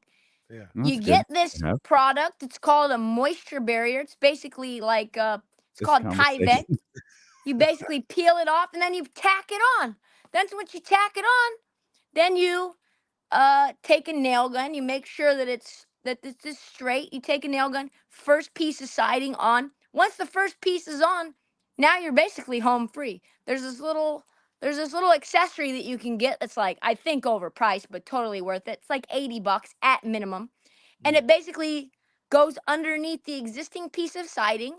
And then there's an opening to put the new piece of siding on that just rests on perfectly based on the measurement that you create, which is like 1¼ inches of an overlap, so you don't see the nails that you just put on. And then once it's there, you just put the nails on an inch below the top, and then just rinse and repeat. Boom, boom, boom, boom, boom, boom, boom, boom, boom. Really, that's it. I believe I'm about to YouTube how to build a pool. I do believe if you give me instructions, I can follow instructions. I may not have the imagination or the wherewithal to create it on my own. Correct. But if you give me instructions, I can do anything. Now it doesn't go as far as like Andrew Schultz, where I remember he used to always say, I can do open heart surgery if you give me the instructions. I wouldn't go that far. Yeah, I don't know about that, buddy. This isn't that. This isn't that at all. Like really, it's a lot more. And I've never been handy until I needed to be. And here's the best thing about a house that's 100 years old, what has been put together by some non-professional jankily, is anything I do is better than it already is. Well, The fact that I'm about to put a wall underneath the siding and then a moisture barrier is about 5 times better than whatever this joker did in 1965. See, there's a lot of things that I would try. I don't know that the house is one of them. Like in my new studio, I tried to put these panels on the wall because it was a hardwood floor. Like I had to put carpet. I had to change the sound of the room. Yes. It's not granite. Well, I had to change the sound of the room. And I walked into, like, one day I walked into the room and like, why are these pads over here like changing sides? And now you can see the white in the wall, but no other part in the whole room did that. I didn't take into account the first 2 months I had that house, there were no window coverings. So the 110-degree heat was just bearing through, and it was essentially, it's pulling the sticky stuff off the wall just because it's sitting in the sun for eternity. I'm not smart enough to figure that stuff out. I sure as hell am not going to try to build something I have to live in. Well, also, let's be honest. The house that you moved into, turnkey. The house I'm at right now, not turnkey. We'll call it a lived-in fixer-upper. A lived-in fixer-upper. I'm with that. We love you. So I'm gonna break some news here. I'm gonna also talk about this tonight on BetMGM tonight, but because I love the Chatty House and I love y'all, Thursday will be my last show on BetMGM tonight. I want to still, obviously, I'm still coming on this show. That doesn't impact us in any way. Like I could be This isn't working an for Odyssey relationship. yeah, I could be working for the telephone company, and I'm gonna come on this show. So that's what's popping. Needless to say, we couldn't come to There part 2 to this nothing. announcement? We'll keep you updated about that. There's nothing complete. Hit me with we'll keep you updated. I have nothing to report right now. Okay. All right. You will, though. We'll see. The universe, I think, will provide. and I'm pretty sure it will. I think this is the right call. You know what's funny though? Before I let you guys go, because it sticks out to me, is that even when I was talking with the head of all sports content this morning of Odyssey, and he was telling me like, "Hey, I'm sorry to see you go," kind of a thing. He even told me, for Trysta Krick Inc., I believe you've made the right decision. Mm-hmm. I keep hearing you've made the right call, you've made the right decision, even though it's scary and uncertain. And I think you thought this through, and I think this will be the best thing for your career and your life. That's been the thing that has stuck out the most to me. And I appreciate that. Like, I really do. It means it doesn't do anything to pay my bills, but it does give me confidence. You're one of the most talented people I know. You're one of the best in your fields of people that I know. And yeah, Odyssey, this company was just too small for you. And I'll have no problem saying that. I like working here. I love our team here in Sacramento. This company was too small for you. You were I'm excited for when you update us. I'll say that. That's right. I hope so. I hope I have something to update you on soon. But in the meantime, Trysta Tuesdays will continue. I will have so much time on my hands. I'll have so many good stories. I'm planning to go to Trysta Quebec Thursdays, City. Trysta Sundays. Trista, with time on her hands, boy, I haven't had that since 2016. It's gonna gonna be cracking. That's going to be a 6-story beachfront house in like a month. Caitlin Clark plays the Mystics on the 16th. I'm going to go to the Spy Museum. I'm going to try to go to Quebec City. I'm going to go to the little women in media gala that I'm invited to. Yeah, we didn't. Can you acknowledge that real quick? Because we didn't. I saw it right after you left us, and we haven't talked since. As Not you're even leaving, sports media. I guess it's just media altogether. it's women in media. Game-changing women and media. And when Odyssey nominated me, I don't think they realized how much I was about to change the game on us and our relationship. Too late. Can't take it back now. Can't take it back. I was like, man, the day, literally, because it came out the day I told them I'm not coming back. I was like, wow, this is interesting timing. It's like the front cover of Odyssey at Work, the website. And I was like, I ain't going to be here. Yeah. They had to learn the hard way in this situation. Yeah, but I'm excited. Yeah, you this is the other thing about this too. While it takes technically maybe in between jobs, this is the time to do all that stuff. Yeah. When you ain't got no schedule, man, go see a bunch of stuff, go see games, whatever the case may be. Enjoy that, because somebody told me one time, it's about to be real busy in just a little. It's about to be real. I'm low key fascinated by the Spy Museum. I've never done that before, and It's brand new. They redid it in DC, and apparently it's awesome. I've been telling myself I've wanted to do it, and I just haven't had the time to do it, because when you're off work, you're just trying to catch up on your life. Yeah. So I just haven't done it. And as you guys know, I'm moving back to the West Coast to be closer to Sacramento, of course. That's the primary reason. So yeah, I'm gonna get everything I want to see on the East Coast done. But yeah, Spy Museum is supposed to be freaking awesome. Really, really cool. You know what my favorite place that didn't make it was? The Newseum. Did you ever go? Oh yeah. I know. I love it's basically like the media. So you could go in and you'd see newspapers from forever ago, and they'd have displays. I saw a display for was it Katrina? Hurricane Katrina? Was that that was the one that hit New Orleans, right? Yeah. And then they had a 9/11 display. They had a display that aired all of the different newscasts from the JFK assassination and the funeral. It was a spectacular place to just get lost in all day. They had an apartment complex right on top of it. That's right. That I almost moved into when I first moved to DC. And then, actually, it was the place that I was trying to move into was in the wharf, and it wasn't done yet. Correct me if I'm wrong. Your balcony would have been the Capitol? Yeah. Yeah. Yeah. She lives That's a where life, that's boy. what for context, that's where the museum is you step out once That you get sounds onto those upper floors, you look out and there it is right Well, there. they were gonna. So the apartment I was gonna move into wasn't that one, but it was like not ready yet, and they were like, "Well, we're 3 months behind, but here's what we're gonna do: put you in short-term housing at the museum." And I was like, "That sounds cool and all, but like, I have all my stuff coming in from LA. I need somewhere to put it. It's not a place for 3 months, so I'm just gonna find another apartment." And that's what I ended up doing. This But yeah. it's not the same as a museum, but you talked about the spy museum, and it reminded me of this. Have either of you ever done an escape room? No. Oh, I wouldn't do that. No. Wouldn't do that. Nope. It's not that. My life, literally my first between 6 years old and like 9 or 10 years old, like my life was the escape room. So I'm good.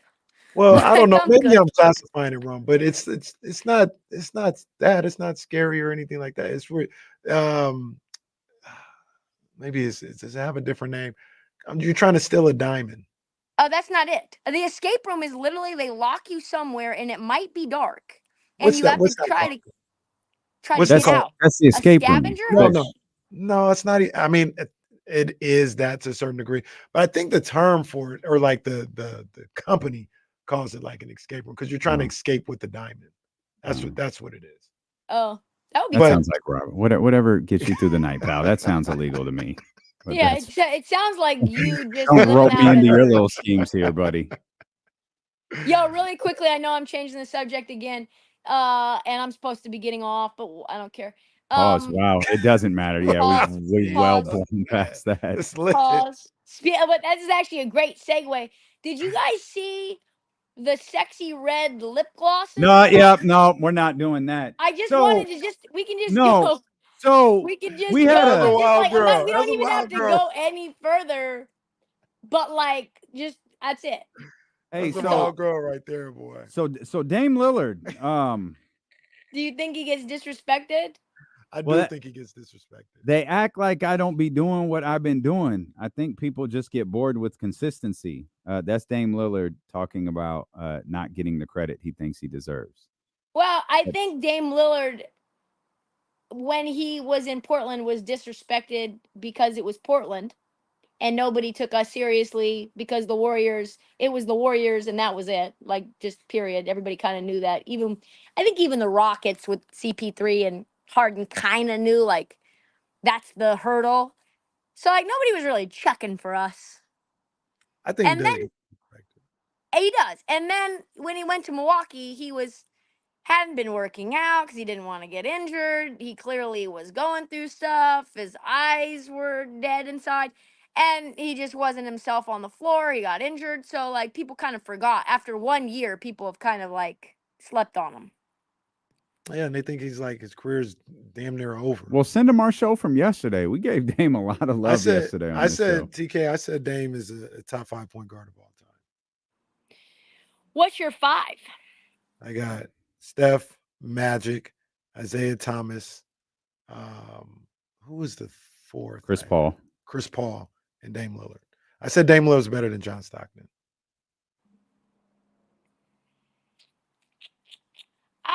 Yes, maybe.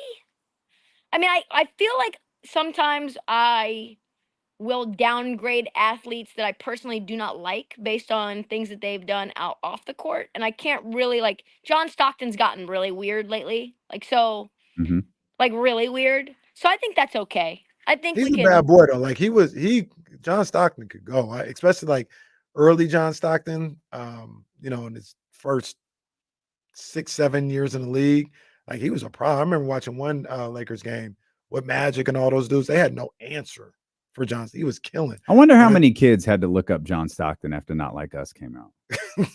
I'm being serious. I'm dead serious. A good amount of them. Because it's not like he's not like Isaiah.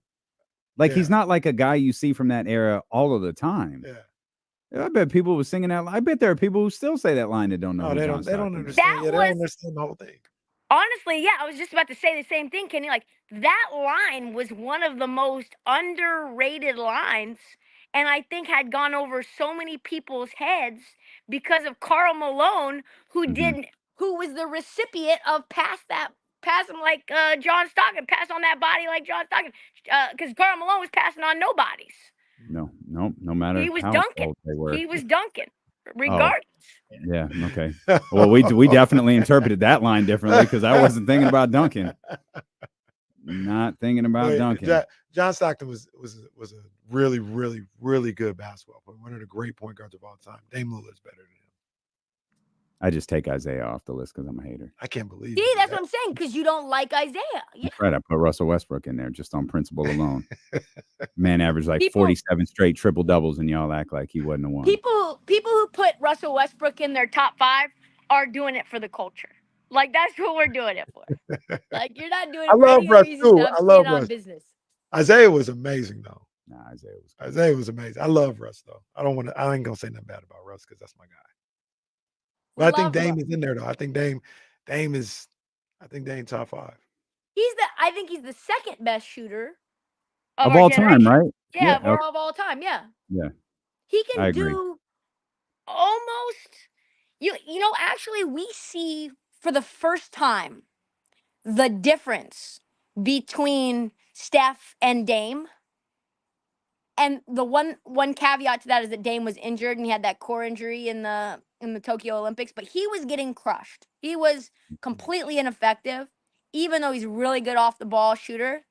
But Steph is just the difference between Dame and Steph is much larger than even me, the Damian Lillard lover that I am as a Portland Trailblazer fan, even that I could anticipate. And the first few games of the Olympics, I was like, see these smaller, non-physical, like off the ball shooters, like Steph, like Dame, they get crushed in the Olympics. The physicality is just too much for them. And then Steph showed up finally and broke the internet.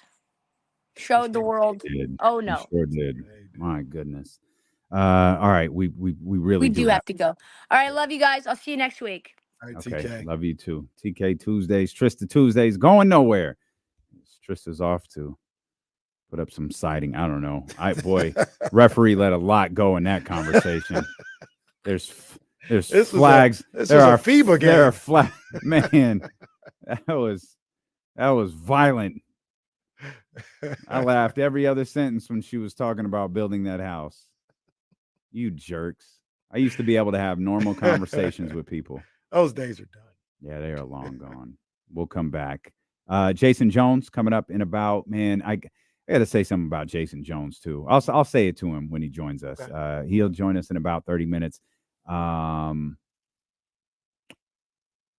Isaiah Thomas always gets people. That's always a fun conversation. And Shams Cunningham is at it again. What's it mean? Well, probably nothing. Almost certainly nothing. But it is fun, especially when videos of workouts are leaking over the internet. We'll talk about it. Stilo and KC on ESPN 1320.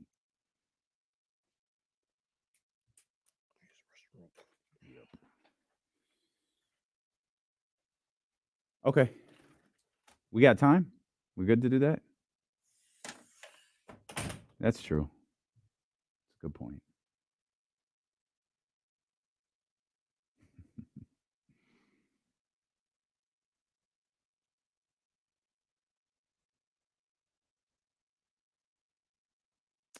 Yeah, Steve Nash is good and Jason Kidd are good, Soren, but do you really think they're top 5? Like, who would you put Kidd and Nash over? Because I wouldn't put them. I mean, I don't like John Stockton. I wouldn't put either one of them. I probably would actually put Kidd next. He would be. So what are we at? 5. We're at 6 once we include Dame in whatever order. I'd probably put Kidd next. I guess Nash could go after that. I mean, there's probably some bigger discussions about Oscar Robertson, different eras and things like that, but I don't think I won't put either one of them in the top 5.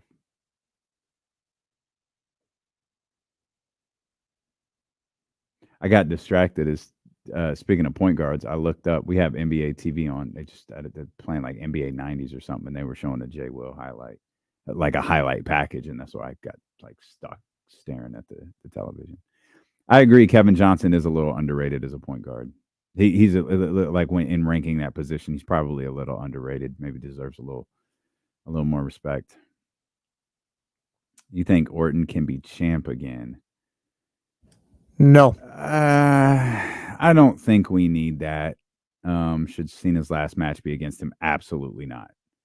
Cena's last match should be against somebody who can get something out of beating John Cena. And it's not Randy Orton. Like, Randy Orton's already a legend. He's a 14, 15-time champion, whatever it is. Have Braun Breaker beat Cena in 5 seconds. Yeah, that would get him over. That's who's next, by the way. As a massive heel. You think so? Yes.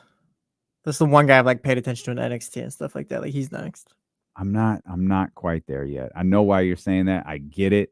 I need a little bit more. I get it. I know health and all that stuff. Triple H still needs to come back, take the finger poke of doom, and lose.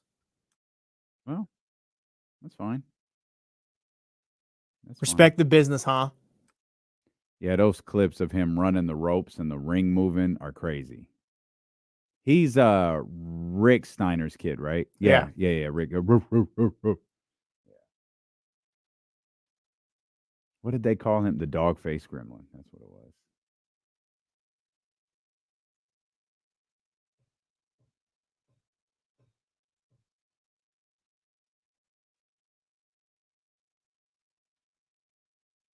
Jerry West is better than Dame. Oscar Robertson is better than Dame.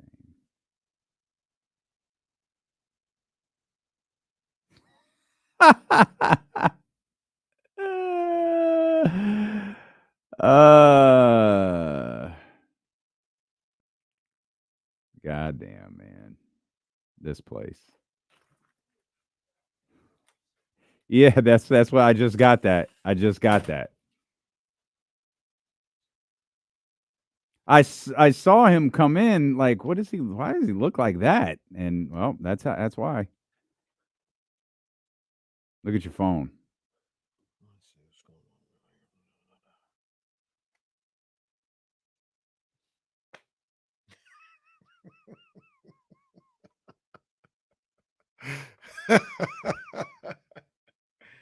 Oh man. Oh boy.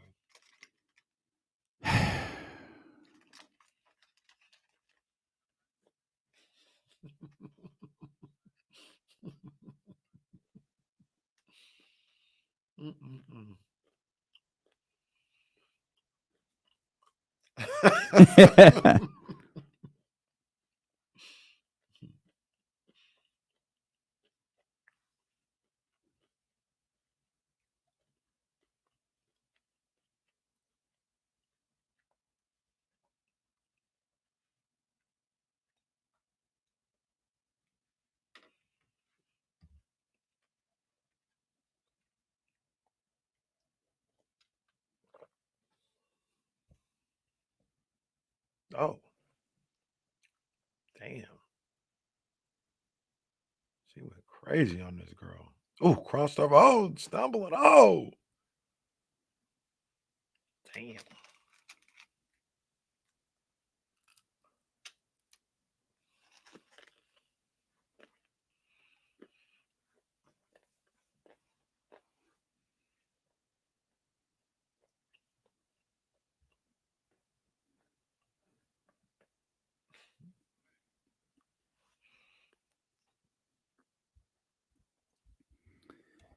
We were talking about Isaiah Thomas of the Detroit Pistons and where he fits in with the top 5 point guards of all time. And having those top 5, top 10 discussions are always difficult. But Isaiah Thomas, the Sacramento King fan favorite, will be amongst some veterans who are going to be working out with some of the Sacramento Kings that are here this week, just for, as Sean Cunningham explained it, some competitive workouts. Isaiah Thomas's name always brings a extreme level of excitement for Kings fans. I think this is nothing more than basketball, just hooping, just playing. I don't think Isaiah Thomas is trying out for the Sacramento Kings. Isaiah Thomas loves basketball. He's going to stay playing. He's going to stay trying to get a shot. I don't think that shot is here, given the way that the roster is put together. But him, I think Juan Toscano Anderson was another name that Sean mentioned, and Lonnie Walker will all be a part of that group as well. Many of us who were on social media yesterday, on whatever your favorite platform is, might have saw some workout videos emerge. People were texting me that. Featuring DeMar DeRozan and Domantas Sabonis. Oh, yeah. So that's where we are in the season. We are hyped over workout videos. Did we see, I'm trying to think, did we see workout videos last summer? I feel like we did. I think we last saw like year, the aftermath of like Fox and Keegan. And we saw Keegan in the that. stroller everywhere. Yeah. And they were getting wine together, weren't they? Too, at Napa? That's the one. We saw the group picture in Napa. Right. Jeremy Lamb was there too. King's legend. That got a pop. So, yeah, but now it's on the floor, and now it's DeMar, and that's exciting. Yeah, man. That's exciting. I watched that video, and I just imagine those guys, dribble handoff, working on that, and working on perfecting that dribble handoff and making it elite. I just think they're going to be dynamic. I think this Kings team is going to be dynamic offensively. I look like it's just seeing the dribble handoff, and just not that they were working out and they made a shot, but just thinking about it, like that's going to fit with DeMar. You know what I mean? You get a dribble handoff situation like that. Sabonis is setting Sabonis screens on somebody, and you're going to have DeMar 15 to 17 feet away from the basket with an opportunity to make a decision to either pull up in his sweet spot for a jump shot, or have a big man on him and maybe give him a little hezzy and get to the cup, maybe draw a foul or something. It's going to be lethal. That play is going to be so successful so often. I think it's going to get crazy. It's perfect. I feel like they're perfect for it.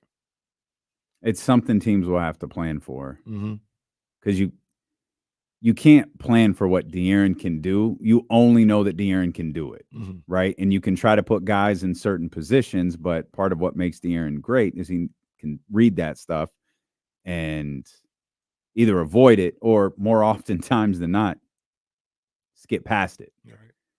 This is an actual. This is a play. Yeah. This is a movement on the floor that you're going to have to game plan for every night, and it's I'm excited. I'm as excited as anybody else. Yeah. I just want the season to get here. Yeah. I just want, and it's not close. It's so far away. Dude, it's August 20th. Like we're really not close to the start of the season. We're about to have football to kill time. I was going to say that, but the good news is soon enough, preseason games will be over. The countdown to the start of the season will happen. And is the start of the season? Is it? It's not. I'm thinking of basketball. It's Thursday, right? Yeah. It's a Thursday. Friday. It's gonna be crazy. Friday's the Eagles and Packers in Brazil. That's right. That's what I was thinking. Yeah. But yeah, we'll be able to. Okay, the days will start moving pretty quickly after that, and the Kings will be in camp. Preseason games will start, and then all of a sudden, the opener against the Minnesota Timberwolves will be here. Yeah. What do you? So you said you feel like the Isaiah Thomas workout. There's much ado about nothing. Just a. Well, I don't think it's a workout. I think he's. I don't think it's a workout. I just think he's working out with the players that's what I'm that are saying. here. Like, it's more about. It's not camp, so it can't be that. But like a camp body. I don't think situation. this is a team. No, I don't think it's that. I think it's just guys who are working out. But I don't think it has anything to do with the Sacramento Kings. Oh, okay. So maybe I read it wrong. I thought Sean was reporting that as they were having a workout for the Kings. Oh, that is not how I read it. And if I misread it, I'm terribly sorry. Read it wrong. That is, let's see, Shams Cunningham here yesterday. There's Jordan Ford. Fan favorite Isaiah Thomas will be among a few free agents in Sacramento this week for some competitive workouts with Kings roster players who are in town. So that makes more, that leads to what you just said. And I think that's one of the things that I think people kind of read that wrong, myself included, thinking that it was a Kings I don't want to say sponsored, but you know what I mean? Like like a evaluation. Yeah. That's it reads like he's just working out with guys who are in here. And I think that's what it is. More now that you read it, we all got excited. We saw him in the Kings uniform, and that's we're like, right. hey, the Kings bringing him in. But I think you're 100% right. That's more so what it is these guys are working out. But I think there's probably 2 guys in Kings history that get that type of response, different reasons, but like Isaiah is one. I think Bobby's the other. Mm-hmm. I was like, who gets that? Boogie would, but from half of the crowd. Like that's the thing with DeMarcus is the crowd that loves him overwhelmingly loves him, but we know that there's another part of that crowd that feels a different way about him. Yeah, Bobby and Isaiah, and I guess Jay Will's probably in on this too, but I feel like those 2 might be a little higher. I feel like their approval rating, as you like to say, is in the like 100% range. And when Bobby walks on the floor with the Philadelphia 76ers, he's going to get a very, very loud reception. The thought of Isaiah Thomas playing again for the Sacramento Kings is going to get a very, very loud response. Isaiah being in Sacramento, being courtside in Sacramento is going to get a loud response. Like he is a guy that Kings fans love. He is a guy that Kings fans hate. The way his Sacramento chapter of the story ended, like really hate the way his chapter of the Sacramento story ended, and then hate the way his basketball story has. It's not over, so I'm gonna say stalled out at this point. Like he's another guy who he's a guy who deserves to go out on his own terms, and that's not how it works. Like Right. Carmelo Anthony, one of the greatest players we've ever seen, didn't get to go out on his own terms. Not everybody gets that opportunity. Some people accept it, and then some people lie about it, like Patrick Beverley, and convince you that his move to Israel or wherever he went is the best move for him. He said they really wanted him. They went all out. Yeah, they offered you money when no one else did. Yeah, they really went all out. So Hitting against nobody. So the interesting thing about this is it feels like a lot of us that you did it correctly. I think you read it right. You read it exactly how it is. But a lot of the a few of the basketball websites that we go to, they read it like I think everybody else did. And it's like so I know people don't like it, but these guys are actually, maybe you call them aggregators or whatever, but I think they're fine. Like they're not fake news type people. NBA Central is what it is, but they changed their name to Dunk Central because they don't want to be associated. They're really trying to like stay up on real news, so they changed their name to Dunk Central. And they tweeted out, Isaiah Thomas will join the Sacramento Kings for a competitive workout this week with other free agents per Sean Cunningham. And it says the return, and it has, the eye emojis, and it's him in a basketball uniform, a Kings uniform, basketball forever. Isaiah Thomas will join the Sacramento Kings for a competitive workout this weekend. It will be a trip down memory lane for IT, who started NBA career in Sacramento via Sean Cunningham. Kings uniform. Read that one back. Isaiah Thomas will join the Sacramento Kings for a competitive. Isaiah Thomas will join the Sacramento Kings. That's not what it says. Exactly. Isaiah Thomas will be among a few free agents in Sacramento this week for some competitive workouts with Kings roster players who are in town.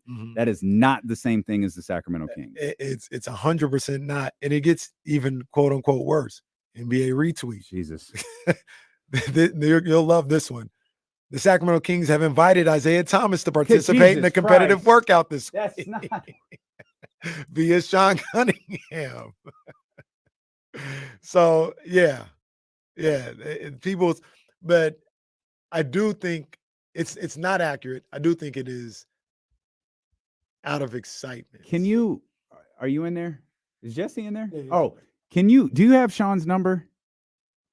Can you call him and see if he'll talk to us for two minutes? I just want to ask him this one question, because he's the guy who reported it. Like, right. he could clearly. To your point, Sean's tweet doesn't say anything that. Not shouldn't say anything, but it doesn't say the things that are in these tweets. But I also think it's from maybe I'm just looking at it from rose-colored glasses. I think it's from a pure place. I think people want Isaiah Thomas to have an opportunity back in the league.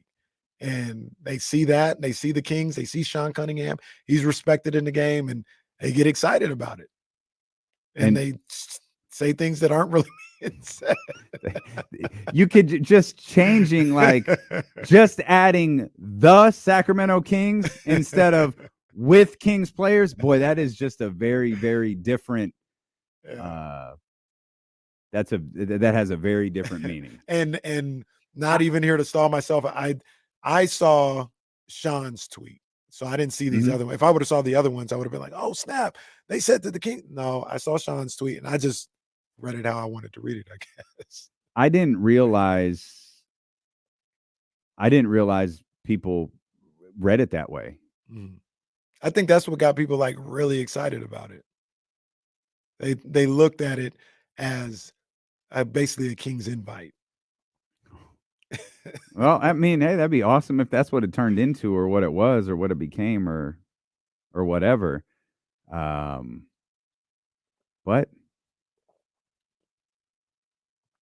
I wonder where it's going to be. Somebody need to let me know. I'm going to pull up on them, man. I'm going to pull up on the workout. Oh. I ain't going to work out. I'm going to pull up. Just going to be there. Say what's up. Oh, okay. Oh, like everyone read this tweet differently than I did. Wow. Well, you are on the right side of history. You read it right. Well, now I'm not so sure. I'm really outnumbered. It's 20v1. It's 20v1. I gotta get to the bottom of that. I think you read it the correct way. I think we all got a little excited about it and read it however we wanted to read it. All right. Well, if we can get Sean, we'll just flat out ask him. Well, Sean was clear as day though in the tweet. Like, I think he was. When you read it, I think he was. I absolutely feel it's clear as day.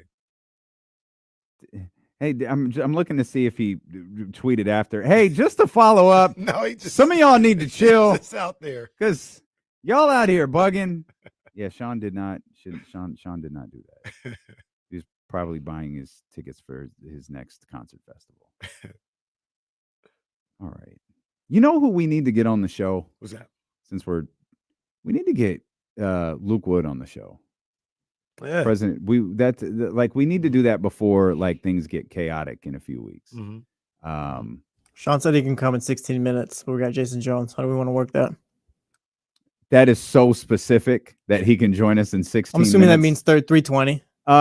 Yeah, that's fine. Okay, we'll give him a call then. Yeah, that's fine. We'll call him in 20 minutes and we'll just ask him the one question and leave it alone. Once again, reading Sean's tweet makes perfect sense. Like it's clear as day. Fan favorite Isaiah Thomas will be among a few free agents in Sacramento this week for some competitive workouts with Kings roster players who are in town. You know what would be funny is if he's on with Draper right now and he's like, "Hey, I'll call you guys as soon as I get off. As soon as I get off this little radio hit, I'll call you. It's all good. Yeah, it's all good. Good stuff, man. Good stuff. But that's the power of the Isaiah Thomas name, man, and the love that people have for him across the league. I saw a lot of, because I was going through the quote tweets, like, God, I might have gotten this thing wrong. Lonnie Walker was another name that Kings fans were really excited about. Yeah, I like Lonnie Walker. I don't know if he fits for how this roster is. There's already a bit of a log jam at the shooting guard position. So I don't know if you can find a way to have him on the roster with everything that's going on, but I'm a big Lonnie Walker fan. I think he can play. I think he can help this team. But I don't know where the minutes will be if he even got the invite to camp or something like that. Yeah. ESPN did some predictions for this upcoming season. Not a ton of Kings mentions, though the panel of experts seemed to have some positive feelings about the Sacramento Kings and the DeMar DeRozan signing, noting that they ranked teams that they thought would have the biggest turnaround. Kings were on that list. They talked about players. They ranked players who they thought would have the biggest impacts on their new teams. DeMar was on that list. They do have Malik Monk and Alex Caruso tied for Sixth Man of the Year. They did award predicting. Luka Doncic, I think, was their MVP prediction. Wemby was Defensive Player of the Year and Most Improved Player, if I remember correctly, as I'm pretending like I don't have this still pulled up in front of me. Yep, I do right here. But yeah, they had Malik and Alex Caruso as the tied for the Sixth Man of the Year.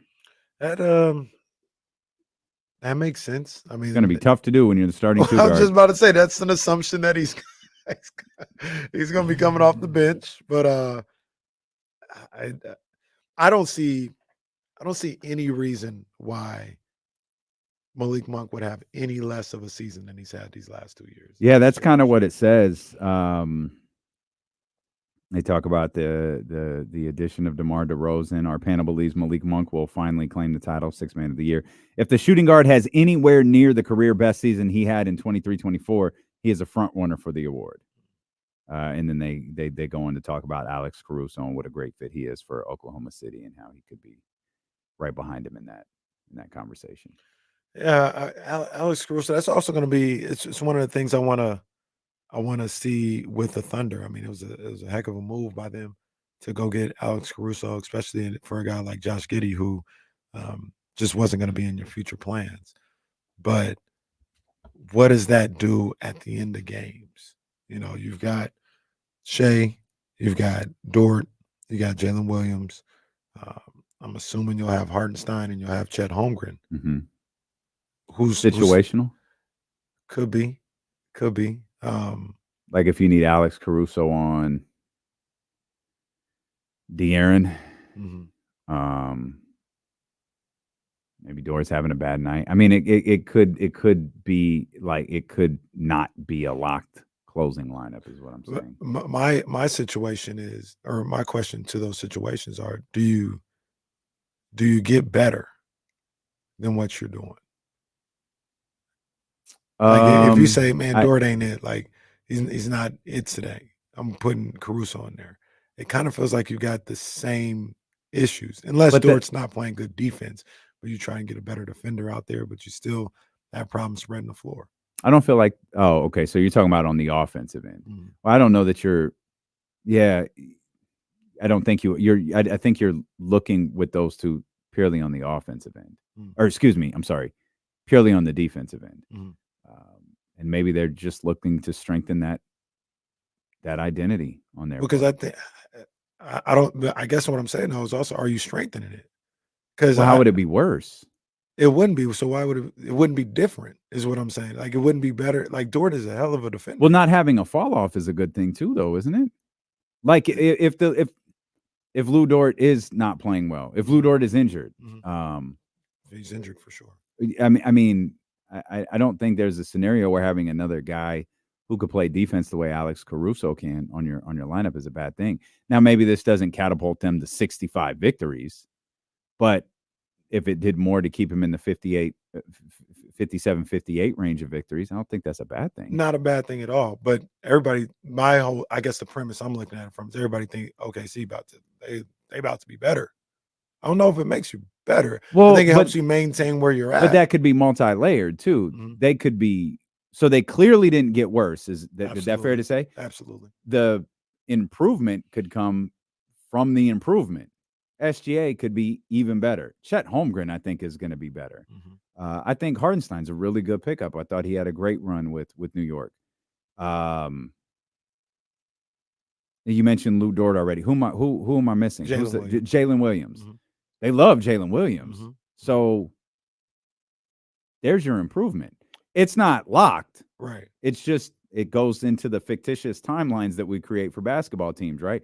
They're a step ahead. They're a step ahead. They're a step ahead. This is where it gets tricky for Oklahoma City. I don't think anyone thought Oklahoma City was going to do that last season. So if there's this fictitious timeline of oh, you go here, and then you go here, and then you go here. The Thunder pretty much skipped all of that in the regular season and went here. Mm-hmm. So it's like, is that who they are? Mm-hmm. And can they grow from that? Because it seems like we had this idea of what Oklahoma City's growth would look like, and they surpassed it. Thinking they're going to grow at that level again, I think is probably a bit foolish. Mm-hmm. But can they maintain a top spot in the Western Conference? I think that's very realistic. And then they're going to start entering a category, maybe not quite yet. It could happen this season, depending on how the regular season goes, where they're going to wind up one of those teams who gets judged by what they do in the playoffs. Mm-hmm. You win in 57, 58 games. Okay, I don't want to see, the 5th seed Dallas Mavericks in the playoffs or in the conference finals. Right. And Peyton in the chat says, and maybe I'm in the same boat that you are with Minnesota with OKC, but Peyton in the chat, the Matthews Masters Chatty House says you can have dart guard or forward instead of a guard. It'll be tough to match up for Dallas, for example. Okay, well, what happens with Hartenstein? You just paid $60 million for him, and he can't play. Well, but I hear you. I think what Peyton is saying, it's just situational. Like maybe this night's better for Hartenstein. Maybe most nights are better for Hartenstein. Maybe this one particular night is better to have Dort and Caruso out. They got money to blow, maybe, so it's all good. But I'm not spending $60 million on a situational player. But I don't think it's a situational player. I think it's a situational closing scenario. Is DeMar DeRozan situational? No, but the Sacramento Kings are made up differently. True, but if you're looking, maybe they're in a different spot, right? Like they have their guys. I just don't. I'm not a guy that isn't guaranteed to close the games. Isn't somebody where I'm looking at they're going to make this improvement. Like you said, they didn't get worse. And there's value in that alone. But to think that they're going to jump up or they separated themselves from other people in the West, I'm not. I gotta. I don't think they separated themselves from anyone. I think they're going to be good. I think they're going to be along the lines of what they were last year, maybe marginally better. The separation comes from the fact I don't think Denver is going to be a 57-win team, and as you just noted, I don't think Minnesota is going to be a 57-win team. And that's where I feel like the separation comes. And then the Kings are winning 68, so it doesn't really matter. That's the one. It doesn't. I mean, that's the one. Y'all are fighting for second. We're going to come back. Sean Cunningham is going to join us for 2 seconds to give us a little bit of clarity on his tweet, and then Jason Jones is going to join us. So that's all coming up here. Stilo and Casey, episode number 999, Sacramento Sports Leader, ESPN 1320. I never saw this before. They did this. Have to go back and watch it. They did a NBA 75 draft with like inside the NBA. Jerry West is there. All those guys.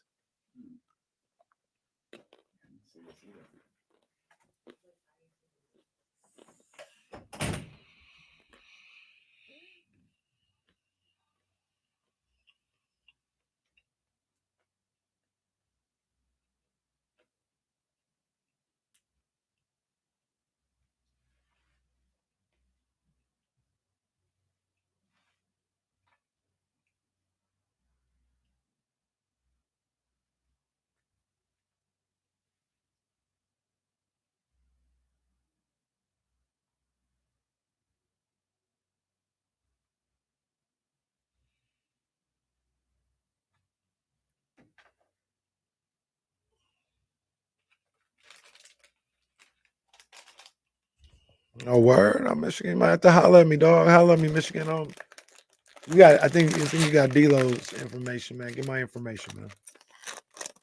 Let's see what we can work on.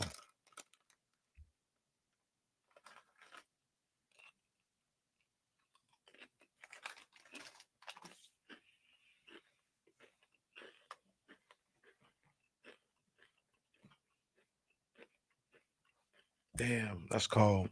That's cold.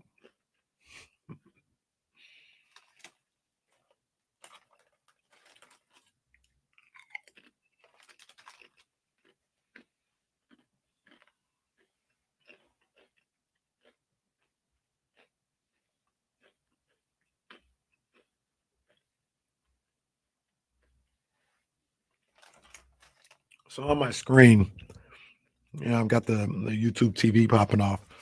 I might spend a good amount of time on this station. It may be like something I fall asleep to sometimes or something like that. But they got the overtime channel. I think it's Overtime Elite. And I'm not sure. I think this is who this is. I should look it up. But right now they're having these king and queens of the court battles. Right now they're doing the queen of the court. And this looks to be Gilbert Arenas' daughter against Ja Morant's sister. Nobody can score right now. But Gilbert Arenas' daughter, I think I heard she's like really good.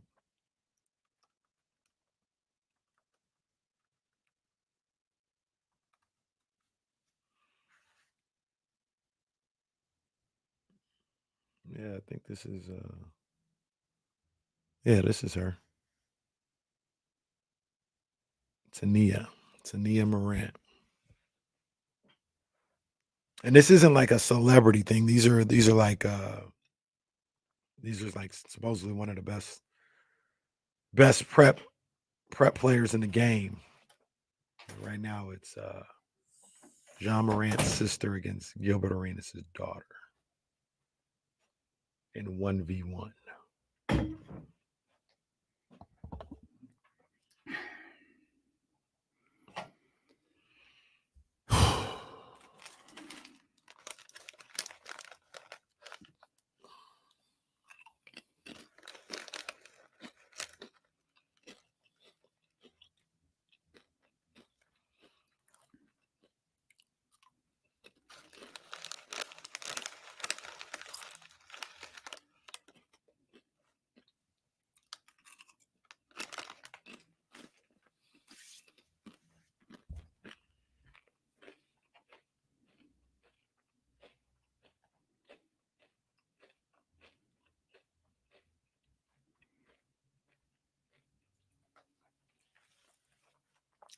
Don't we have a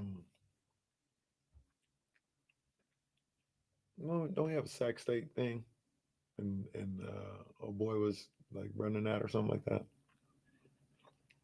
Like a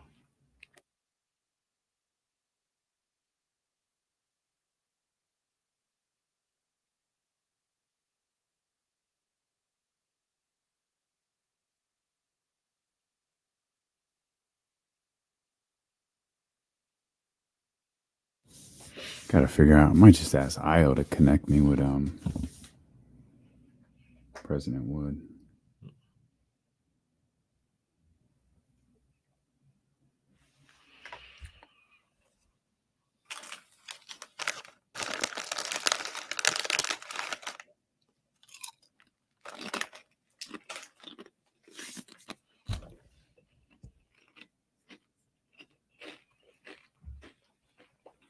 My stupid ass ordered some jewelry to be here for tomorrow. It's not getting here tomorrow because my dumb ass didn't pay attention to the shipping I picked.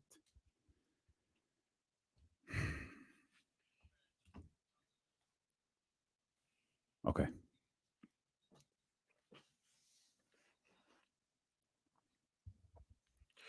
Speaking of, I just watched the King of the Court. I was talking about on YouTube TV. I don't know if you ever take a gander through the guide and you see the Overtime Elite channel. You ever watch that? I haven't. Yeah, they got the Overtime Elite channel, and I'm watching it right now. And they're doing like at their All-Star game, they're doing like a Queen of the Court competition, kind of like King of the Court, but the women. And that's on what channel? That's on YouTube, I mean? Yeah. Okay. And so they're doing the Queen of the Court, and in a game they just had, it was Gilbert Arenas' daughter going up against Ja Morant's sister in a Queen of the Court. And it's not like a celebrity thing. Like these two young ladies are really good. You know what has and I think I knew this, I just don't know that I ever paid attention to it before, that Peacock has a channel guide. Yeah. I was watching. They got a bunch of channels. Yeah, there's a ton of stuff on it. Like I was watching Good Times for a minute, waiting for the convention to start. I watched Bravo's on there. Yeah, and they got all that other stuff. they got an Office channel, but they got it like an check that SNL out. channel. They got all sorts. I was like, God, there's a ton of stuff. Check here. out my show, The Office. Yeah, that's your show, all right. I only say that I bring all that up because that Bryson Tiller was playing on the way in, and that's who I just finished watching playing. Was Bryson Tiller, the basketball player, not the singer. Right. He's good. That's a big boy too. He looked like he about 6'7", kind of chiseled. He won King of the Court. It's an elite time to have that name. Yeah, it's a really, really good time. You could fool a lot of people. You could fool a lot of people with that one.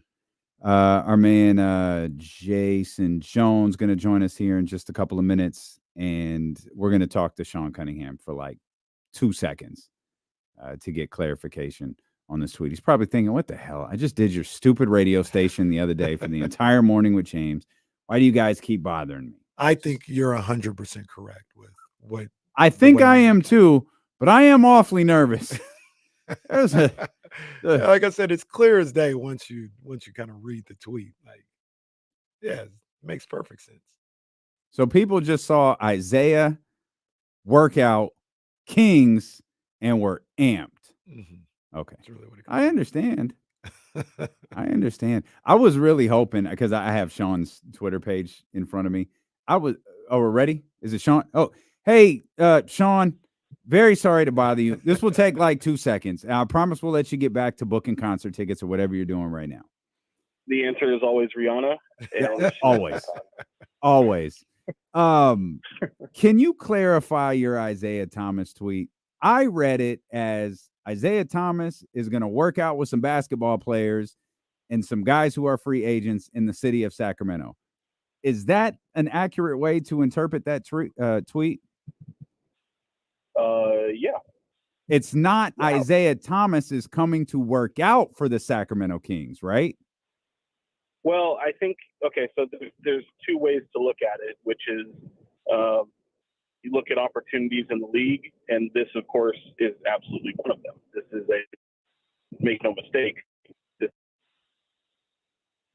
to open some eyes, to possibly go through a couple things. But the crux of the opportunity is for him to come in and give roster players who are currently in town some competitive workouts. And so, is this different from Summer League or bringing them in specifically for a individual workout? Yes, but this is, make no mistake, an opportunity for Isaiah Thomas to hopefully open some eyes. He obviously still has aspirations of getting back into the league. We saw what happened last year, of course, with not only G League, but ended up in Phoenix on a 10-day, played, I think, 6 games maybe it was in total. But this is kind of how some of those things maybe come to fruition at the end of the day, be it with the Kings or somebody else. And Sean, the other thing about this is, and I think you broke it down perfectly, but just trying to, because a lot of people, myself included, was just like, oh, Sam, the Kings, oh my goodness. Like, that's not what it is. But there will be eyes on Isaiah Thomas and others that may be affiliated with the Kings. But for a lack of a better term, this is not a Kings sponsored workout. This is not a well. That's a tough one to answer too, because it's going to take place in their building and their premises, all that stuff. So and Monty McNair looking down from his office. Right. Yeah. So no, it's very much a Kings workout, but it's not a individual. Let's take a individual hard look and work out like a pre-draft workout and try to take some metrics off a player that we think we might be interested in. I think the observations are similar to that, but it's not, a specific workout in that way that sometimes you'll see maybe a guy come in and audition for a 10-day workout or something like that. But again, opportunities are opportunities, and however you define them. And I will say this, I didn't report this, but in the coming weeks, and I don't have clarity on this in terms of when it will take place, or will maybe some of these free agents that are coming in to work out with the Kings, will they attend as well? But every year the players themselves hold a mini camp, and they'll be doing so this year in San Diego in the coming weeks. So it could be possible that one of those guys end up in that mini camp. I'm not saying that's going to be the case, but certainly the roster players will certainly be there, and that'll take place in San Diego. Well, I gotta say, I'm sorry, D'Lo. I think we were right. I think you might have been. Yeah. What the hell do I know? That's why we called Sean. What were you right about? What were you right about? Well, so Kenny was one of those guys who's like, Isaiah Thomas in Sacramento. And I was like, no, I don't think that's what Sean said. I think Sean said Isaiah is coming to Sacramento and he's working out with some of the players along with Bradley Wantz, Connor Anderson, Lonnie Walker, and so on. And it's like, let's not read too much into this. And then when he said that, I was like, and then I read Sean's tweet again, without the initial excitement. I was like, I think you're actually right. He didn't say, and then you probably saw it, Sean. You were aggregated, dunk bro. Centrals and all that were like, oh, the Kings have invited Isaiah Thomas per Sean Cunningham for a work. I was like, well, that's not what he said. And I was like, I was in the same boat as D'Lo, but hearing you explain it a little bit, it's a little bit more than just that. It seems like potentially. Yeah, I mean, it's funny, in having some discussions over the past couple of days. It's like I think there's more people excited that he's going to step foot on Sacramento soil again as if he's never been back in the city. To just be in the city physically, I think people are excited about. But make no mistake, I mean, as Kenny and you both know, I mean, shoot, this guy's an absolute fan favorite no matter where he goes. Yeah. So people are. It's funny because you'll see people who say, "Oh, just hang it up," but this guy's drive. I mean, he's willing to do whatever. He's willing to be an old head in the G League. He's willing to be the last man on the bench and still have aspirations of getting back to that Boston Celtics All-Star, possibly MVP candidate that he showed. So he's always going to bet on himself. That's kind of the appeal to him. That's why he's overcome so much adversity in his career at 5'9" with shoes on, kind of a thing. I mean, that's absolutely the appeal to Isaiah Thomas. All right. We appreciate you, Sean. We know how busy you are. We'll You're the man, get back Sean. to work. Thanks, guys. Good to talk to you. Always, always, always. Thank you, Sean. That's our man, Sean Cunningham, right there. As we bring in our man, Jason Jones. I got the first question. You obviously heard us talking about Isaiah Thomas. I know. And the excitement over signing him. I do want to say to Jay, though, as we are on episode number 999 of this show, our 1000th episode will be tomorrow. We've been doing this for 4 years, and you have been our longest running weekly guest. I don't know if that's good or bad, but hey, he's like the Raw of D'Lo and KC. Ron, wow, this is the longest running, episodic, the weekly longest running episodic guest. That's what Jason is, and I can't tell you how much I appreciate you, and I appreciate that because you have never once asked for anything. You have never once been difficult with your time. And I'm not saying other people have. It's just working with you over the last 4 years has been so easy. And just know when this station barely had 2 pennies to rub together, you jumped on with us and helped us build something and stayed with us through the last 4 years through job changes and all of these different things, man. And I really cannot thank you enough for what you've meant to the show for the last 4 years. No problem, guys. All I want is Casey to admit his LA fandom. That's all we want. Have LA fandom. And what are you guys it talking certainly about? appears that the 2 moments right now, it's been tighter than the 2000 election. The top 2 moments in D'Lo and KC are the Ricky Starks appearance and OK Lake show, the birth of Kenny's love. Love. Well, now you've gone too far. I voted for Ricky Starks because the first time I watched AEW, I'm like, I know that guy. I was like, wow. I will have to tally the votes from all of the different platforms, but it looks like OK Lake Show is going to be the moment. The moment you professed your love. I don't have any love. You said that again. There's going to be some furniture moving. Somebody love LA. Love. I mean, I don't know what did it more. That part, the picture, in front of the Dodger store. I mean, the flicking them off. I mean, there's just so many moments. I mean, Ricky Starks was great in itself, but I mean that didn't get repeated in multiple ways. No, this doesn't have to be repeated either. What do you mean? It doesn't have to be. Blake It Show. could have been gone. But it's not. As Kyle Madsen put, it's in the fabric of the show. It's in the DNA. It is. No, it's not. No. Don't encourage him. Neither you don't encourage each other. It's in the DNA of the show. This is the He's not king-centric show. Not. I mean, it's king-centric, but you're a Lake Show guy. No, I'm not. Okay. It's in your DNA the same way me being a quote hater is in my DNA. Before we get started, I do want to piggyback off what you said in all seriousness with Jason. Obviously, like one of my big breaks in this whole thing was being able to do throne room breakdown. Yeah, man. With Jason Jones, man, and he's a guy that I would read all this stuff. I'd listen to him, and to have a show with him, I was like hyped for it. We did really cool.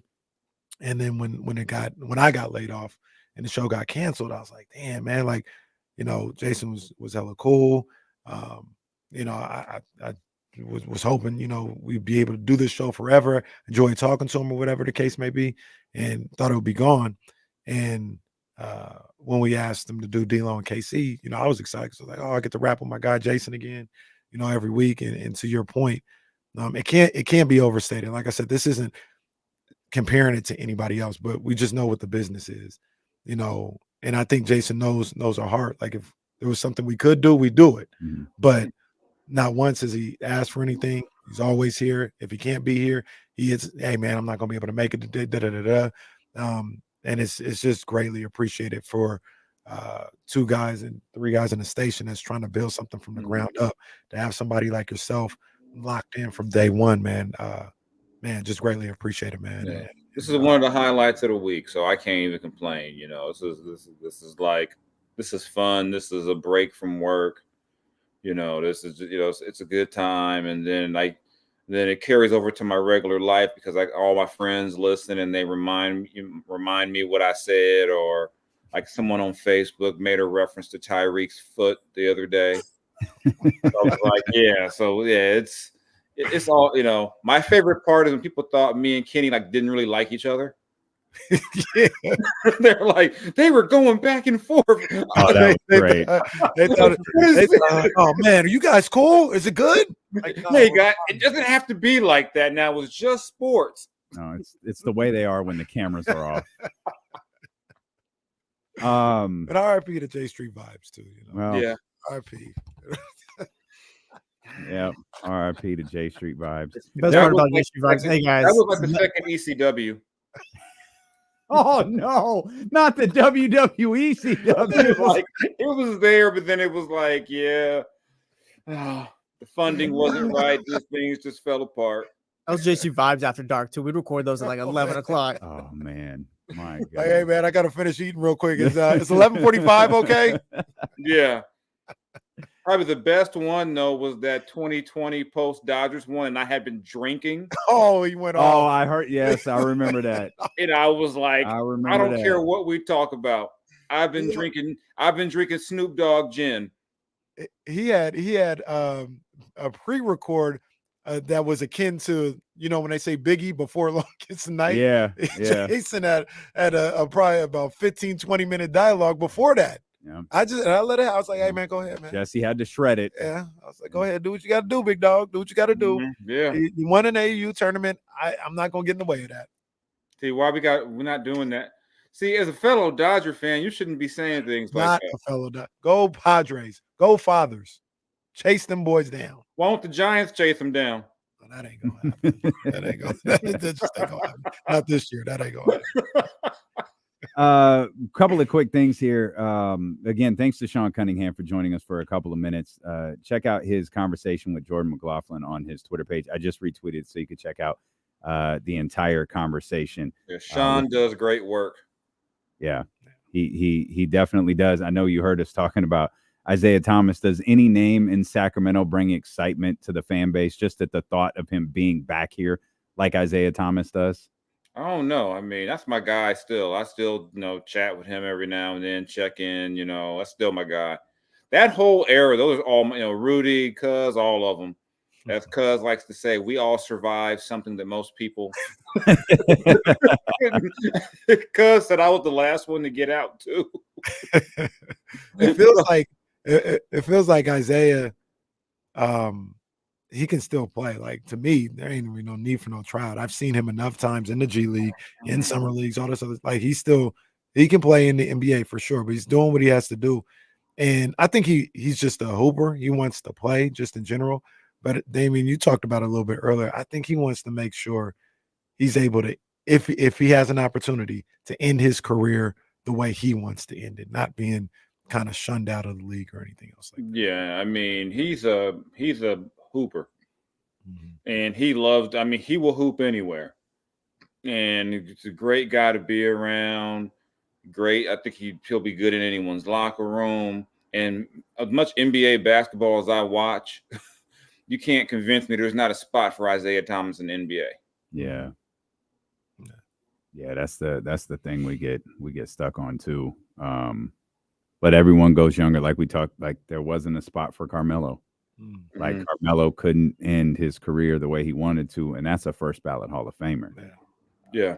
And the thing is, most guys don't retire on their own. Most guys are told by the league, we don't want you anymore. That's kind of just the way it is. Most guys don't get to say, this is my final year. Here's my victory lap. Most guys are pretty much told, okay, you're done.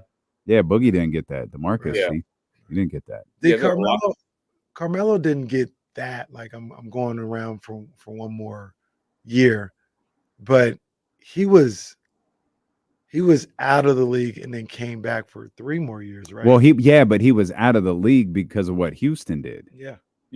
Nobody would sign him. Yeah, he was. Well, no, I don't think it. I think it. What didn't Houston have him? I thought he just was a free agent that nobody signed, and then I forgot how that was just I feel like Houston held him hostage for a minute, and then it was, he's not going to take this role. He's not going to take this role. And I can't remember I don't remember how the Houston thing ended, but that's how he wound up in, was it Portland? I thought there was a year, like a year of so I thought Houston held him hostage for that season that he was with Houston. And I think they let him go, whatever happened, and he was just out. Maybe that's then he the with case. Portland. Then he got with Portland. Yeah, I forget how it all goes, but yeah, most guys don't get to say, okay, I'm done. Thank you. Most guys just don't get signed again, and then one day you go on social media and they announce they've retired. You're like, but you haven't played in 2 years, but then you realize a lot of guys are like, spend a year or two trying to get back in. How much fun is as we'll stay with basketball, but geared to a different part of it. How much fun did you have writing this Slam magazine piece that went up today? Oh, that was cool, man. I mean, just the Scoop Jackson conversation alone was wow. Just some of the stories of just how he got some of those stories back then, and just kind of everyone I talked to remembering what it was like in the mid-90s for them. And remembering that a lot of the way the media is now, they were doing that back then and they were made fun of. They were told they weren't doing real work. You've got just a bunch of fans. And I talked to Lang about how literally he's on the phone with the NBA politicking as to why they should get credentials. We should be able, he said, we should be able to vote on, the awards too. Stuff like that. The fact that now everyone writes about shoes, but back then it was like, oh, you guys are just taking shoe money. Just kind of how they were viewed. The fact that they embraced guys like Iverson before even the NBA did. I mean, people forget about that 20, almost 30 years later. Allen was not this beloved figure. I mean, he got, they were telling me a story where literally people in the NBA are going like, why does he have these friends with him? Who are, they talked about just, why does he have to have tattoos? Before then, I think Dennis Rodman was probably the most prominent tattoo guy, and everyone just assumed Dennis was crazy anyway. Right. But the cultural icon that Allen became was not what he was when he came into the league. And so you remember even to the point where the NBA Trade magazine airbrushed his tattoos. Yeah, hoop man. Yeah. So yeah, that was a whole lot of fun just hearing some of these stories. Talking to Shamiqua was dope. I mean, I ended up on the phone. It was supposed to be like a 10-minute interview. I talked to her for like an hour and a half. Wow. We just talked all type of hoop stuff, NBA, college stuff, you know, her career, some of the things, like some of the best stuff. Couldn't get into the story, but talking to her about how when she talked about mental health, over 10 years ago, remember she was considered soft and or you're a quitter. And she's like, she's happy to see that people can now talk about it and not be shunned. She talked about how cool it is now in the women's game that, and she says her kid can say, my favorite player is Caitlin Clark. And back in the day, if a little boy says my favorite player is a woman, it would have been like, what are you talking about? You don't say that. Which is just kind of how things have evolved. Talking to Jonathan Mannion was dope, because after we talked about Slam, we got into all these all the album covers he shot. Like he did the DMX, the blood cover. And how that wasn't necessarily people thought it was supposed to be like a gory, like a murder. He said that was like his thing about the blood of Christ. Was that Flesh of My Flesh? Is that what it was? Blood, yeah. Like that was supposed to represent the blood of Christ covering him. He did like the one Tony Yayo one where he has the mirror in the cell. He did, a bunch of Jay-Z ones, DJ Quick. I mean, yeah. So, I mean, for me, stuff like that was just dope, talking about stuff like that. And, the difference between shooting, basketball players and shooting, rappers and musicians. And he said how, when you're a singer or a rapper, you're used to kind of playing to the camera, performing. A lot of these guys, they just play. So they're not used to that, but how much fun that was. Yeah, man, I had a blast working on that. Yeah, it took a while just trying to get all these different people from all over the country. And then we didn't want to drop it in the middle of the Olympics. And, but yeah, it was a lot of fun.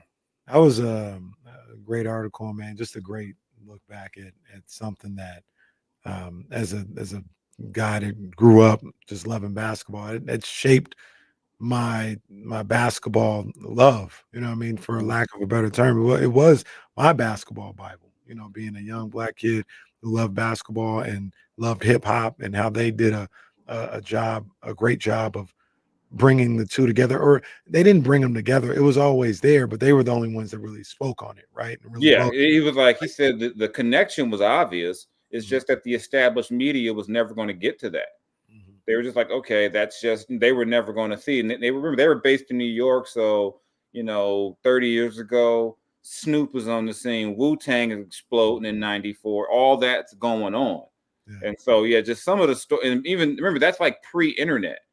So I talked to Dennis Page about how the hoops he went through to figure out how to get a hold of Shea Cotton. Because back east, they'd heard of Shea Cotton, but you hadn't seen Shea Cotton. And probably people listening right now going, who in the hell is Shea Cotton? But trust me, back in the mid-90s, he was supposed to be that dude. He was built like a grown man at 14. Yeah. He was a problem. And he talked about, coming across Paul Pierce like in 96, 94, 95-ish. And just how a lot of times that magazine became how you heard about who's going to be the next, who was up next. It's because they would find these high school stars that at that point you didn't have the internet where it was easy to go on. You couldn't go on YouTube and figure out who Paul Pierce was. Yeah. And so Slam played a big role. That's what Shamiqua said. She learned about people from other areas from reading Slam on the way to school. Yeah, I mean the high school diaries, Christ the King, hype section, and all this other stuff. I mean, I had the very first time I saw it. I'll never forget the Bel Air on Florin Road, right by Greenhaven. I saw the one Michael Jordan had just come back, and I think it was Slam number 6, It was in the magazine section, and I just got it because I was like, "Oh man, Mike! Like, I gotta get this because Mike's on the cover and he's back, and I'm hyped." And then I started reading. I was like, "This is dope." And I think that was number 6, and I had for a long time. I had like number 6 all the way to like 215 or something like that. I had every edition of the only one I know I still have is the Shamika Holtzclaw one. I think I had her sign it for me. She said to this day, people stop her for that one. Yeah. And she said when they did it, they didn't realize just how crazy and dope it was to put her in a Knicks uniform. Yeah. And she said she had no idea they were going to do that. They just told her, you know, the hip hop guy is going to take your photos in New York. And she's like, okay. There you go. Yeah, she lives, I believe she's in Brooklyn now, but she says, yeah, to this day, people still see her. If she goes to trade shows or whatever, or she's at a game, there's people, if they know she's going to be there, they still have that, you know. And that's the thing that was cool that Dennis said too, is though in an era where most magazines have gone digital, because of their covers, people still want their Slam cover. Absolutely. So if they get on Slam, they want the actual magazine. Yeah, De'Aaron and Domas. Domas. Oh my goodness. Yeah, that one went crazy. City went nuts for that. Yeah. And it's crazy. T-shirts and magazines. Yeah. And there's guys who were mad they didn't get their cover. I talked to Jamal Crawford. He's still mad he never got a cover. And it's funny. I talked to Scoop and Dennis and all, and they were like, yeah, we really have no idea how that happened. Like how Jamal Crawford never got on Slam. Because I think Jamal said he saw a poll. He was voted the best player to never get a cover. Wow. And Scoop was that dude too, man. Scoop Jackson, Scoop. man, the way he wrote and everything else like that. He like I said, the whole magazine did, but he spoke for. Yeah, he did. He told me a story actually after he left Slam. He went to ESPN. They sent him to the Super Bowl, and Melissa Ford was there. So he wrote about how everyone was going crazy about her, and people at ESPN were like, "Why would you write about this lady? Like, why do people care?" And that was one of those I'm not at Slam anymore moments.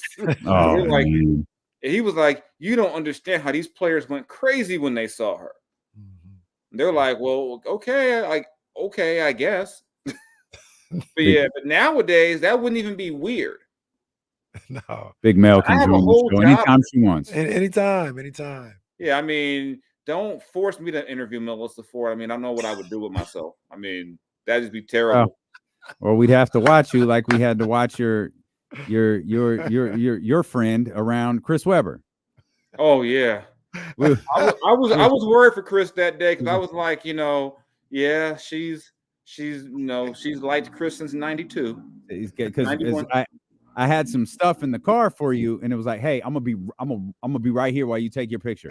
Right here, I could see y'all both. I'm gonna be right here. I was gonna text Chris. I'll be like, did anyone try to assault you today or kidnap you? Can you describe her? I'm sorry. Yeah, man. Shout out to Slam, man. I love it. Yeah, it's a special.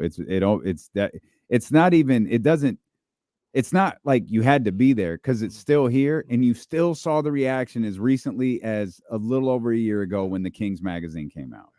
Like everyone went crazy for that. And I think part of it is what Jay just noted. Most people don't do magazines anymore. So you could go get an actual physical cover with your guys on it and feel like, oh man, we haven't had this since Sports Illustrated. Yeah, Webb still remembers his with Jay Will. I asked Shaq, and Shaq was like, I had a bunch of them, but I know what my favorite one is. So what was his favorite? His was the one that was Notorious MVP because he's friends with Biggie. So that was his together because they had just won a championship, and it was an ode to hip hop. So it merged them both. What y'all know about Blitz and Hardball though? What y'all know about that? I'm looking at the cover wall that Jason. Yeah, I'm like mesmerized by that. Blitz was their attempt to do football, And Yeah, they Deion, tried some other sports. They said they tried it. It didn't. Nothing connected like bass. They tried base. They tried hockey. It just didn't work. Different audiences, man. Different I had audiences. both of the issues. I had the Blitz one had Deion in the night. That's when Deion was with the Niners. Or no, I don't remember. It was somebody with the Niners. But I had the Blitz and Harbaugh. I think Albert Bell was on the cover. Yeah, I had them both, and it was fine. But it ain't slam like slam basketball and slam. That's what that was. I mean, I think the way they kind of, I think Dennis, a couple guys mentioned it. The fact that you had the shoe culture with basketball, people wear basketball jerseys, people wear basketball shorts. I mean, I've got shirts and jerseys from teams I'm not really a fan of because they're cool. People don't walk around wearing football pants. So I mean, no one's saying, outside of Deion, has there been a football player where you go, man, I got to get his shoes? Bo. Yeah. Okay, yeah. And But Bo was a baseball player. Deion was too. But yeah, and even then, we're going back to like the early mid '90s. Yeah. I can't think of a current player. Where you're like, man, he's got a shoe. It's not like that. Like they had some, but it wasn't like that. Yeah, it wasn't like that. Patrick Mahomes is. No, Barry Sanders had his. Rod Woodson had his. I remember Barry's. I don't remember. But it Rod wasn't Woodson's. like. I remember Emmett's because I know Reebok brought Emmett's back. So I remember, because I was playing football back then. I was more in tune to what the football shoe was, but it was never going to be like basketball shoes. There was nothing comparable to a Jordan when it came to a football or baseball had Griffey. Yes. So I mean, but even with basketball, you had so many options. So you could do a whole kicks edition because and actually one funny story about that too was that they put Sean Kemp on an early cover, but what happened was that Sean had already signed with Reebok. But on the cover, Sean was still wearing Nikes, and they went back and forth. Do we change this? And they ran it with Nikes. Said Reebok had a fit. Like, how could you put him? How could you put him on the cover in Nikes?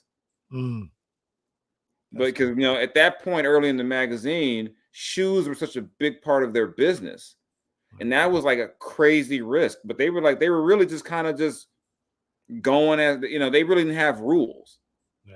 So they were just kind of learning as they went along. And like I said, nowadays, the stuff they did, mainstream is trying to imitate and duplicate, the photography style, everything. I imagine Photoshop was a lot harder back then too. I don't know what you do. Do you put how exactly are we getting these Nikes off of him? Do we put letters like the head? What do we do? They should have put Sean like Kemp. Like had the big M. Yeah, somebody get Jordan's American flag and just throw it over the shoes. Big flag across the street here. Blitz. I'm looking at it right now with Deion Sanders on the cover. About a year later, they had Brett Favre on the cover. Well, there you go. Well, hey, there you go. Stealing money from people back then. Still black people there. Got to support volleyball. Got to.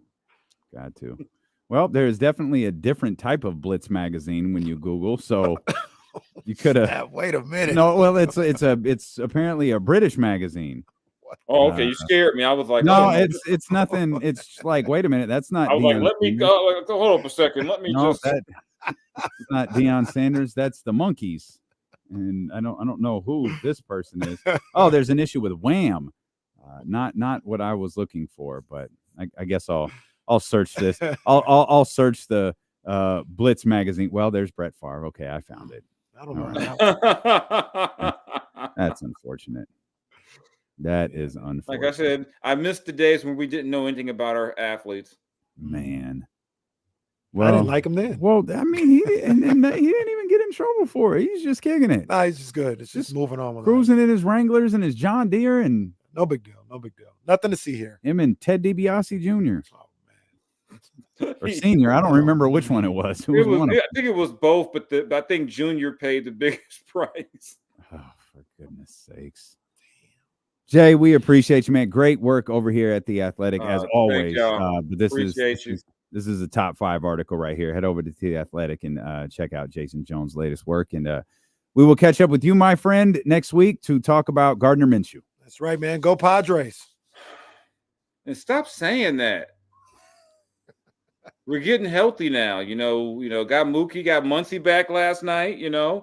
All they need is the rest of their starting rotation back. My boy Machado, do work, boy. Your boy. Oh, stop it. Just stop it.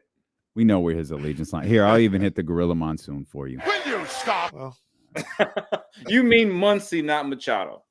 Never. Thanks, Jay. All right, take care, y'all. Jason Jones, man, that's some really good stuff about Slam Magazine. I was hyped when I saw that. I was like, oh, snap. I also love that Ramsey asked who is Melissa Ford. Come on, Ramsey. I love Ramsey. Hey, come on, man. I love Ramsey for that. Come on.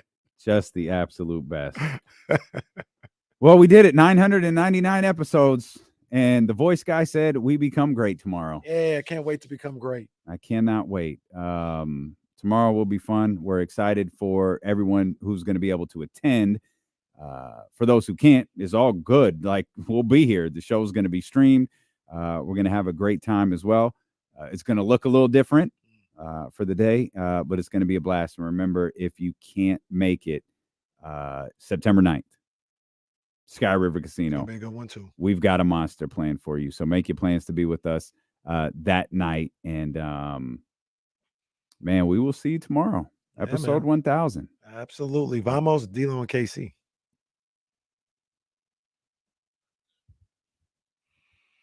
Yeah, Drew down. Get that last. You guys need to. You guys weren't outside. Outside. It's all right. Just look it up, guys. Look it up. We got to go because Kimberly's instructed me to move furniture, which I got to do anyways. So we're going to go to KSFM, and then as soon as the song plays, I'm going to go move furniture. We'll see you guys tomorrow. Thank you.